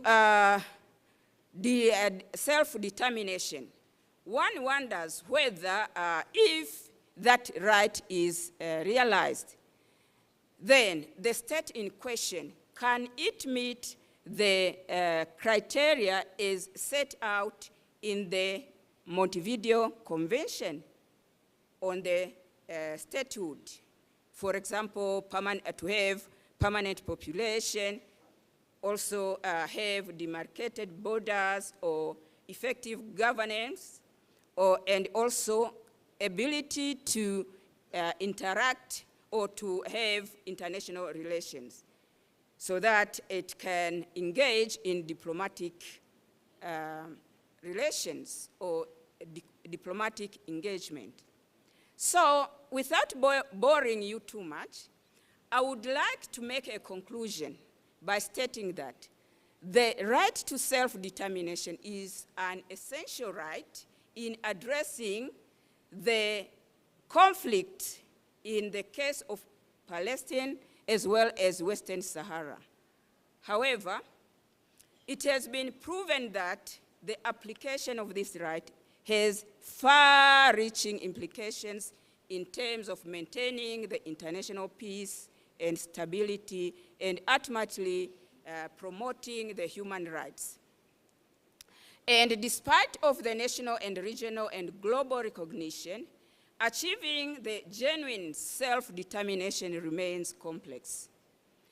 If one can refer to what is happening in the Middle East as well as African regions. And more human rights concerns have been raised, and that's why we are dealing currently, even in South Africa, for example, we are dealing with the issues of foreigners coming to South Africa. And most of them, they are coming because in their countries, they are not stable. They cannot stay there because of the ongoing armed conflict. So, my proposal would be that we need some sort of collaboration in order to address the issues of protection of human rights, to including the right to self-determination. Because if the right to self-determination is realized, then other rights also, as we have been engaging since the beginning of this conference, can be realized. And also, we mustn't forget that the debates on the right to self-determination cannot exonerate the role of the global North versus global South. And because of that, you find out that in any aspect or any concerns which may be raised relating to the right to self-determination cannot be avoided, because there are issues or which are behind, let's say, the external component of the realization of the right to self-determination, as well as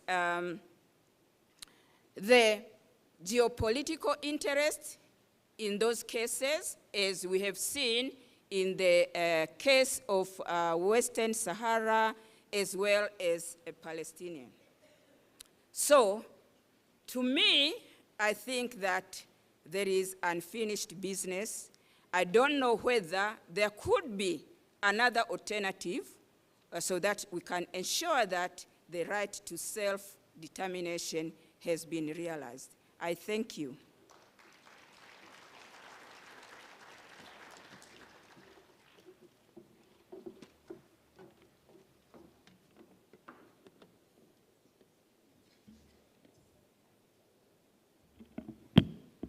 Sorry. So we're going to mix mediums now and go on to a video in a moment. And while I give the production crew a chance to get that arranged, I thought I might just tell my favorite anecdote about the RCJ, which is little known.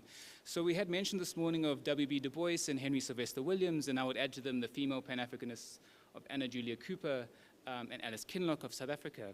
One of the final actions of the Pan-African Congresses was to recommend taking apartheid South Africa to the RCJ, in fact, by resolution of the All Africa People's Congress in 1958.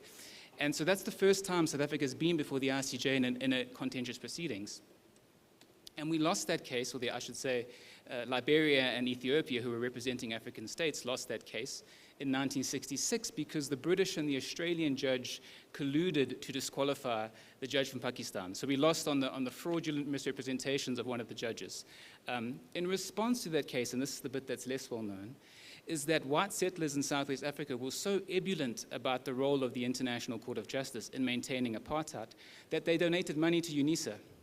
And that money to UNISA, which was donated in the name of the lead counsel for South Africa, an advocate for Laurent van Thamat, was used to establish a center at UNISA. It was also used to fund the first two South African international law journals, the Comparative and International Law Journal of South Africa, founded in 1968, and the South African Yearbook of International Law, founded in the 1970s.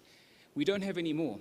Our two international law journals were funded by, in part, white settlers from Southwest Africa who believed in the International Court of Justice.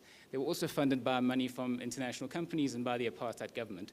But that's just an anecdote to say that we should be wary, perhaps, of putting all our faith in international law and international institutions. And this is not the first time we've been to the RCJ. So my question, coming back to the Prof in a moment, would be to say, which RCJ are we before today? But before I get there, let me introduce a video by Ms. Elena Antonio Rosario, who's the director of the Department of Differential Approaches at the Special Jurisdiction for Peace in Colombia. And I want to acknowledge in the audience the presence of the Ambassador Maria from Colombia, who was instrumental in allowing and helping Elena to bring this video to us today. So thank you very much. Hola, buenas tardes a todos y a todas. Quiero agradecer de antemano este espacio que se me ha brindado el día de hoy, particularmente a la embajadora Charomina, quien amablemente me ha invitado a participar y con quien conversamos un poco sobre cuál podría ser el sentido de la ponencia. Finalmente decidimos que fuera un poco hablar de las limitaciones a la libre autodeterminación de los pueblos y cómo éstas traspasan fronteras. Cuando hablamos de la libre determinación de los pueblos, muchos de nuestros países arrancan mencionando la gran cantidad de normatividad que se ha expedido para proteger a los pueblos minoritarios o en desventaja social y cultural. No obstante, buena parte de estas normas no fueron consultadas ni preparadas conjuntamente con los integrantes de estos pueblos. Colombia es un buen ejemplo de esto, pues tenemos normas de todo tipo, incluso en Latinoamérica somos considerados uno de los estados con la mejor constitución, que regula casi todos los escenarios posibles y producimos más leyes cada año que cualquier otro país. La gran cantidad de normas creadas en su mayoría con muy buenas intenciones, terminan cortando y direccionando lo que debe ser el autogobierno y las opciones propias de futura de los pueblos étnicos. Para muchos pueblos étnicos en Colombia y en otras partes del mundo, la libre autodeterminación parte del reconocimiento de la diferencia como un derecho fundamental. Entender que no queremos ser iguales que el resto de los ciudadanos, sino que queremos que nuestras diferencias y particularidades nos permitan desarrollar una ciudadanía pertinente y ajustada a nuestra realidad. En Colombia, varios líderes y lideresas nos han enseñado, por ejemplo, que las disputas territoriales han sido en su mayoría causadas por personas externas que empezaron a regular y establecer fronteras entre un pueblo y otro. Esta es una práctica común en Latinoamérica. Así lo plantearon en 2021 los representantes de los gobiernos autónomos de los pueblos indígenas Huampis de Perú y gobiernos territoriales indígenas de Bolivia.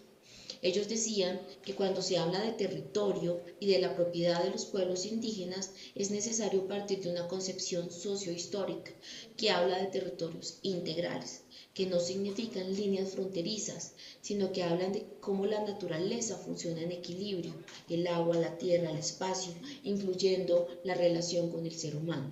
Y es por eso que se habla de territorios integrales, lejos de la noción de fronteras y límites entre un estado y otro o una ciudad y otra.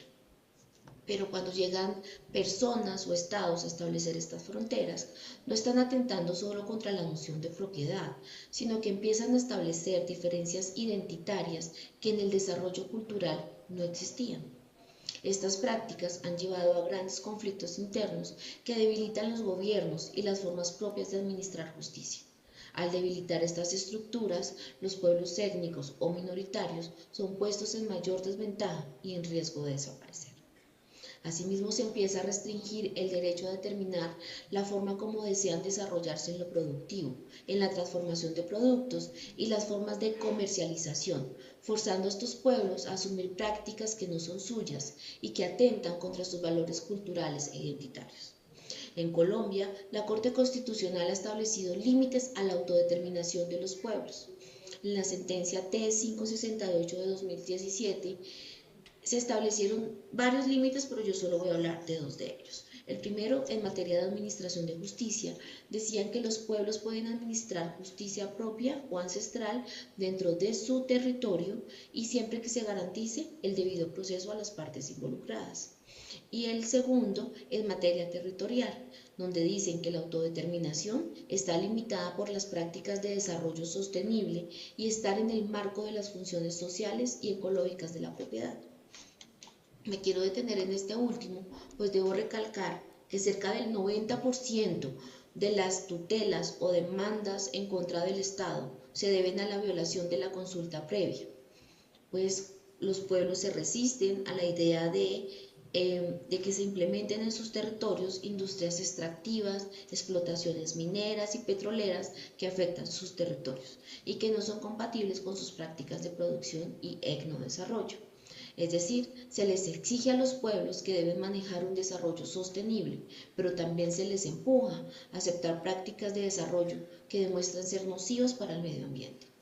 Es en estos casos donde la ley va por una vía y la realidad social y económica va por otra, imponiendo de esta manera el interés general de la población no étnica por encima de la libre autodeterminación de los pueblos étnicos. Los pueblos étnicos en Colombia nos han enseñado que existe una corresponsabilidad social en la vulneración de la libre autodeterminación, pues en muchas sociedades persisten imaginarios y estereotipos de lo que debe ser y de cómo se debe comportar una persona indígena o afrodescendiente. Y si estas personas no se comportan de esa manera, es decir, se salen del estereotipo, son consideradas farsantes. Un ejemplo de esto es que en algunos escenarios de interlocución con el gobierno escuché personas diciendo que esos líderes no podían ser indígenas porque usaban celular y estaban hablando en español y no en una lengua propia. Creo firmemente que no podemos hablar de la libre autodeterminación sin cuestionar cómo las estructuras de poder que buscan estandarizar la identidad, la religión, la cultura, la relación con los territorios y las prácticas de desarrollo terminan impulsando el aislamiento y la vulneración de los derechos de aquellos que se resisten a perder su esencia. La historia nos ha demostrado que debemos romper los esquemas en la gestión de derechos territoriales e identitarios, dejando de imponer prácticas y empezando a construirlas desde lo local. Estoy segura que si empezamos a hacer esto, a construir las cosas, tanto las políticas como las prácticas de desarrollo, en un diálogo articulado desde lo local, podemos obtener grandes sorpresas. Muchas gracias a todas y a todos por su tiempo. Les deseo lo mejor en este resto de día. Hasta luego.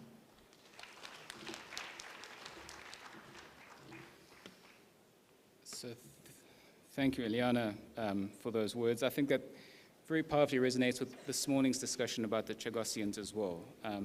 So it's now my great pleasure to introduce His Excellency Mr. Bassam Al-Husseini, who's the Chargé d'Affaires at the Embassy of Palestine in South Africa.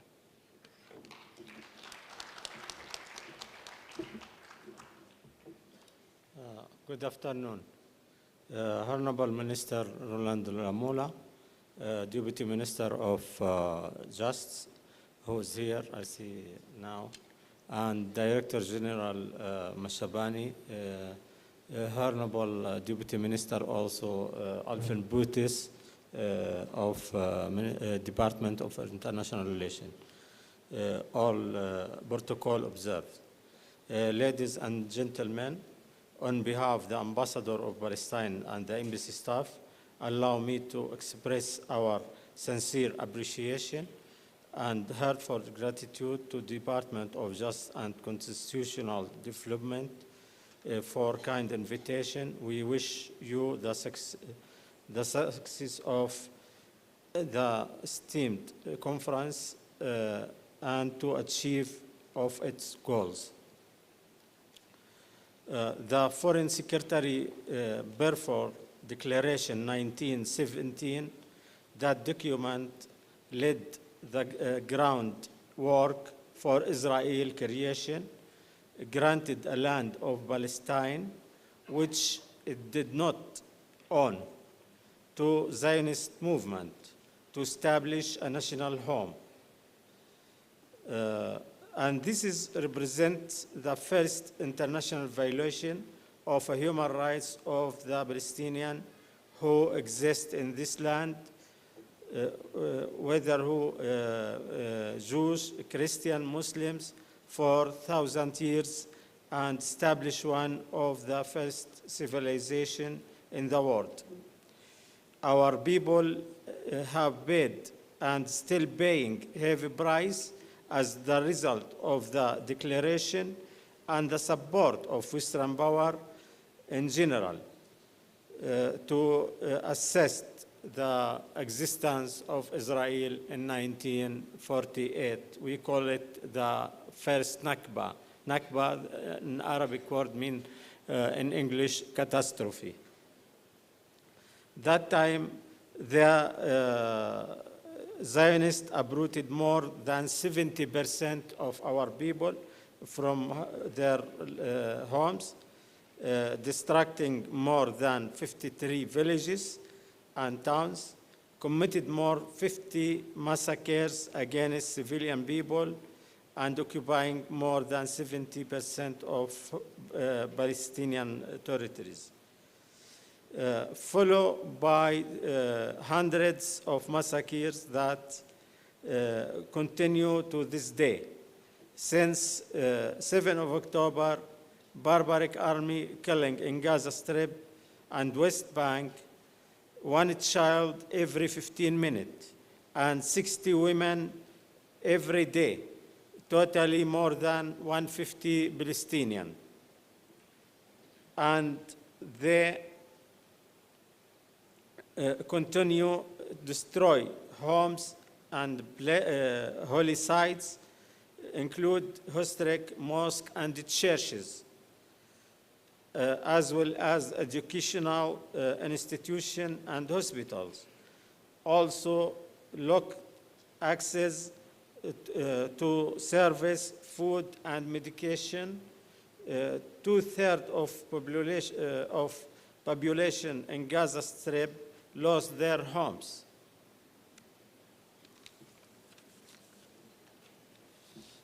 Ladies and gentlemen, the state of Palestine, with its leadership and people, highly appreciate South Africa's historic and brave initiative, as South Africa undertook on itself to be legal opponent to Israel in the international court on behalf of Palestinian people in matter that does not directly concern them.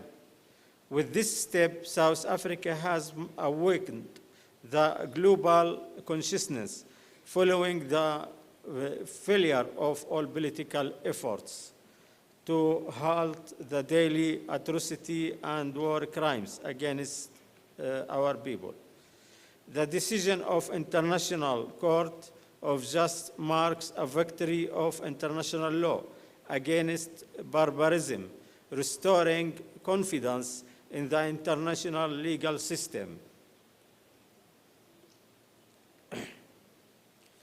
This is marked the first time an international court has issued legally binding decision against the apartheid state of Israel. South Africa has shattered Israeli culture of international impunity. We thank all the loyal South African soldiers who stood in the court to defend what His Excellency Cyril Ramaphosa said, that's our cause, has become the cause of South Africa, not only the Palestinian alone. As well as on behalf of the thousands of martyrs, we salute His Excellency President Cyril Ramaphosa with the ruling party government, especially Honorable Roland Lamola and Honorable Naledi Pandor.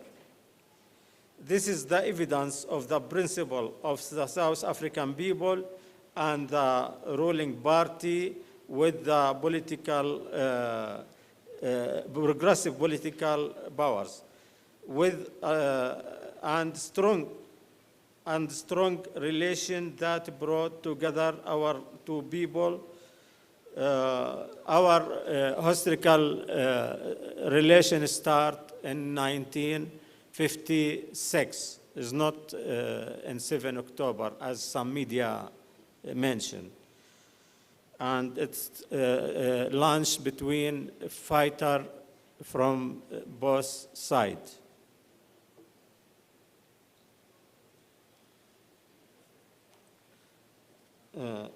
We affirm that South Africa is writing honorable chapter in the history today.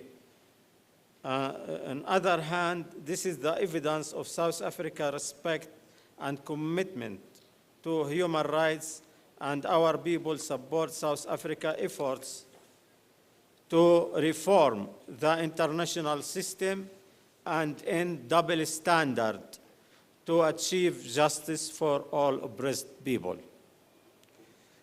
Ladies and gentlemen, Amnesty International and the Human Rights Watch confirm that in their report that Israel is an apartheid state, as well as the Anglican Church in South Africa recently declared that Israel is an apartheid state.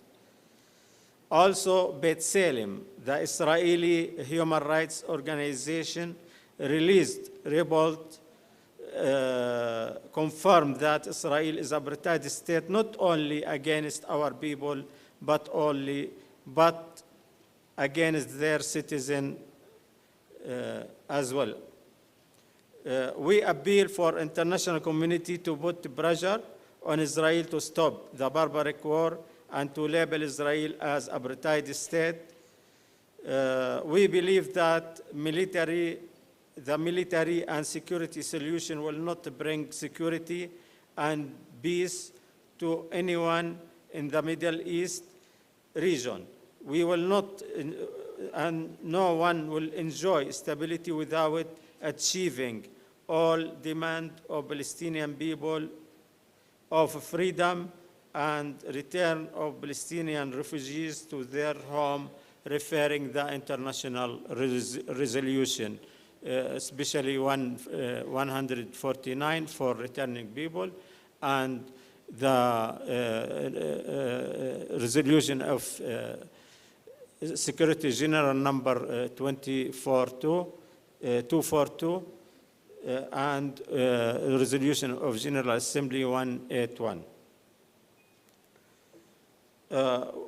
As we wish democratic South Africa to achieve more progress and prosperity, and to secure a bright future for the children of beloved country, we affirm that strong South Africa is a strong Palestine and international solidarity. Thank you.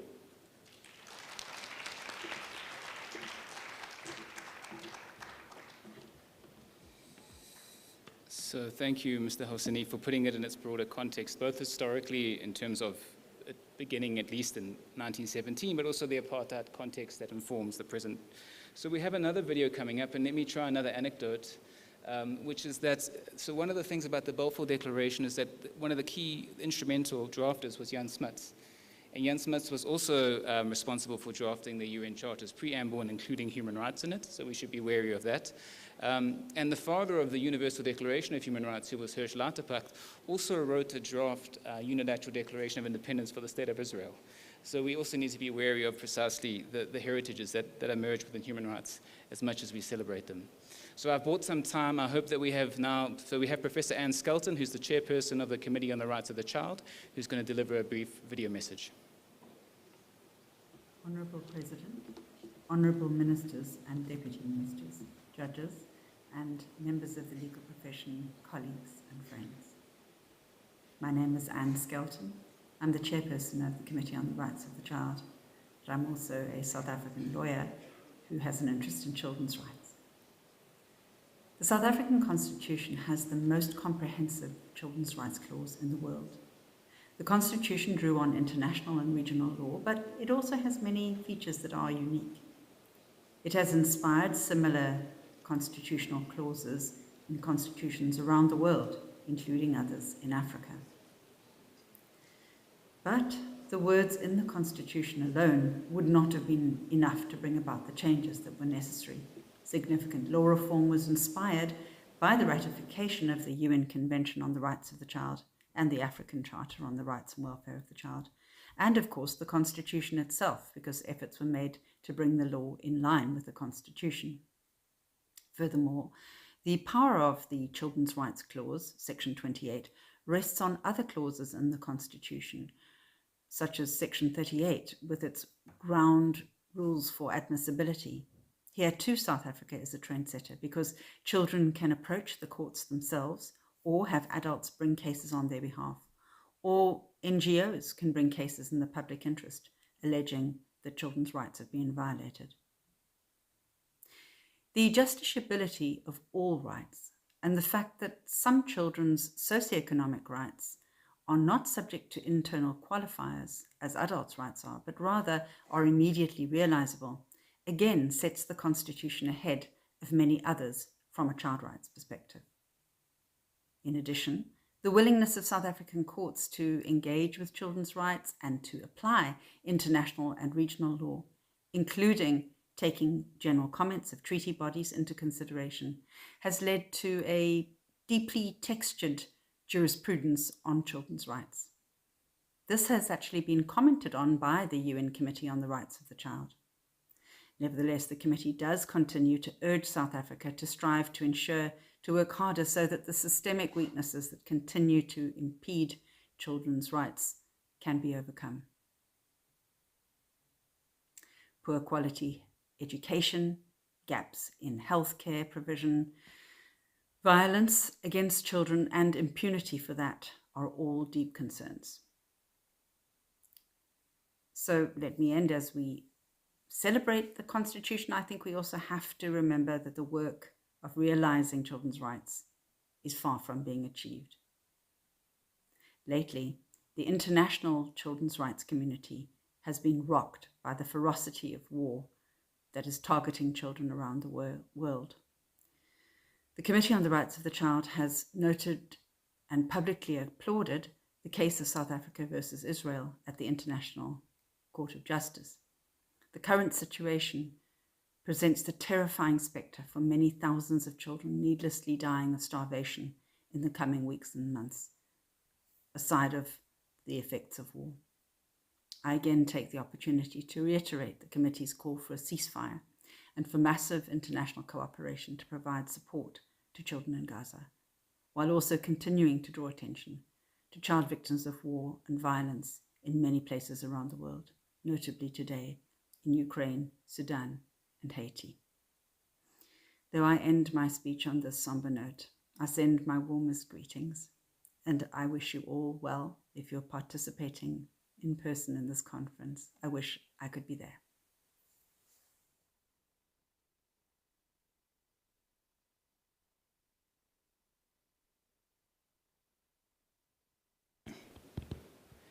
Thank you very much, Professor Skelton. So we had hoped ladies and gentlemen, to bring you Dr. Ahmed Amara from NYU University, who's a lawyer and an activist for Palestine, who's actually in Palestine at the moment. But unfortunately, he's been called away to court.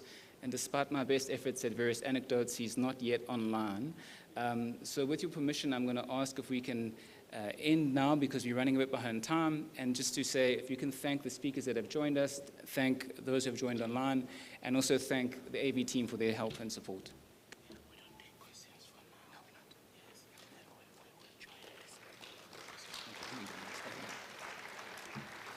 So just to follow up, so we will take questions, but on the next panel.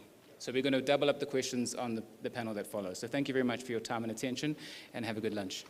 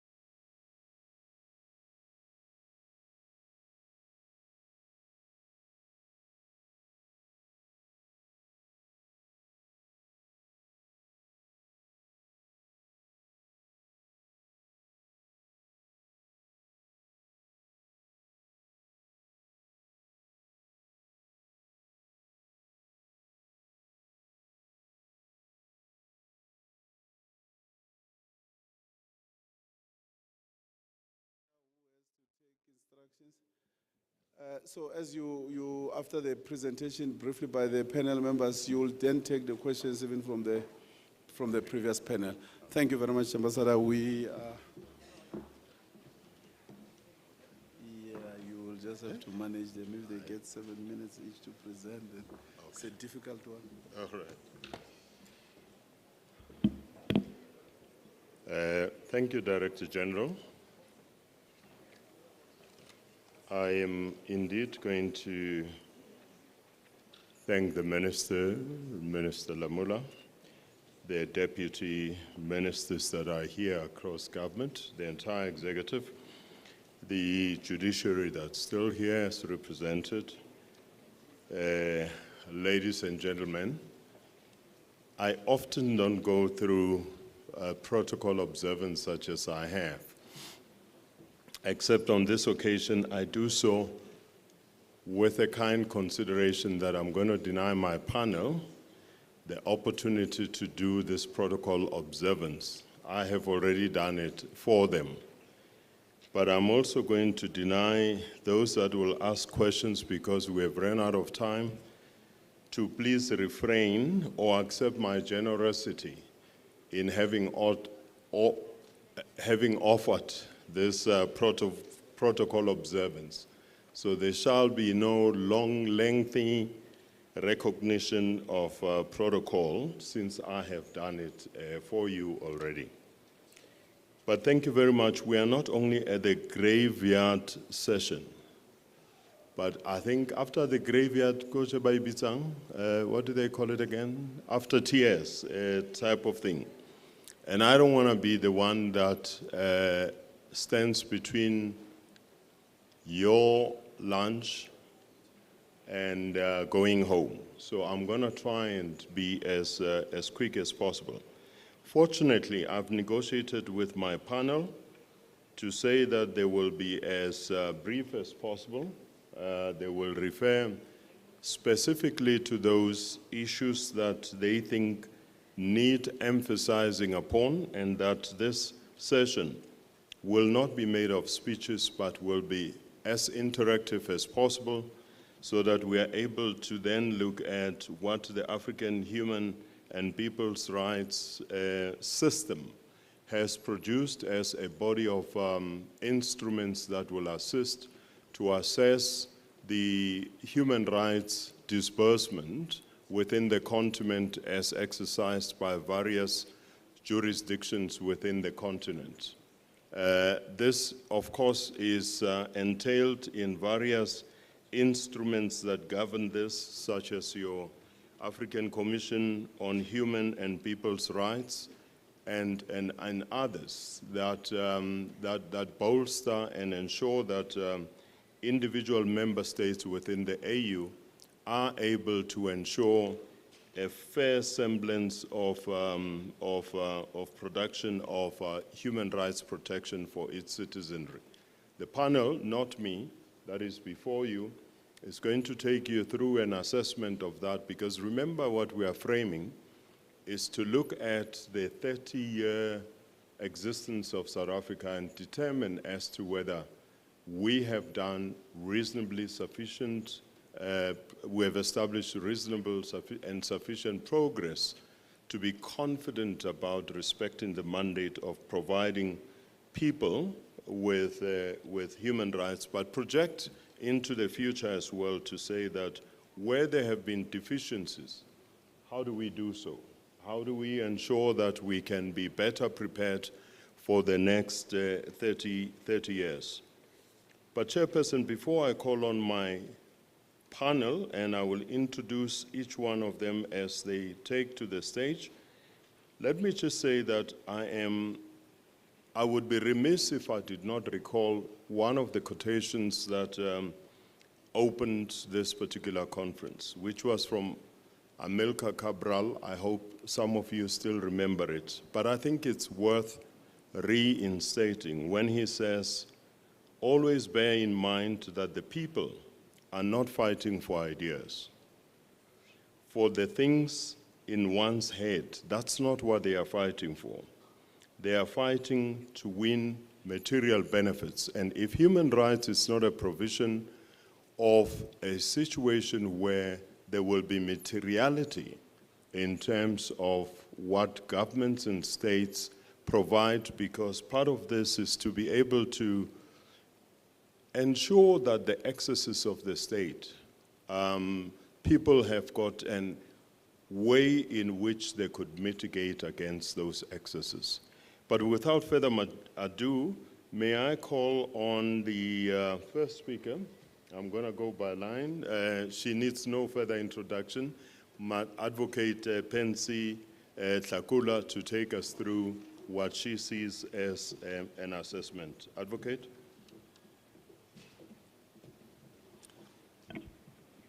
Thank you very much, Program Director. You have directed us not to observe protocol because you have done so on our behalf. So I'm observing it. Having said that, let me start. I'm on duty with my colleagues, the members of the Information Regulator. What I want to say is that what I've observed here is that our photos are being taken willy-nilly, Minister, and nobody's asking for permission to take our photos, which is personal information. Before we know it, our photos will be on social media.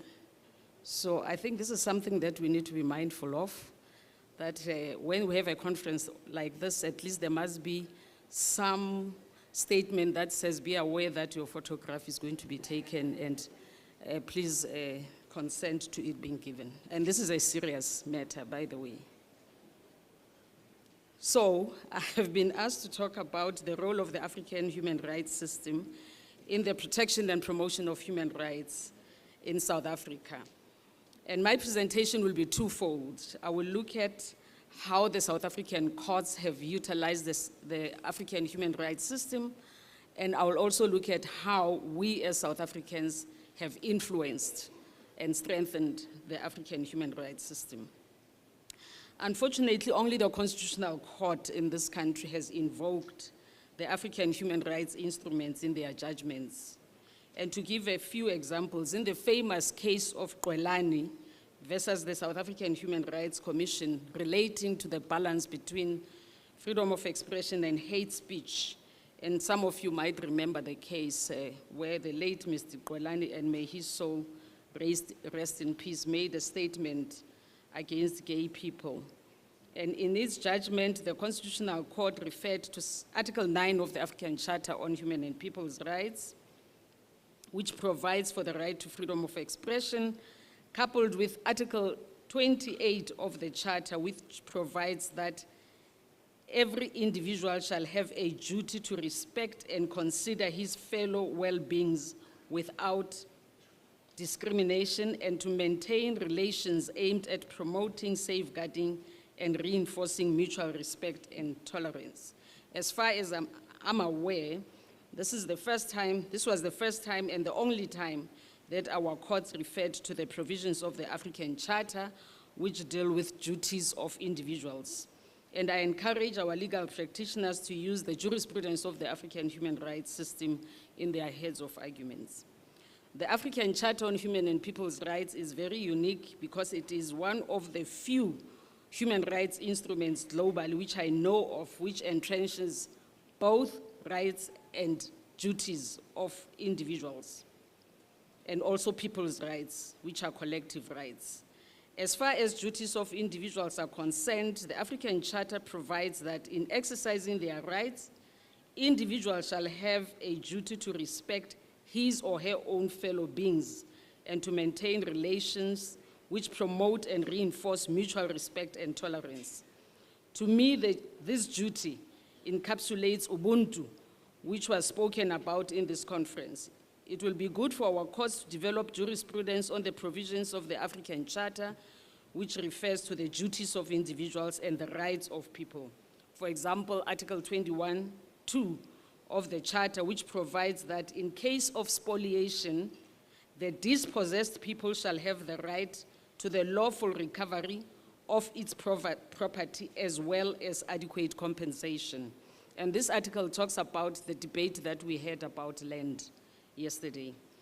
The second case is the one which the Constitutional Court dealt with, the New Movement case versus the President of South Africa and others, in which applicants challenged the constitutionality of certain provisions of the Electoral Act to the extent that they required that only adult citizens may contest national and provincial elections through political parties. In its judgment, which declared certain sections of the Electoral Act unconstitutional, the Constitutional Court quoted the decision of the African Court on Human and People's Rights in the case of Tanganyika Law Society versus the United Republic of Tanzania, in which the African Court held, and I quote, "It is the view of the court that freedom of association is negated if an individual is forced to associate with others.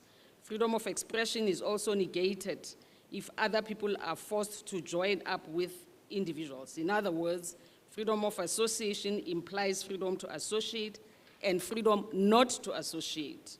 So the decision of the Constitutional Court paved the way for independent candidates to contest national and provincial elections for the first time in 2024 since the dawn of democracy. The third example relates to the continued existence and application of criminal defamation laws on our continent and elsewhere, and as we all know, we inherited these laws from our colonizers, and we retained them when they left. During my tenure as the Special Rapporteur on Freedom of Expression and Access to Information in Africa of the African Commission on Human and People's Rights, we advocated for the repeal of criminal defamation laws and other laws such as insult laws and publication of false news, which were used to arrest and prosecute journalists who published news critical to the head of state and public representatives. In 2010, the Commission adopted a resolution on repealing criminal defamation laws in Africa, in which it, among others, called on states to repeal criminal defamation or insult laws which impede freedom of expression. And we used these resolutions to urge states, including South Africa, to repeal this law. And I'm pleased to say that because of this advocacy, South Africa has eventually adopted the Judicial Matters Amendment Bill, which repealed common law criminal defamation. The bill is currently before the President for assent. There are many contributions that we made.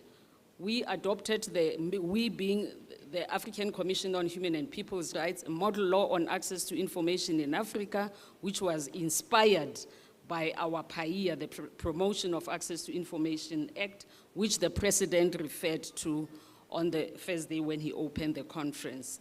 And as a result of that, we were able to use the model, to use PAIA to draft the model law, and the model law then inspired the adoption of a number of access to information laws on the continent. When we adopted the model law in 2013, the African continent only had 5 countries that had adopted access to information laws. When I left the Commission in 2017, 22 countries had adopted access to information laws. Another contribution that we made as South Africans, we used our robust electoral system plus the PAIA that I have referred to draft guidelines on access to information and elections in Africa. And this is the first and the only standard-setting document on transparency in elections.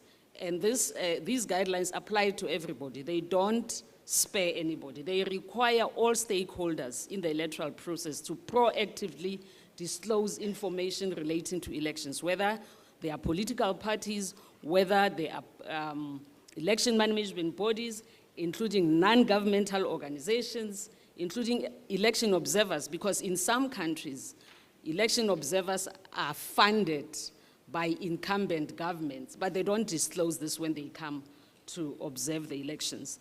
And I would like to encourage those who will be observing the forthcoming elections to look at that document, the guidelines on access to information and elections in Africa. It's very, very important, and it will assist us to assess the transparency of the electoral process in our country. My recommendation, Honorable Minister, Honorable Deputy Minister, and the DG, is that going forward, the government should nominate more South Africans to the African human rights organizations. And I propose that the nomination process should be transparent so that it gives everybody the opportunity to participate. The presence of South Africa in these organizations contribute to the strengthening of such institutions. Currently, we have Advocate Ntsebeza as one of the judges serving on the African Court on Human and People's Rights. There are no South Africans on the African Commission on Human and People's Rights since my term ended in 2017. There are no South Africans in the African Committee on the Rights of a Child and in the Anti-Corruption Board.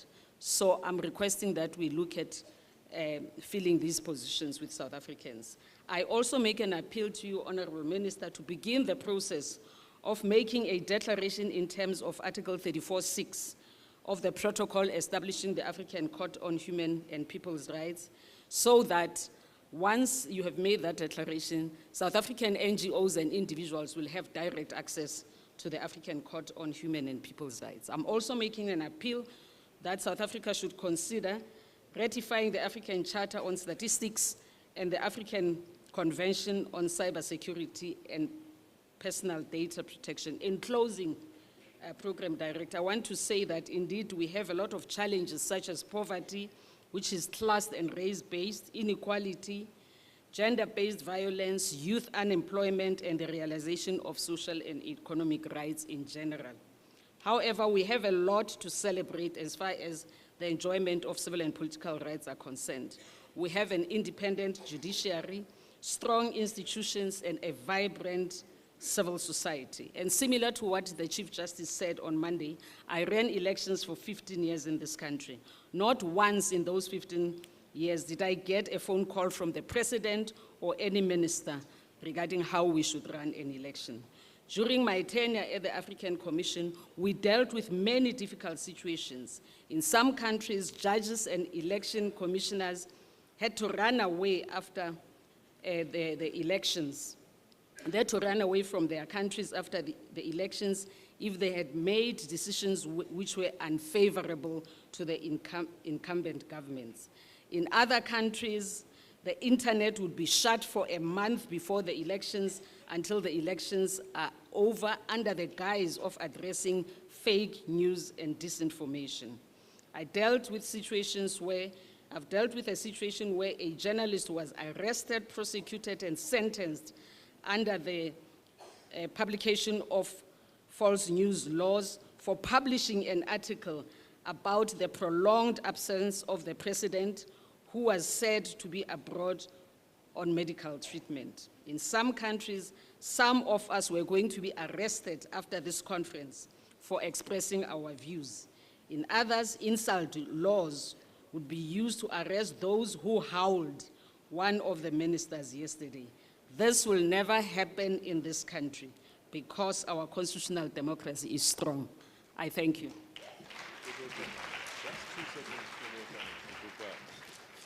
I have asked, thank you very much, Advocate. I've asked Advocate just to, I'm stealing this from somebody else yesterday, but just to inquire on a very small question. You're speaking to the question of access to information in Africa as an extension of provision of that particular access to rights and the enactment thereof.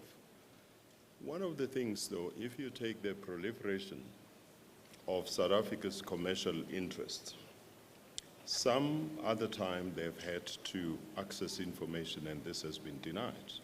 So I want to know to what extent has regional structures had the ability to stand against what is normally perceived as national autonomy of states to determine exactly what is it that they should do, and how do you balance that?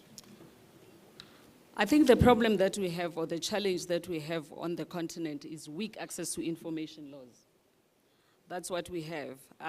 So as a result, you have laws that give rights on one hand and take, because they have so many exceptions to the access to information regime. We are fortunate in this country because our access to information law is probably the only one in the world that entrenches both private and information held by private and public bodies, and it also applies to political parties. So in this country, we can ask information from anyone. People are talking about disinformation and misinformation on social media platforms, which are a threat to democracy. In this country, nothing prevents anyone from asking any kind of information from social platforms or digital platforms on their policies on dealing with disinformation and misinformation. So that's really how this applies. But the problem that we have is weak and unenforceable laws on the continent. Thank you. Thank you very much, Advocate. Professor,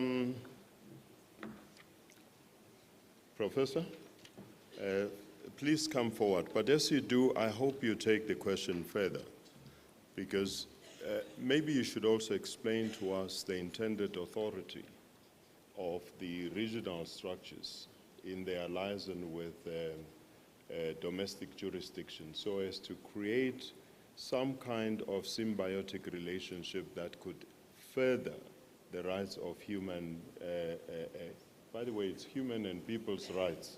It's not only human rights, particularly within the context, that should be explained so as to create that symbiotic relationship. Please, sir. Thank you. Thank you very much. Good afternoon, everyone. It's a great privilege to be here. As we mark 30 years since the advent of our democracy, we also mark 30 years since South Africa really pulled its chair and joined the table of African nations.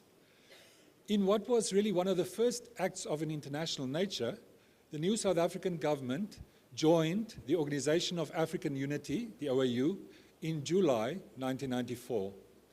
And one of the first international events that took place under the guise of the new government was, in fact, a convening of African experts to look at a protocol to create an African Court on Human and People's Rights, which took place in Cape Town.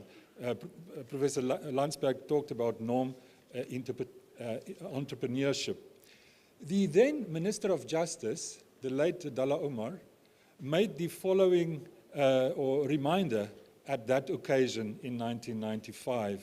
He said, "It is sometimes easy, while we glow in the glory of our newly found freedom, to forget that we owe this freedom to the foresight of the leadership of the OAU, which over the years committed itself to the total liberation of the African continent. My brief intervention, in a sense, footnotes to that of the previous speaker, would be to also look at the role that South Africa has played in the regional system of human rights protection and promotion, but also how that system has influenced South Africa. And I will do that along 4 elements.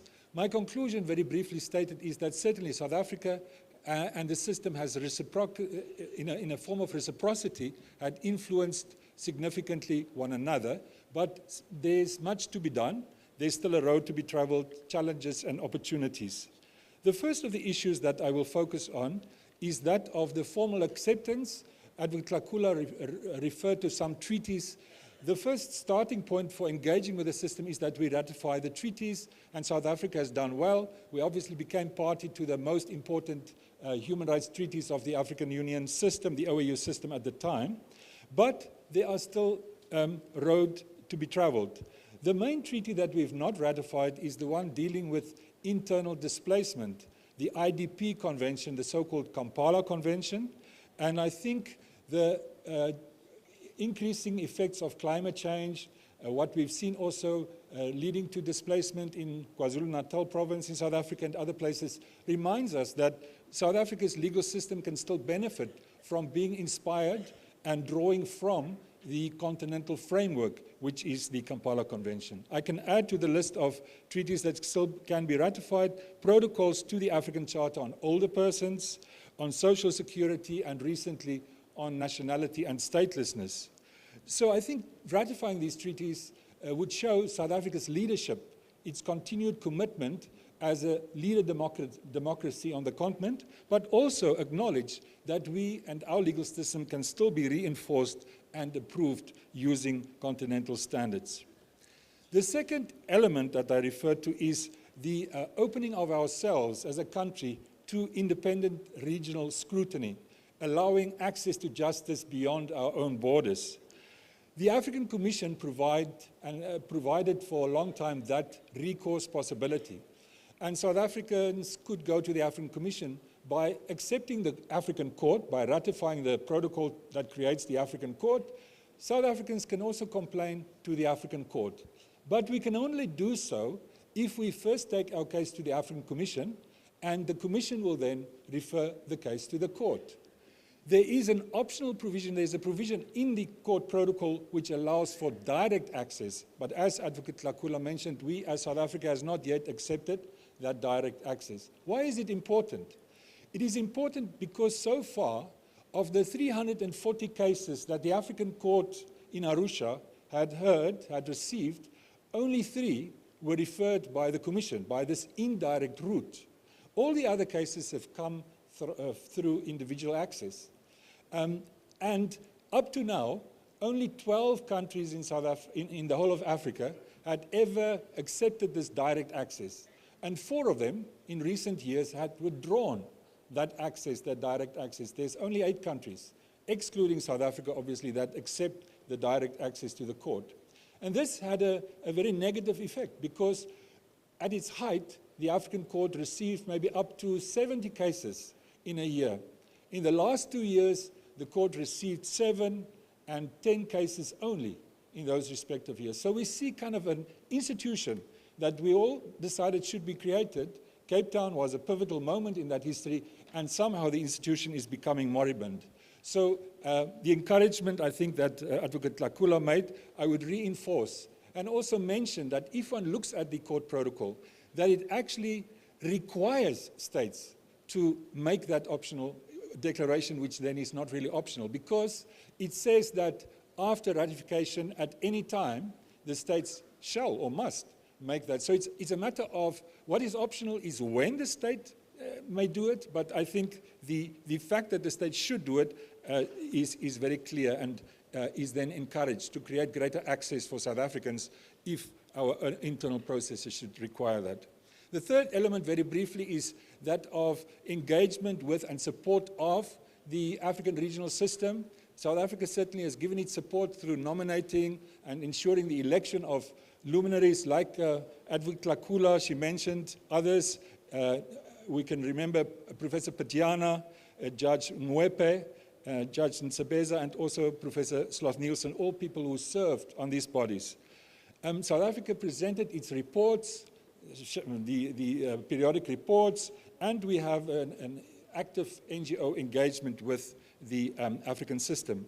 But in addition to what Advocate Lakula said, I think the area in which South Africa could still further support the African human rights system, for example, would be to host sessions of the African Commission.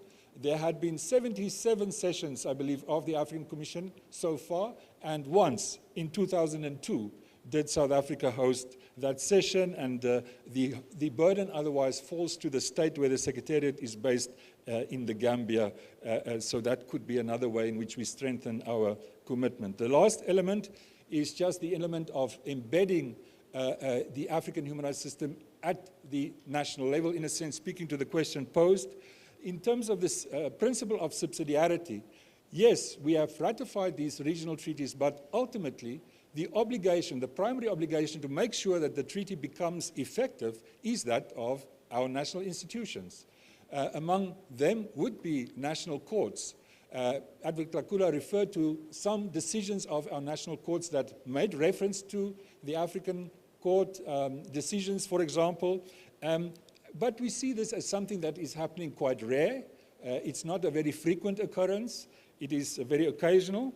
And one would suggest here that our legal education should be much more focused upon the African regional human rights system, and perhaps more broadly, our educational system should be more focused around issues pertaining to the African Union and our African citizenship. So to conclude, I would say that moving to the next 30 years, I'm sure that we'll find many building blocks in what has been achieved, but also explore possibilities when we talk about human rights in South Africa, that the Africa element of South Africa will be further enriched and enhanced as we move forward. Thank you very much. Thank you, Professor Viljoen. As I call on Me Noku, please take forward some of the factors that Professor Viljoen also speaks to, which has to do with access to the courts and how effectively, both by individuals as well as NGOs, that can be granted and able to see provision of human rights. Thank you. Thank you, Program Director. And as previous speakers, I would wish to, standing on existing protocol, and to thank the Minister for convening this important conference. I actually wanted to make 4 points, if you will allow me. The first is a quite simple one, and it is to recognize that 1981, the year of the adoption of the African Charter, was an important landmark for human rights in Africa. In its preamble, it recognizes freedom, equality, justice, and dignity are essential objectives for the achievement of the legitimate aspirations of African people. And African member states pledged to coordinate and intensify their cooperation and efforts to achieve a better life for peoples of Africa. Suffice to say that in 1981, a number of international human rights treaties had already been adopted. They dealt with genocide, refugees, labor discrimination, racial discrimination, economic and social rights, civil and political rights, and women's rights. But some of the unique features of the African Charter is that it recognizes the indivisibility of rights. The fact that civil and political rights, as well as economic and social and cultural rights, find existence in the same charter. Whereas in the UN system, this finds expression in 2 covenants. It also speaks to rights and duties, and Advocate Lakula has already raised that point. But interestingly enough, the African Charter does not contain a derogation clause, or in other words, the limitations on rights and freedoms enshrined in the Charter cannot be justified by emergencies and special circumstances, whereas these derogations exist under the International Covenant on Civil and Political Rights. The Maputo Protocol on the rights of women, which I think it's important to emphasize, turned 20 last year, also takes the Convention on the Elimination of Discrimination Against Women a step forward by offering protection against gender-based violence, harmful practices, armed conflicts, and much more, even though CEDAW has provided authoritative interpretation of these provisions in other areas. These are just a few examples, but it is worth noting, and I would like to piggyback on what Prof. Filon just said, that the African Charter was the first amongst the core human rights treaties that South Africa chose to ratify on the 6th of June, 1994. So as we celebrate 30 years of democracy, we also celebrate 30 years of South Africa's ratification of the African Charter.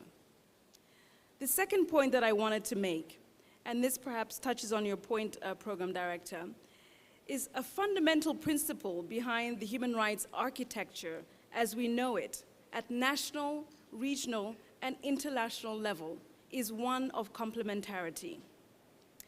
By this, I mean that the human rights ecosystem is designed to safeguard the protection of human rights by ensuring accountabilities exist at the national level, at the regional level, and at the international level. Complementarity is also assured by ensuring that victims first use the judicial or administrative complaints procedures available at national level before bringing a complaint beyond their borders. So in essence, we are talking about a three-legged pot that is robust and effective for as long as each leg is kept strong. Each leg is responsive to new emerging challenges, such as artificial intelligence and climate change, and each leg remains accountable to the people. The beauty of the human rights system is that it is a system that builds on the foundation of national, regional, and international precedents and good practices. It is what makes for some of the most progressive constitutions in the world, including this country's very own. The Vienna Convention and Program of Action, as well as a number of recommendations coming out of the UN General Assembly, speak to the importance of regional arrangements and collaboration amongst these regional arrangements. And there are a number of ways that our office is working to safeguard this relationship. The third point that I wanted to make, and my previous speakers have already touched on this, is really to say that South Africa has influenced global standards on human rights. At the same time, global standards have influenced domestic laws and policies. But what I'd like to pick out in a little bit more detail is to say that, you know, whilst the Charter of the Organization of African Unity was adopted in 1963, human rights issues such as racial discrimination, including in South Africa, were at the forefront of the OAU. At the same time, South Africa was a strong impotence behind the adoption of the International Convention on the Elimination of Racial Discrimination in 1966. And whilst we celebrate National Human Rights Day in South Africa, it is also the International Day Against the Elimination of Racial Discrimination, following the Sharpeville massacre with a call to redouble efforts to combat racism. The emergence of constitutions with bills of rights in the region are the result of learnings from the rest of the world, as well as the immense contributions that the region made to the global human rights movement, including anti-colonial movements, apartheid-resistant movements, and the fight for democracy. In recognition of this mutual beneficial influence, it is noteworthy that former President Nelson Mandela decided to sign the Constitution of South Africa into law on International Human Rights Day, the birth of the Universal Declaration of Human Rights. And my fourth and final point is to say that whilst we applaud the successes of the system, the African system that is, we must also be in a position to demand more from it by giving it the tools and the means to operate effectively. I say this because we are facing an era of pushback against human rights globally. But this is not a problem of human rights. It is a problem of the lack of respect for human rights. We need to stress the centrality of human rights much more, not less. Human rights offer the answers to complex questions and demand that we put in place systems that ensure accountability and implementation. Upholding people's rights and sustaining their well-being is critical to good government. Human rights offer a state a path towards greater stability, not less. They ensure that disputes can be peacefully resolved and build confidence and loyalty, as well as thriving political and economic institutions. We must give the African human rights system teeth in order for it to succeed. Our three-legged pot of a strong national human rights protection system, a strong regional human rights protection system, and a strong international system will not only make the best stew in town, but more importantly, it will guarantee human rights for everyone, everywhere. Thank you.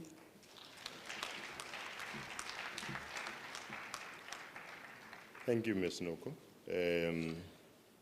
I do hope that I'm not sensing that you are complaining that a human rights environment has no teeth, something to which we will have to attend to. Maybe it might very well be so.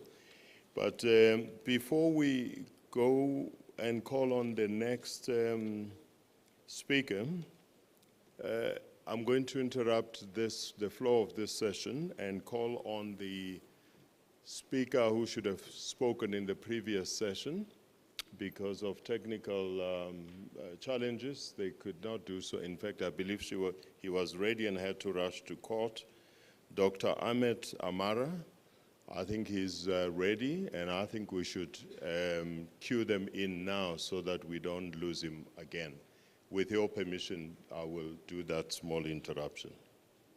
Dr. Amara?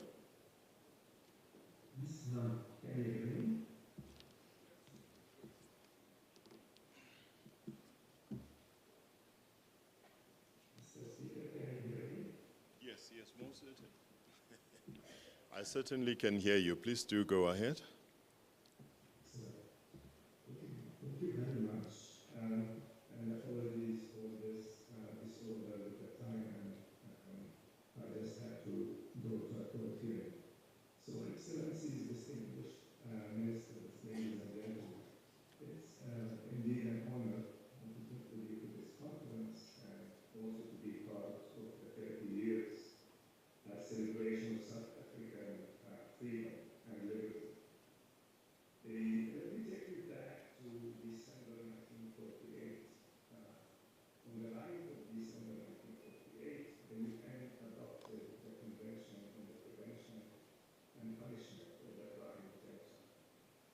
Just one day after, on the 10th of December 1948, another important human rights document was adopted by the UN, namely the Universal Declaration for Human Rights. Now, how ironic that the following day, on the 11th of December 1948, yet the UN passed an important resolution, 194, which guarantees the non-negotiable Palestinian right of return to their homes and to their homeland. In the parallel world of this UN and human rights legal system, at the very exact time, December 1948, the Palestinian Nakba was taking place. Palestinians were dispossessed, their homeland displaced, their land confiscated, and their towns destroyed by the Israeli forces, and nearly 850,000 Palestinians became refugees. At this very same time, the racist white supremacy and racial segregation was gaining a name in South Africa: apartheid. The Group Areas Act, the Immorality Act, the Land Act, the PASS laws, and many others were being enacted. The law and the rulers did not see humans or citizens. Rather, they saw Black, Indians, colored, and white. Sadly, what we have learned in 2024 and in 2023 that many governments who claim to respect international law and human rights still see colors and race and not humans. But if we to remind ourselves the founding of the UN and the development of the whole international human rights law system, international humanitarian law, all came to prevent the atrocities and horrors of the Second World War from happening again, right? Never again. However, 76 years later, the Gaza Strip is undergoing another matter, a televised one. The same Palestinian refugees from 1948, who constitute over 80% of the Gaza Strip's population, did not return to their homes and homeland or to the Palestinian independent and sovereign state. Rather, they remained under oppressive Israeli regime of occupation, under siege and dispossession. Now, as we speak, 2 million Palestinians in the Gaza Strip are displaced from their homes, yet again, and are being starved. Some may seek to frame what's happening within a legal category of genocide, war crimes, or crimes against humanity. Well, that's very important, of course, for accountability. Yet, the pain and the misery of a hungry child, or that of a mother who lost her kids, or of a 10-year-old boy who has become the custodian of his family and siblings after losing his parents, is much larger than any legal category and much wider than any international legal convention. Well, ladies and gentlemen, Gaza and what's happening, and that's not unique to Gaza, but given our session, Gaza was, remain a test of our morality and values, of local and international ones. It's a test for international law and for the judicial system, for the international justice. It is not on whose side we are. What side are we taking, the Palestinians or the Israelis? Should we stand with? It is about standing up for human rights and for morality. And regardless of race and color, South Africa has helped and placed this international system of justice before a serious and important test. As the catastrophe in Gaza advances, we learn that not all people are the same. Sadly, there are humans, there are subhumans, and others go even to call them human animals. We have learned not of the challenges of relativism or of universalism in human rights theories and of international law, but we've learned that human rights have color and they are being racialized. They depend on the race and the color of the perpetrators and of the victims.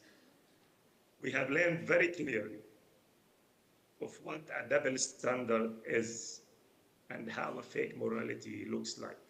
It's enough to look, ladies and gentlemen, at the positions and the statements and the discourse on Ukraine and to compare this vis-a-vis Gaza. If this triggered a more obvious resurfacing, or rather surfacing, of the colonial conditionality of the oppressed, yet this is important that this resurfacing of the colonial conditions triggered an important and strong anti-colonial moment led mainly by the Global South and also by the streets, not the government, of the Global North. Some are actively supporting what's happening in Gaza, others were silent or complicit, and some have decided to take actions against what's happening despite the risk of paying a price. In parallel to all of this, we have learned something very important, that a free South Africa is able to take and stand with justice, to stand with the vulnerable and for human rights around the world, and not only in South Africa. We have learned that justice is a global matter, and the Global South has to act to challenge. We don't need to repeat all the shortcomings of the international legal system, but this is a proof that a challenge by the Global South to the structure of international law and justice, to the UN and to the Security Council and beyond, has to be taken. Finally, ladies and gentlemen, as South Africa was able to regain and practice its right to self-determination and to celebrate its constitution, the Palestinians, sooner or later, like South Africa, they will gain their right to self-determination. No doubt.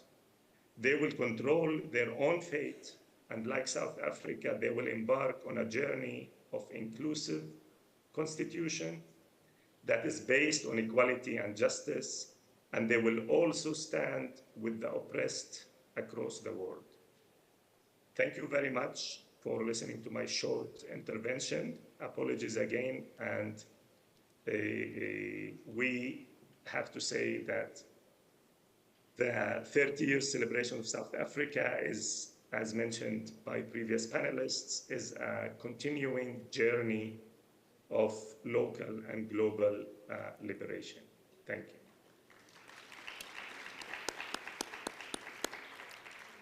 Thank you very much, Dr. Amara.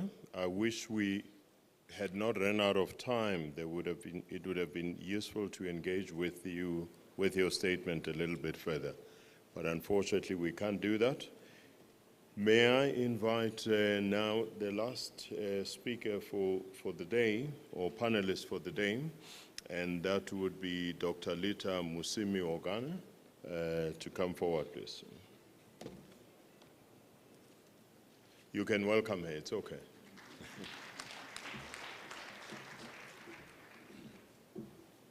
Thank you, Ambassador.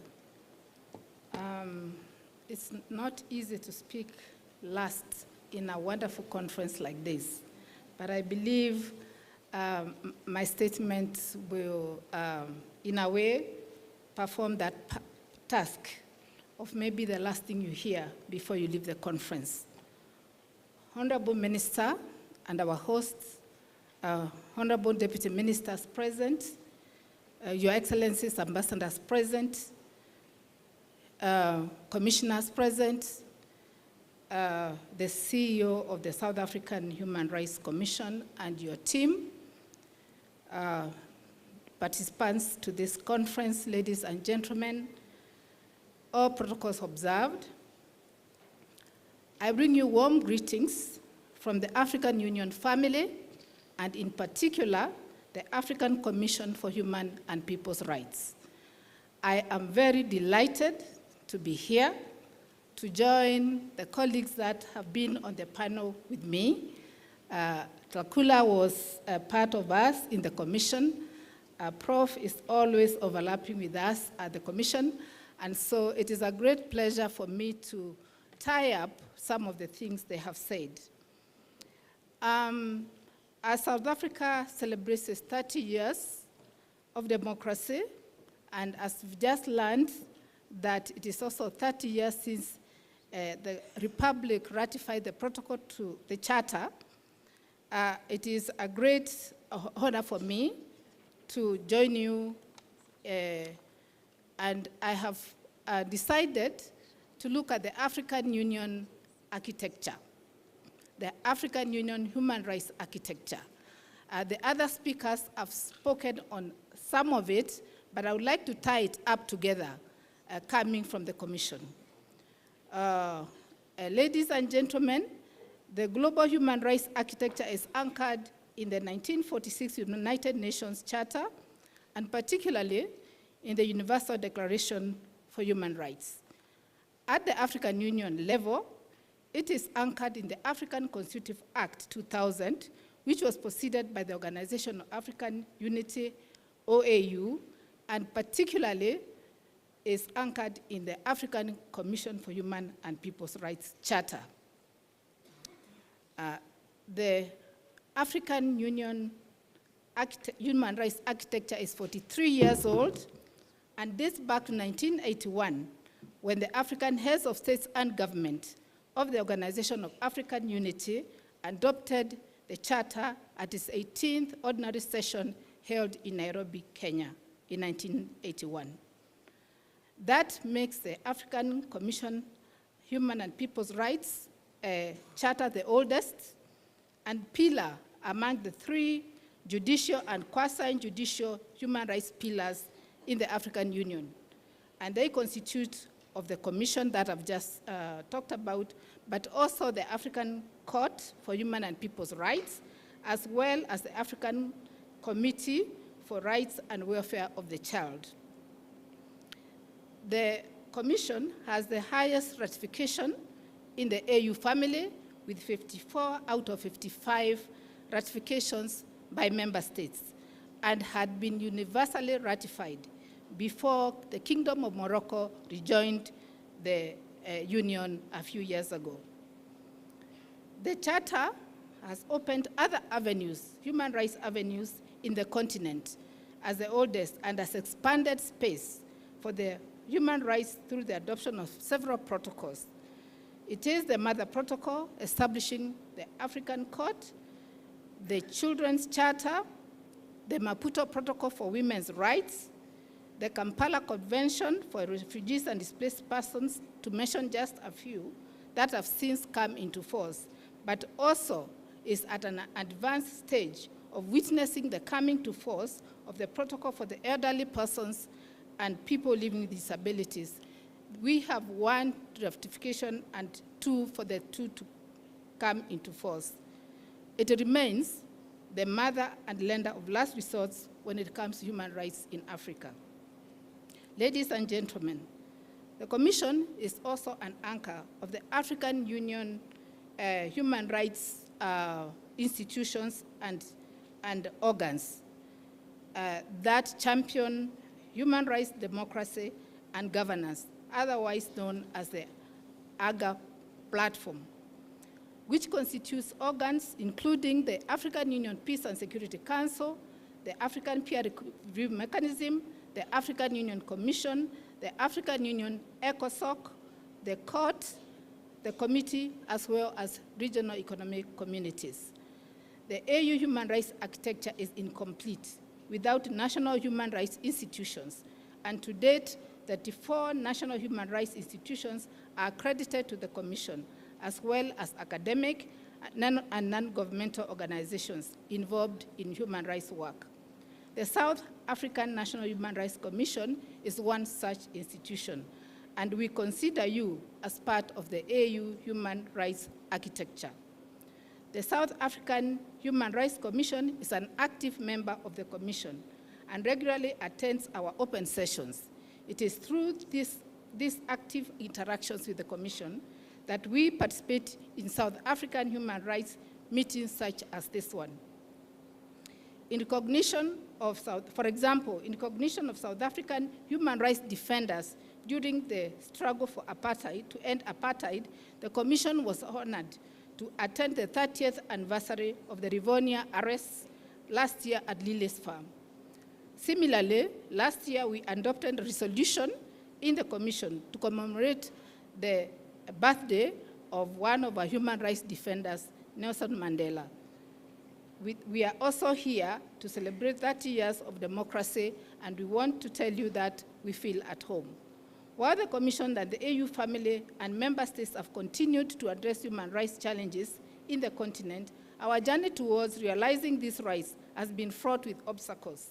From systemic discrimination to socio-economic disparities, the road to true equality remains elusive for many. This is why the importance of global and regional solidarity comes into play. The Universal Declaration for Human Rights serves as a guiding light, reminding us of our shared humanity and the inherent dignity of every person. However, Mere intentions nicely put on paper are not enough. We must translate these words into action, holding governments accountable and institutions for upholding the rights of their citizens. This requires concerted effort from all stakeholders, government, civil society, private sector, and the international community. At the African Commission on Human and People's Rights, we are committed to leading by example. Through our special mechanisms, we strive to address the unique challenges facing marginalized communities, from women and children to refugees and indigenous people. But we cannot do it alone. We need your support. We advocate and we look forward to your commitment. Coming back to the kind of work we do, we receive communications from African people. Earlier on, when there was a conversation here, we were reminded by one of the speakers about people, not treaties, not policies, not treaties. We represent the African people. And as she said earlier, I want to say that we receive communications from every African who is aggrieved and who is not able to access justice and has exhausted the domestic mechanisms for justice. So that is not the end of the road. They can come to the commission. And so we run a very active communication department where we look at all these communications, we go through them, and those that require to go to the court, we refer them to the court. As you've heard from my previous speaker, the traffic to the court is not very high because not many countries have ratified the court as they have the commission, so we still remain the lender of last resort. As we celebrate this milestone in South Africa's democracy journey, let us commit ourselves to the principles of justice, equality, including gender equality, and solidarity. Let us stand together as guardians of human dignity, forging a future where the promise of democracy is realized for all. The road ahead may be long and odious, but with determination and perseverance, we can build a world where human rights are not just an inspiration, but a reality. Once again, Mr. Ambassador, accept our congratulations as you celebrate your 30 years of democracy. I thank you.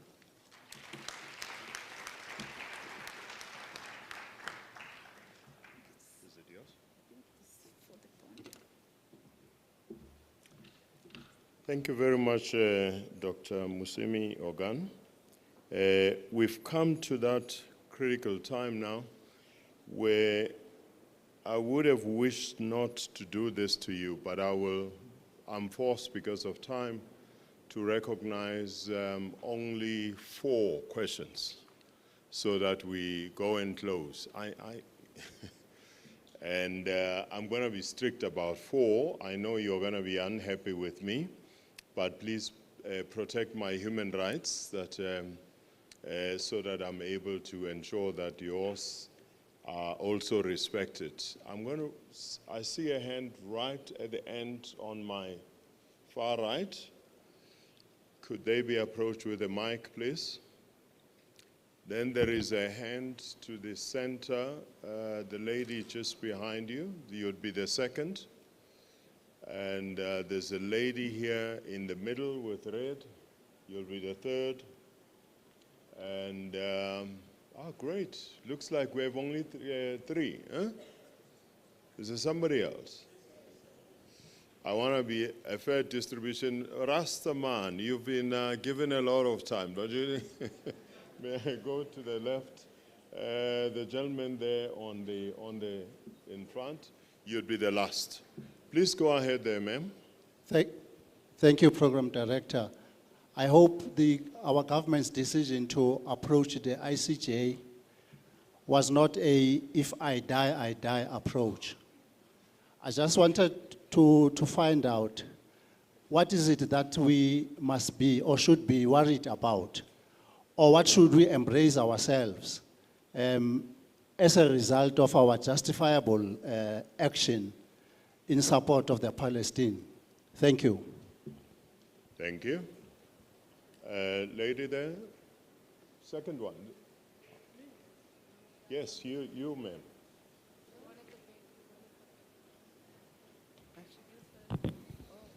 Hi. Yes, please go ahead. Okay, my name is Twana Makoka. I actually have a question directed towards Prof. Yoon about the African Court's decision in 2022 about Western Sahara and its right to self-determination of the Sahrawi people. As we know, they affirmed the right of the Sahrawi people to obtain assistance in their struggle for freedom from foreign occupation, but fell short in terms of prescribing the actual content of the collective duty of AU member states. So I was wondering if you could perhaps offer some ideas about what that could look like, and then secondly, if Africa had to advance our understanding of this collective duty around the right to self-determination, how could that address unresolved questions around the right to self-determination on the international stage? Thanks. Thank you very much. The lady in red. My name is Dr. Musime Mutswan. My question is directed to Dr. Musime from the African. Yes. My question is, if a new country comes and joins, do you workshop them and advise them? If that is the case, why were we not advised to have reservations because we just signed everything? Thank you. Thank you very much. Sweet and short. May I now take, it gives me the pleasure to take the last question for this conference. It's a gentleman there to my left. Do you have the mic?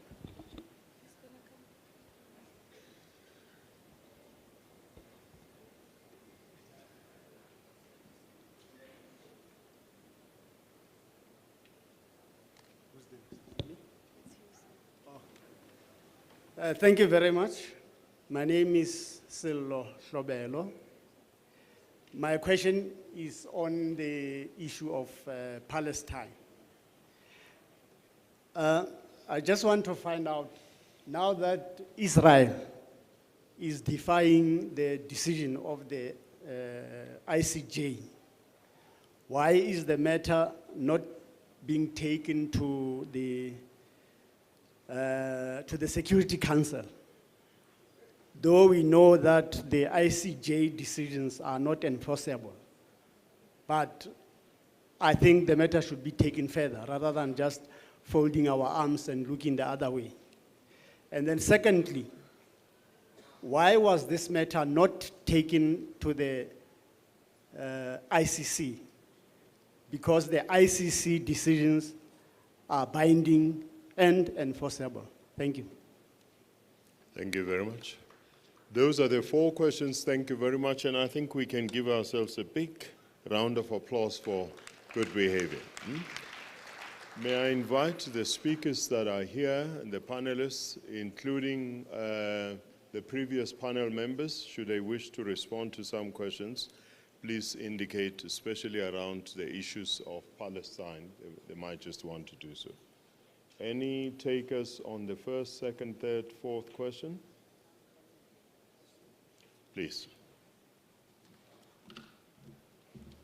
Thank you very much. I think one stands between people and their lunch, so maybe not to do a long answer, but to acknowledge that the African Court received the case, and the case essentially contested the right, the issue of the self-determination of the Sahrawi people, the people of the Western Sahara. It was brought, interestingly enough, against those states that have made the direct access declaration that we talked about earlier. So it was brought not against Morocco, because Morocco is not a state party to the African Charter, but against those states that admitted Morocco back into the African Union, saying that Morocco's re-entry into the African Union constitutes a breach of a fundamental principle of the African Charter, which is the right to self-determination. And I think the African Court was quite sympathetic to the self-determination leg of that argument, that if one looks at the very long decision that the African Court had given, that it pronounces itself in ways that I think one can build on in subsequent cases. But to just for everyone's notice then, to say that this case was not successful, but for relatively procedural reasons, because the court could not ultimately hold those 7 states alone responsible for what the African Union as a whole had done, namely to readmit the state of Morocco back into the African Union. So I think it remains an issue of great contestation, and clearly the mere fact that Morocco was allowed back into the African Union for many is a clear violation of that substantial value that on which the African Charter is based. But obviously geopolitical and other concerns played a part in countries' decisions to vote in favor of Morocco, and it brings us maybe back to that paradox and difficult area between law and politics. But I'll be happy to engage personally further on the issue that you further alluded to. Thank you so much. Please come along, Doctor.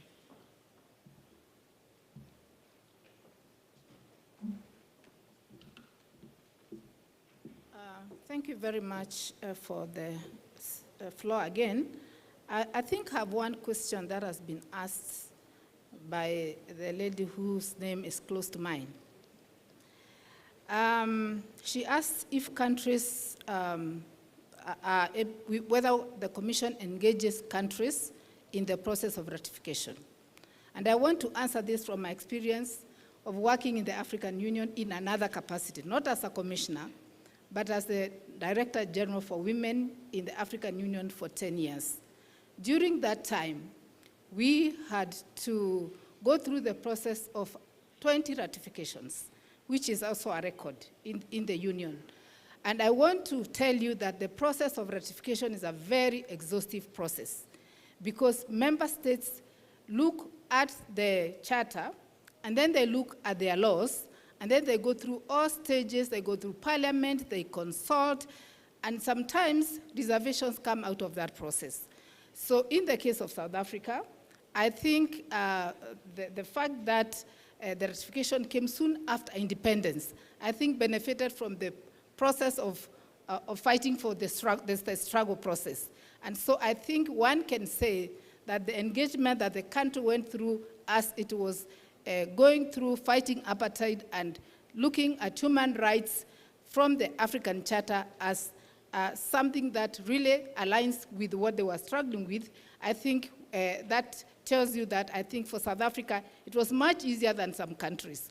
And of course, becoming independent when other countries have been independent, I see the urgency of a new state, a new independent country, not wanting to be left behind. So I want to assure you that the process is very rigorous, and we engage the member states from the beginning to the end. Some sign, and then they ratify later. And during that period, we also engage them. So I just want to assure you that ratification is a very exhaustive process, and at member states level, there is a lot of consultations. I thank you. Thank you very much. Let me check with the chargé. Would you want to come through? So as you do, I think it should be stated that the approach to the Security Council is likely to produce I wouldn't hold on or have hope of any outcome that could take this issue any further. Given the composition of the Security Council itself, it's very unlikely that an outcome that you may wish for can be expected of the Security Council. But let me give to Mr. Besat. Thank you, Chair. I will respond for question number 4. Since 7th of October, there is many countries try to issue a decision from there, but always they faced the veto of America. This is the problem of the Security Council. Council is the control of America. For example, when the Israeli committed the Rashid Street atrocity, when they killed more 100 Palestinians, they came to receive donation, some flour, not for making bread, not something dangerous. And they injured more 1,000, killed 100, more 110, then injured 1,000. Algeria tried to issue a statement from the Security Council. The Americans refused because they don't want that statement include that holding Israel responsibility in this massacre. So this is the double standard. The world is controlled by double standard. Then, firstly, South Africa went to the ICC, as you remember, with 5 countries, but South Africa led them. And nothing happened in ICC. They, until now, they didn't respond for without any reason. So, but when the American and West went to the ICC to issue arrest warrant for Putin because he kidnapping kids. But now, Netanyahu every 15 minutes killing one child, every 15 minutes. But there's no sense in ICC. This is the problem. That's why South Africa went for ICG at the last chance or at last choice. Thank you. Thank you very much, Serge. What is left of me now is to thank the panelists. I must say that you have made my task a lot more easier than I anticipated, especially at this hour. I also want to thank the DG.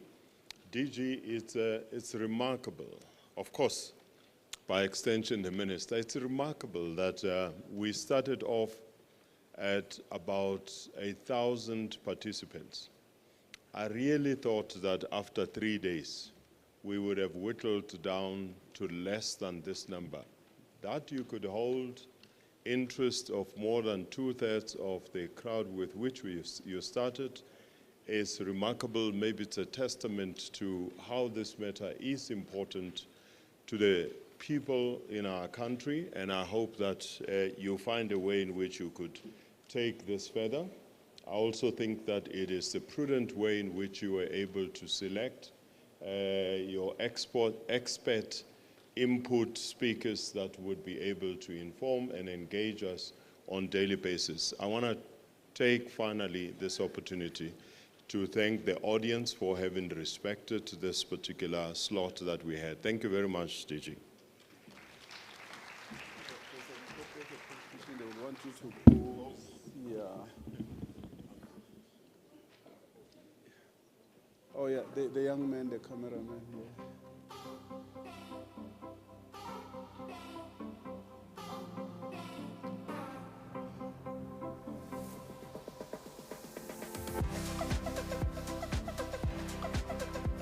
Thank you very much, Ambassador Rakwena, and the entire panel for the discussion and the conference as well. As we move to close, I'll request the Minister and the Deputy Minister to come to the stage. There's a group of young people who will quickly come here if they can come, but if they are not able to in 1 minute, we may not be able to come back to you. So can you quickly come, please, and do that pledge?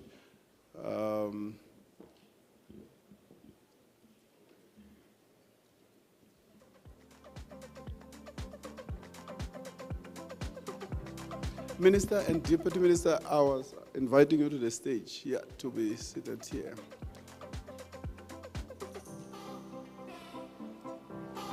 How do you want to do it?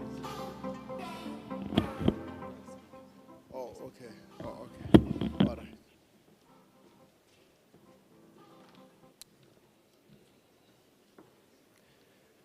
Good day, and thank you again for this opportunity. I am Kotatso Moloto, the founder and president of Voice It in Action, standing here on behalf of the young people of South Africa, and we want to say thank you to the minister, the deputy minister, the DG, all protocol observed, and thank you for giving us this opportunity as the youth. I would like to say for all young people that are standing or that are with us in here, please stand in solidarity as we read this pledge. Can all the young people in the venue please stand? 18 to 35, please stand. All young people in this venue, please stand. Young at heart, you can also stand. We stand in solidarity and we say, we pledge to respect and promote human rights for the next 30 years. We also pledge to ensure that the baton is passed on to the next generation. And I am saying we are accepting the baton now, and we will play our part ensuring that rights and that our rights as South Africans are not only respected but promoted. We will ensure that the younger generation also learn of these importance and the responsibilities they carry. Again, I am Kotatso Moloto, the founder and president of Voice It in Action. Thank you again. Highly appreciated.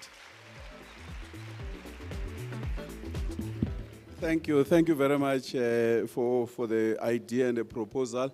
Ladies and gentlemen, I will not take much time. I would like to invite the Minister of Justice and Correctional Services to come and give us a closing address. Minister. Yeah. Thank you very much, DG. I think the conference participants have been clapping hands for the podium and for all the inputs. I think we should just clap hands for ourselves, all of us. Just over the past 2.5 days, we have heard from conference participants regarding their views and insights regarding how we have done as a country over the last 30 years in respecting and promoting human rights. We have brought to life human rights across the country in dinner tables, in shebeens, in sports fields. It's now a discussion how far we've gone. We have been privileged to have inputs from representatives from several international and regional human rights treaty bodies, chairpersons, as well as reflections from experts from both and within our borders. Discussions in plenary and panel sessions covered an array of critical and topical issues, spanning from an assessment of progress made towards building a culture of human rights 3 decades post-apartheid, to issues of land ownership and restitution and security of tenure, and the role of the judiciary and judicial review as tools of accountability, and an assessment of the realization of various socio-economic rights. The conference also provided a platform for reflections on the protections of rights for vulnerable groups, addressing inequalities and intolerances, for a critical assessment of the national human rights mechanism, issues of South Africa's foreign policy, international human rights law, the rights of self-determination of the people of Palestine and Western Sahara, and the role of the human rights system in protecting and promoting human rights domestically and in Africa. Importantly, we have also heard from various sectors, as well as members of civil society representing a wide range of interest groups regarding their lived experiences, challenges experienced, as well as proposals for how some of these can be addressed. I'm very encouraged by the reminder by some of the speakers of our uniquely South African way of being Ubuntu. It's our spirit, it is who we are, irrespective of our language, culture, or race. It is the spirit that guides us, and it is constitutionally entrenched in the S versus Makwanyana matter.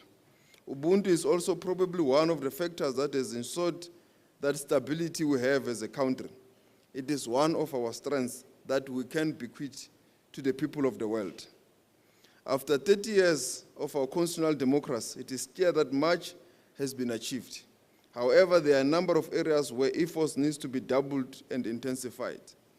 Some of the issues raised and agreed upon include that we should have a clear pledge like the one we just had from the young people who were here.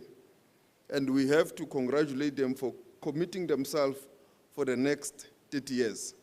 One of the pledges that has been called upon is that thou shalt not steal. The other one is that do not be a misogynist. And the others that have called for us to continue to observe and practice Ubuntu. Many rights still remains paper rights, especially in the realm of socio-economic rights. There is a need to make the economy inclusive. In the next decade, this should be our priority. Given our high level of inequality, poverty, and unemployment, this continues to fuel various social ills and intolerances. The face of poverty remains Black, African, and female. Good governance and accountability and human rights are mutually reinforcing. Judicial independence and accountability is also critical. Importance of intersectional approach to issues of human rights. The people need to see the dividends of our constitutional democracy on their lived realities and also on their economic rights.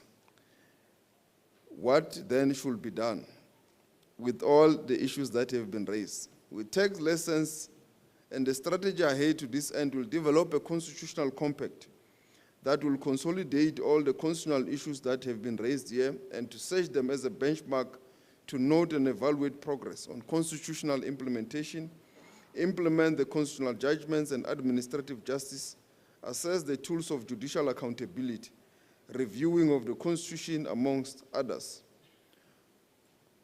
And that we should place Section 9 of the Constitution, the Equality Clause, at the center of all legislative and policy making going into the 30 years of our democracy.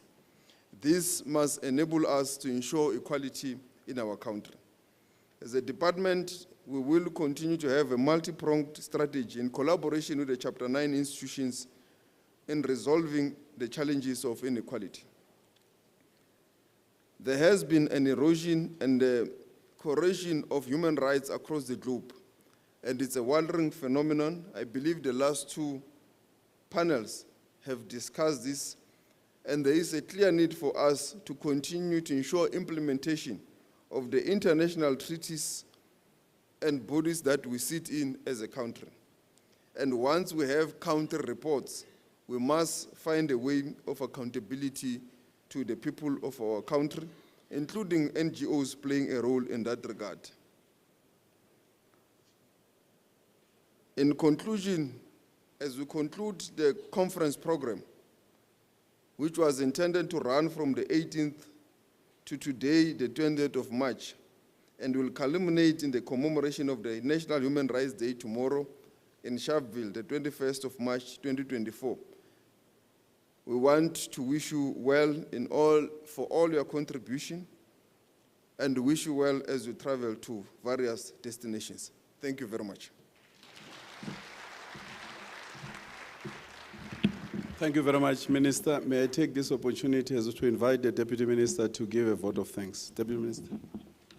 Thanks very much, Program Director, Honourable Minister, distinguished guests and friends.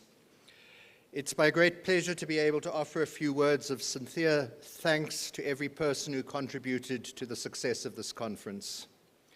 I think we've been enormously privileged to have been graced with the caliber of speakers and panelists that we've had over the course of the conference. And it shows the importance with which we as individuals and as a collective view the Constitution and human rights in our country.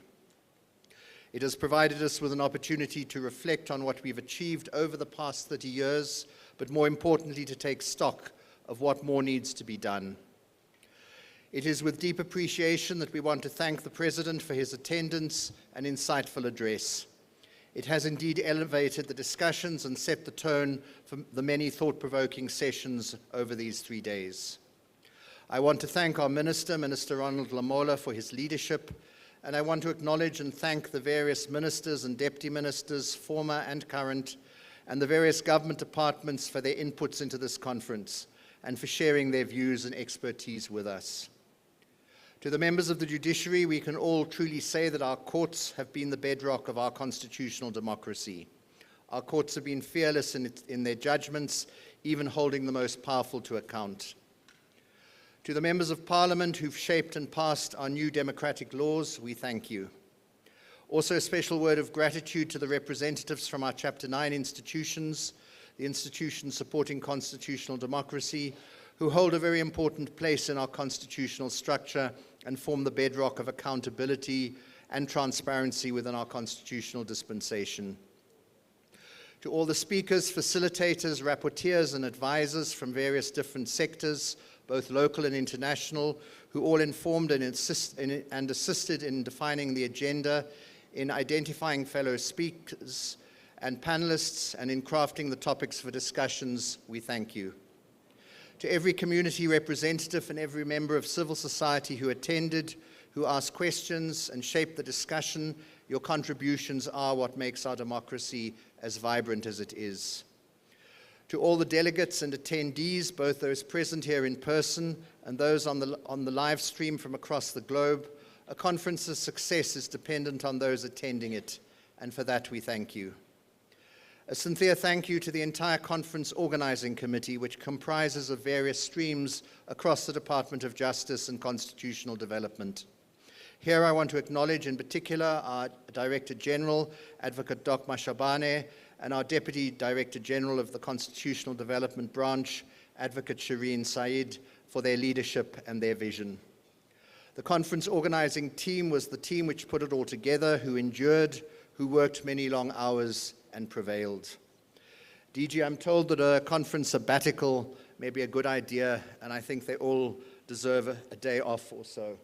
You can maybe have tomorrow off.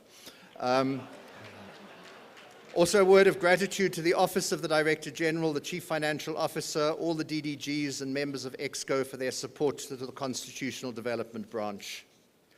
And a word of thanks to the media for their presence and for asking at times tough questions and for taking these discussions to the public.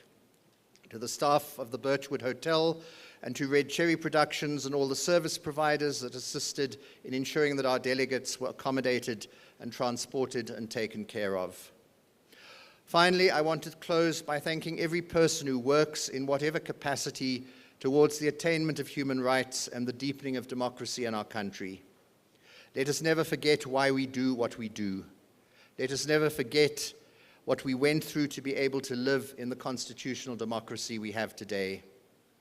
And as we think back in this Human Rights Month to the many sacrifices that were made for our freedom, I want to close with a few lines from a poem called Come and Hope With Me, which Mongane Wally Serote wrote shortly after the 1994 transition to democracy.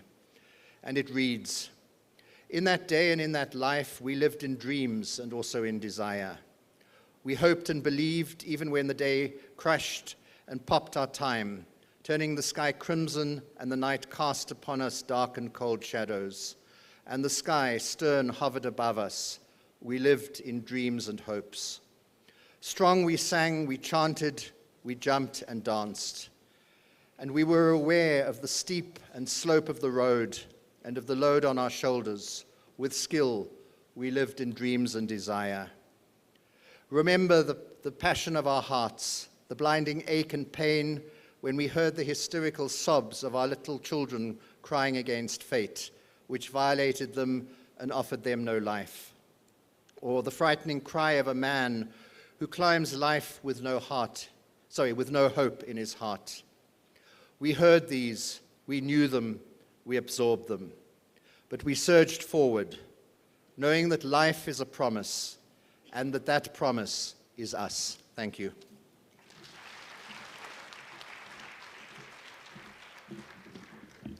Thank you very much, Deputy Minister. I also thank you and the Minister for your leadership, for having allowed this conference to take place, and all the political support that you have given. Ladies and gentlemen, we have come to the end of the program. There is an announcement of an email address that some of you may deposit your questions and comments and draft papers that you may have that you will want us to consider for the book that we're going to compile. And the email address is as follows: NCHR, that's National Conference on Human Rights, NCHR, there's a blockage there, at justice.gov.za. So you can take that email. What we're going to do, we'll ask all our speakers and the facilitators who had prepared to go back and look at their papers so that we can publish them. And those of you who may not have been invited, but you think you can write something on any of the subject that was discussed here, you can write an email and make that proposal to us. Just a personal anecdote for my young comrades there who were very unhappy with me. In 2000, I was a student leader. I was invited to a national conference on racism in South Africa. It was held in Sandton. I got inspired to consider human rights as an area of study. Then, lo and behold, 2001, I was a student of Professor Frans Viljoen, who was speaking here. I hope, Prof, you have done a good job in teaching me human rights. And of course, just over 20 years down the line, I'm here as your program director on a national conference on human rights. So for my comrades, I also had a lot of fire in the belly at the time. I think I screamed in the conference, so I understand that's what young people must do. We want to thank you very much. They didn't give me information about how we're breaking for lunch, unfortunately late lunch, and we apologize for those of you who are taking medication who needed to take lunch in order to take medication. What should I say about where should lunch happen?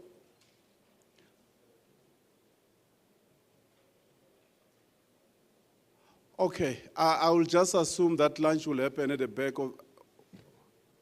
Okay, so lunch, colleagues, where we were the past 2 days at Serengeti, may I please humbly ask that you go there. The ambassadors that are here and high commissioners and our guest speakers and facilitators, members of parliament, the judiciary, and the guests will request that we go to the back of the auditorium. But as for the rest of us, please, we appeal to you to proceed to Serengeti, and we wish you well until we see you again. Thank you very much.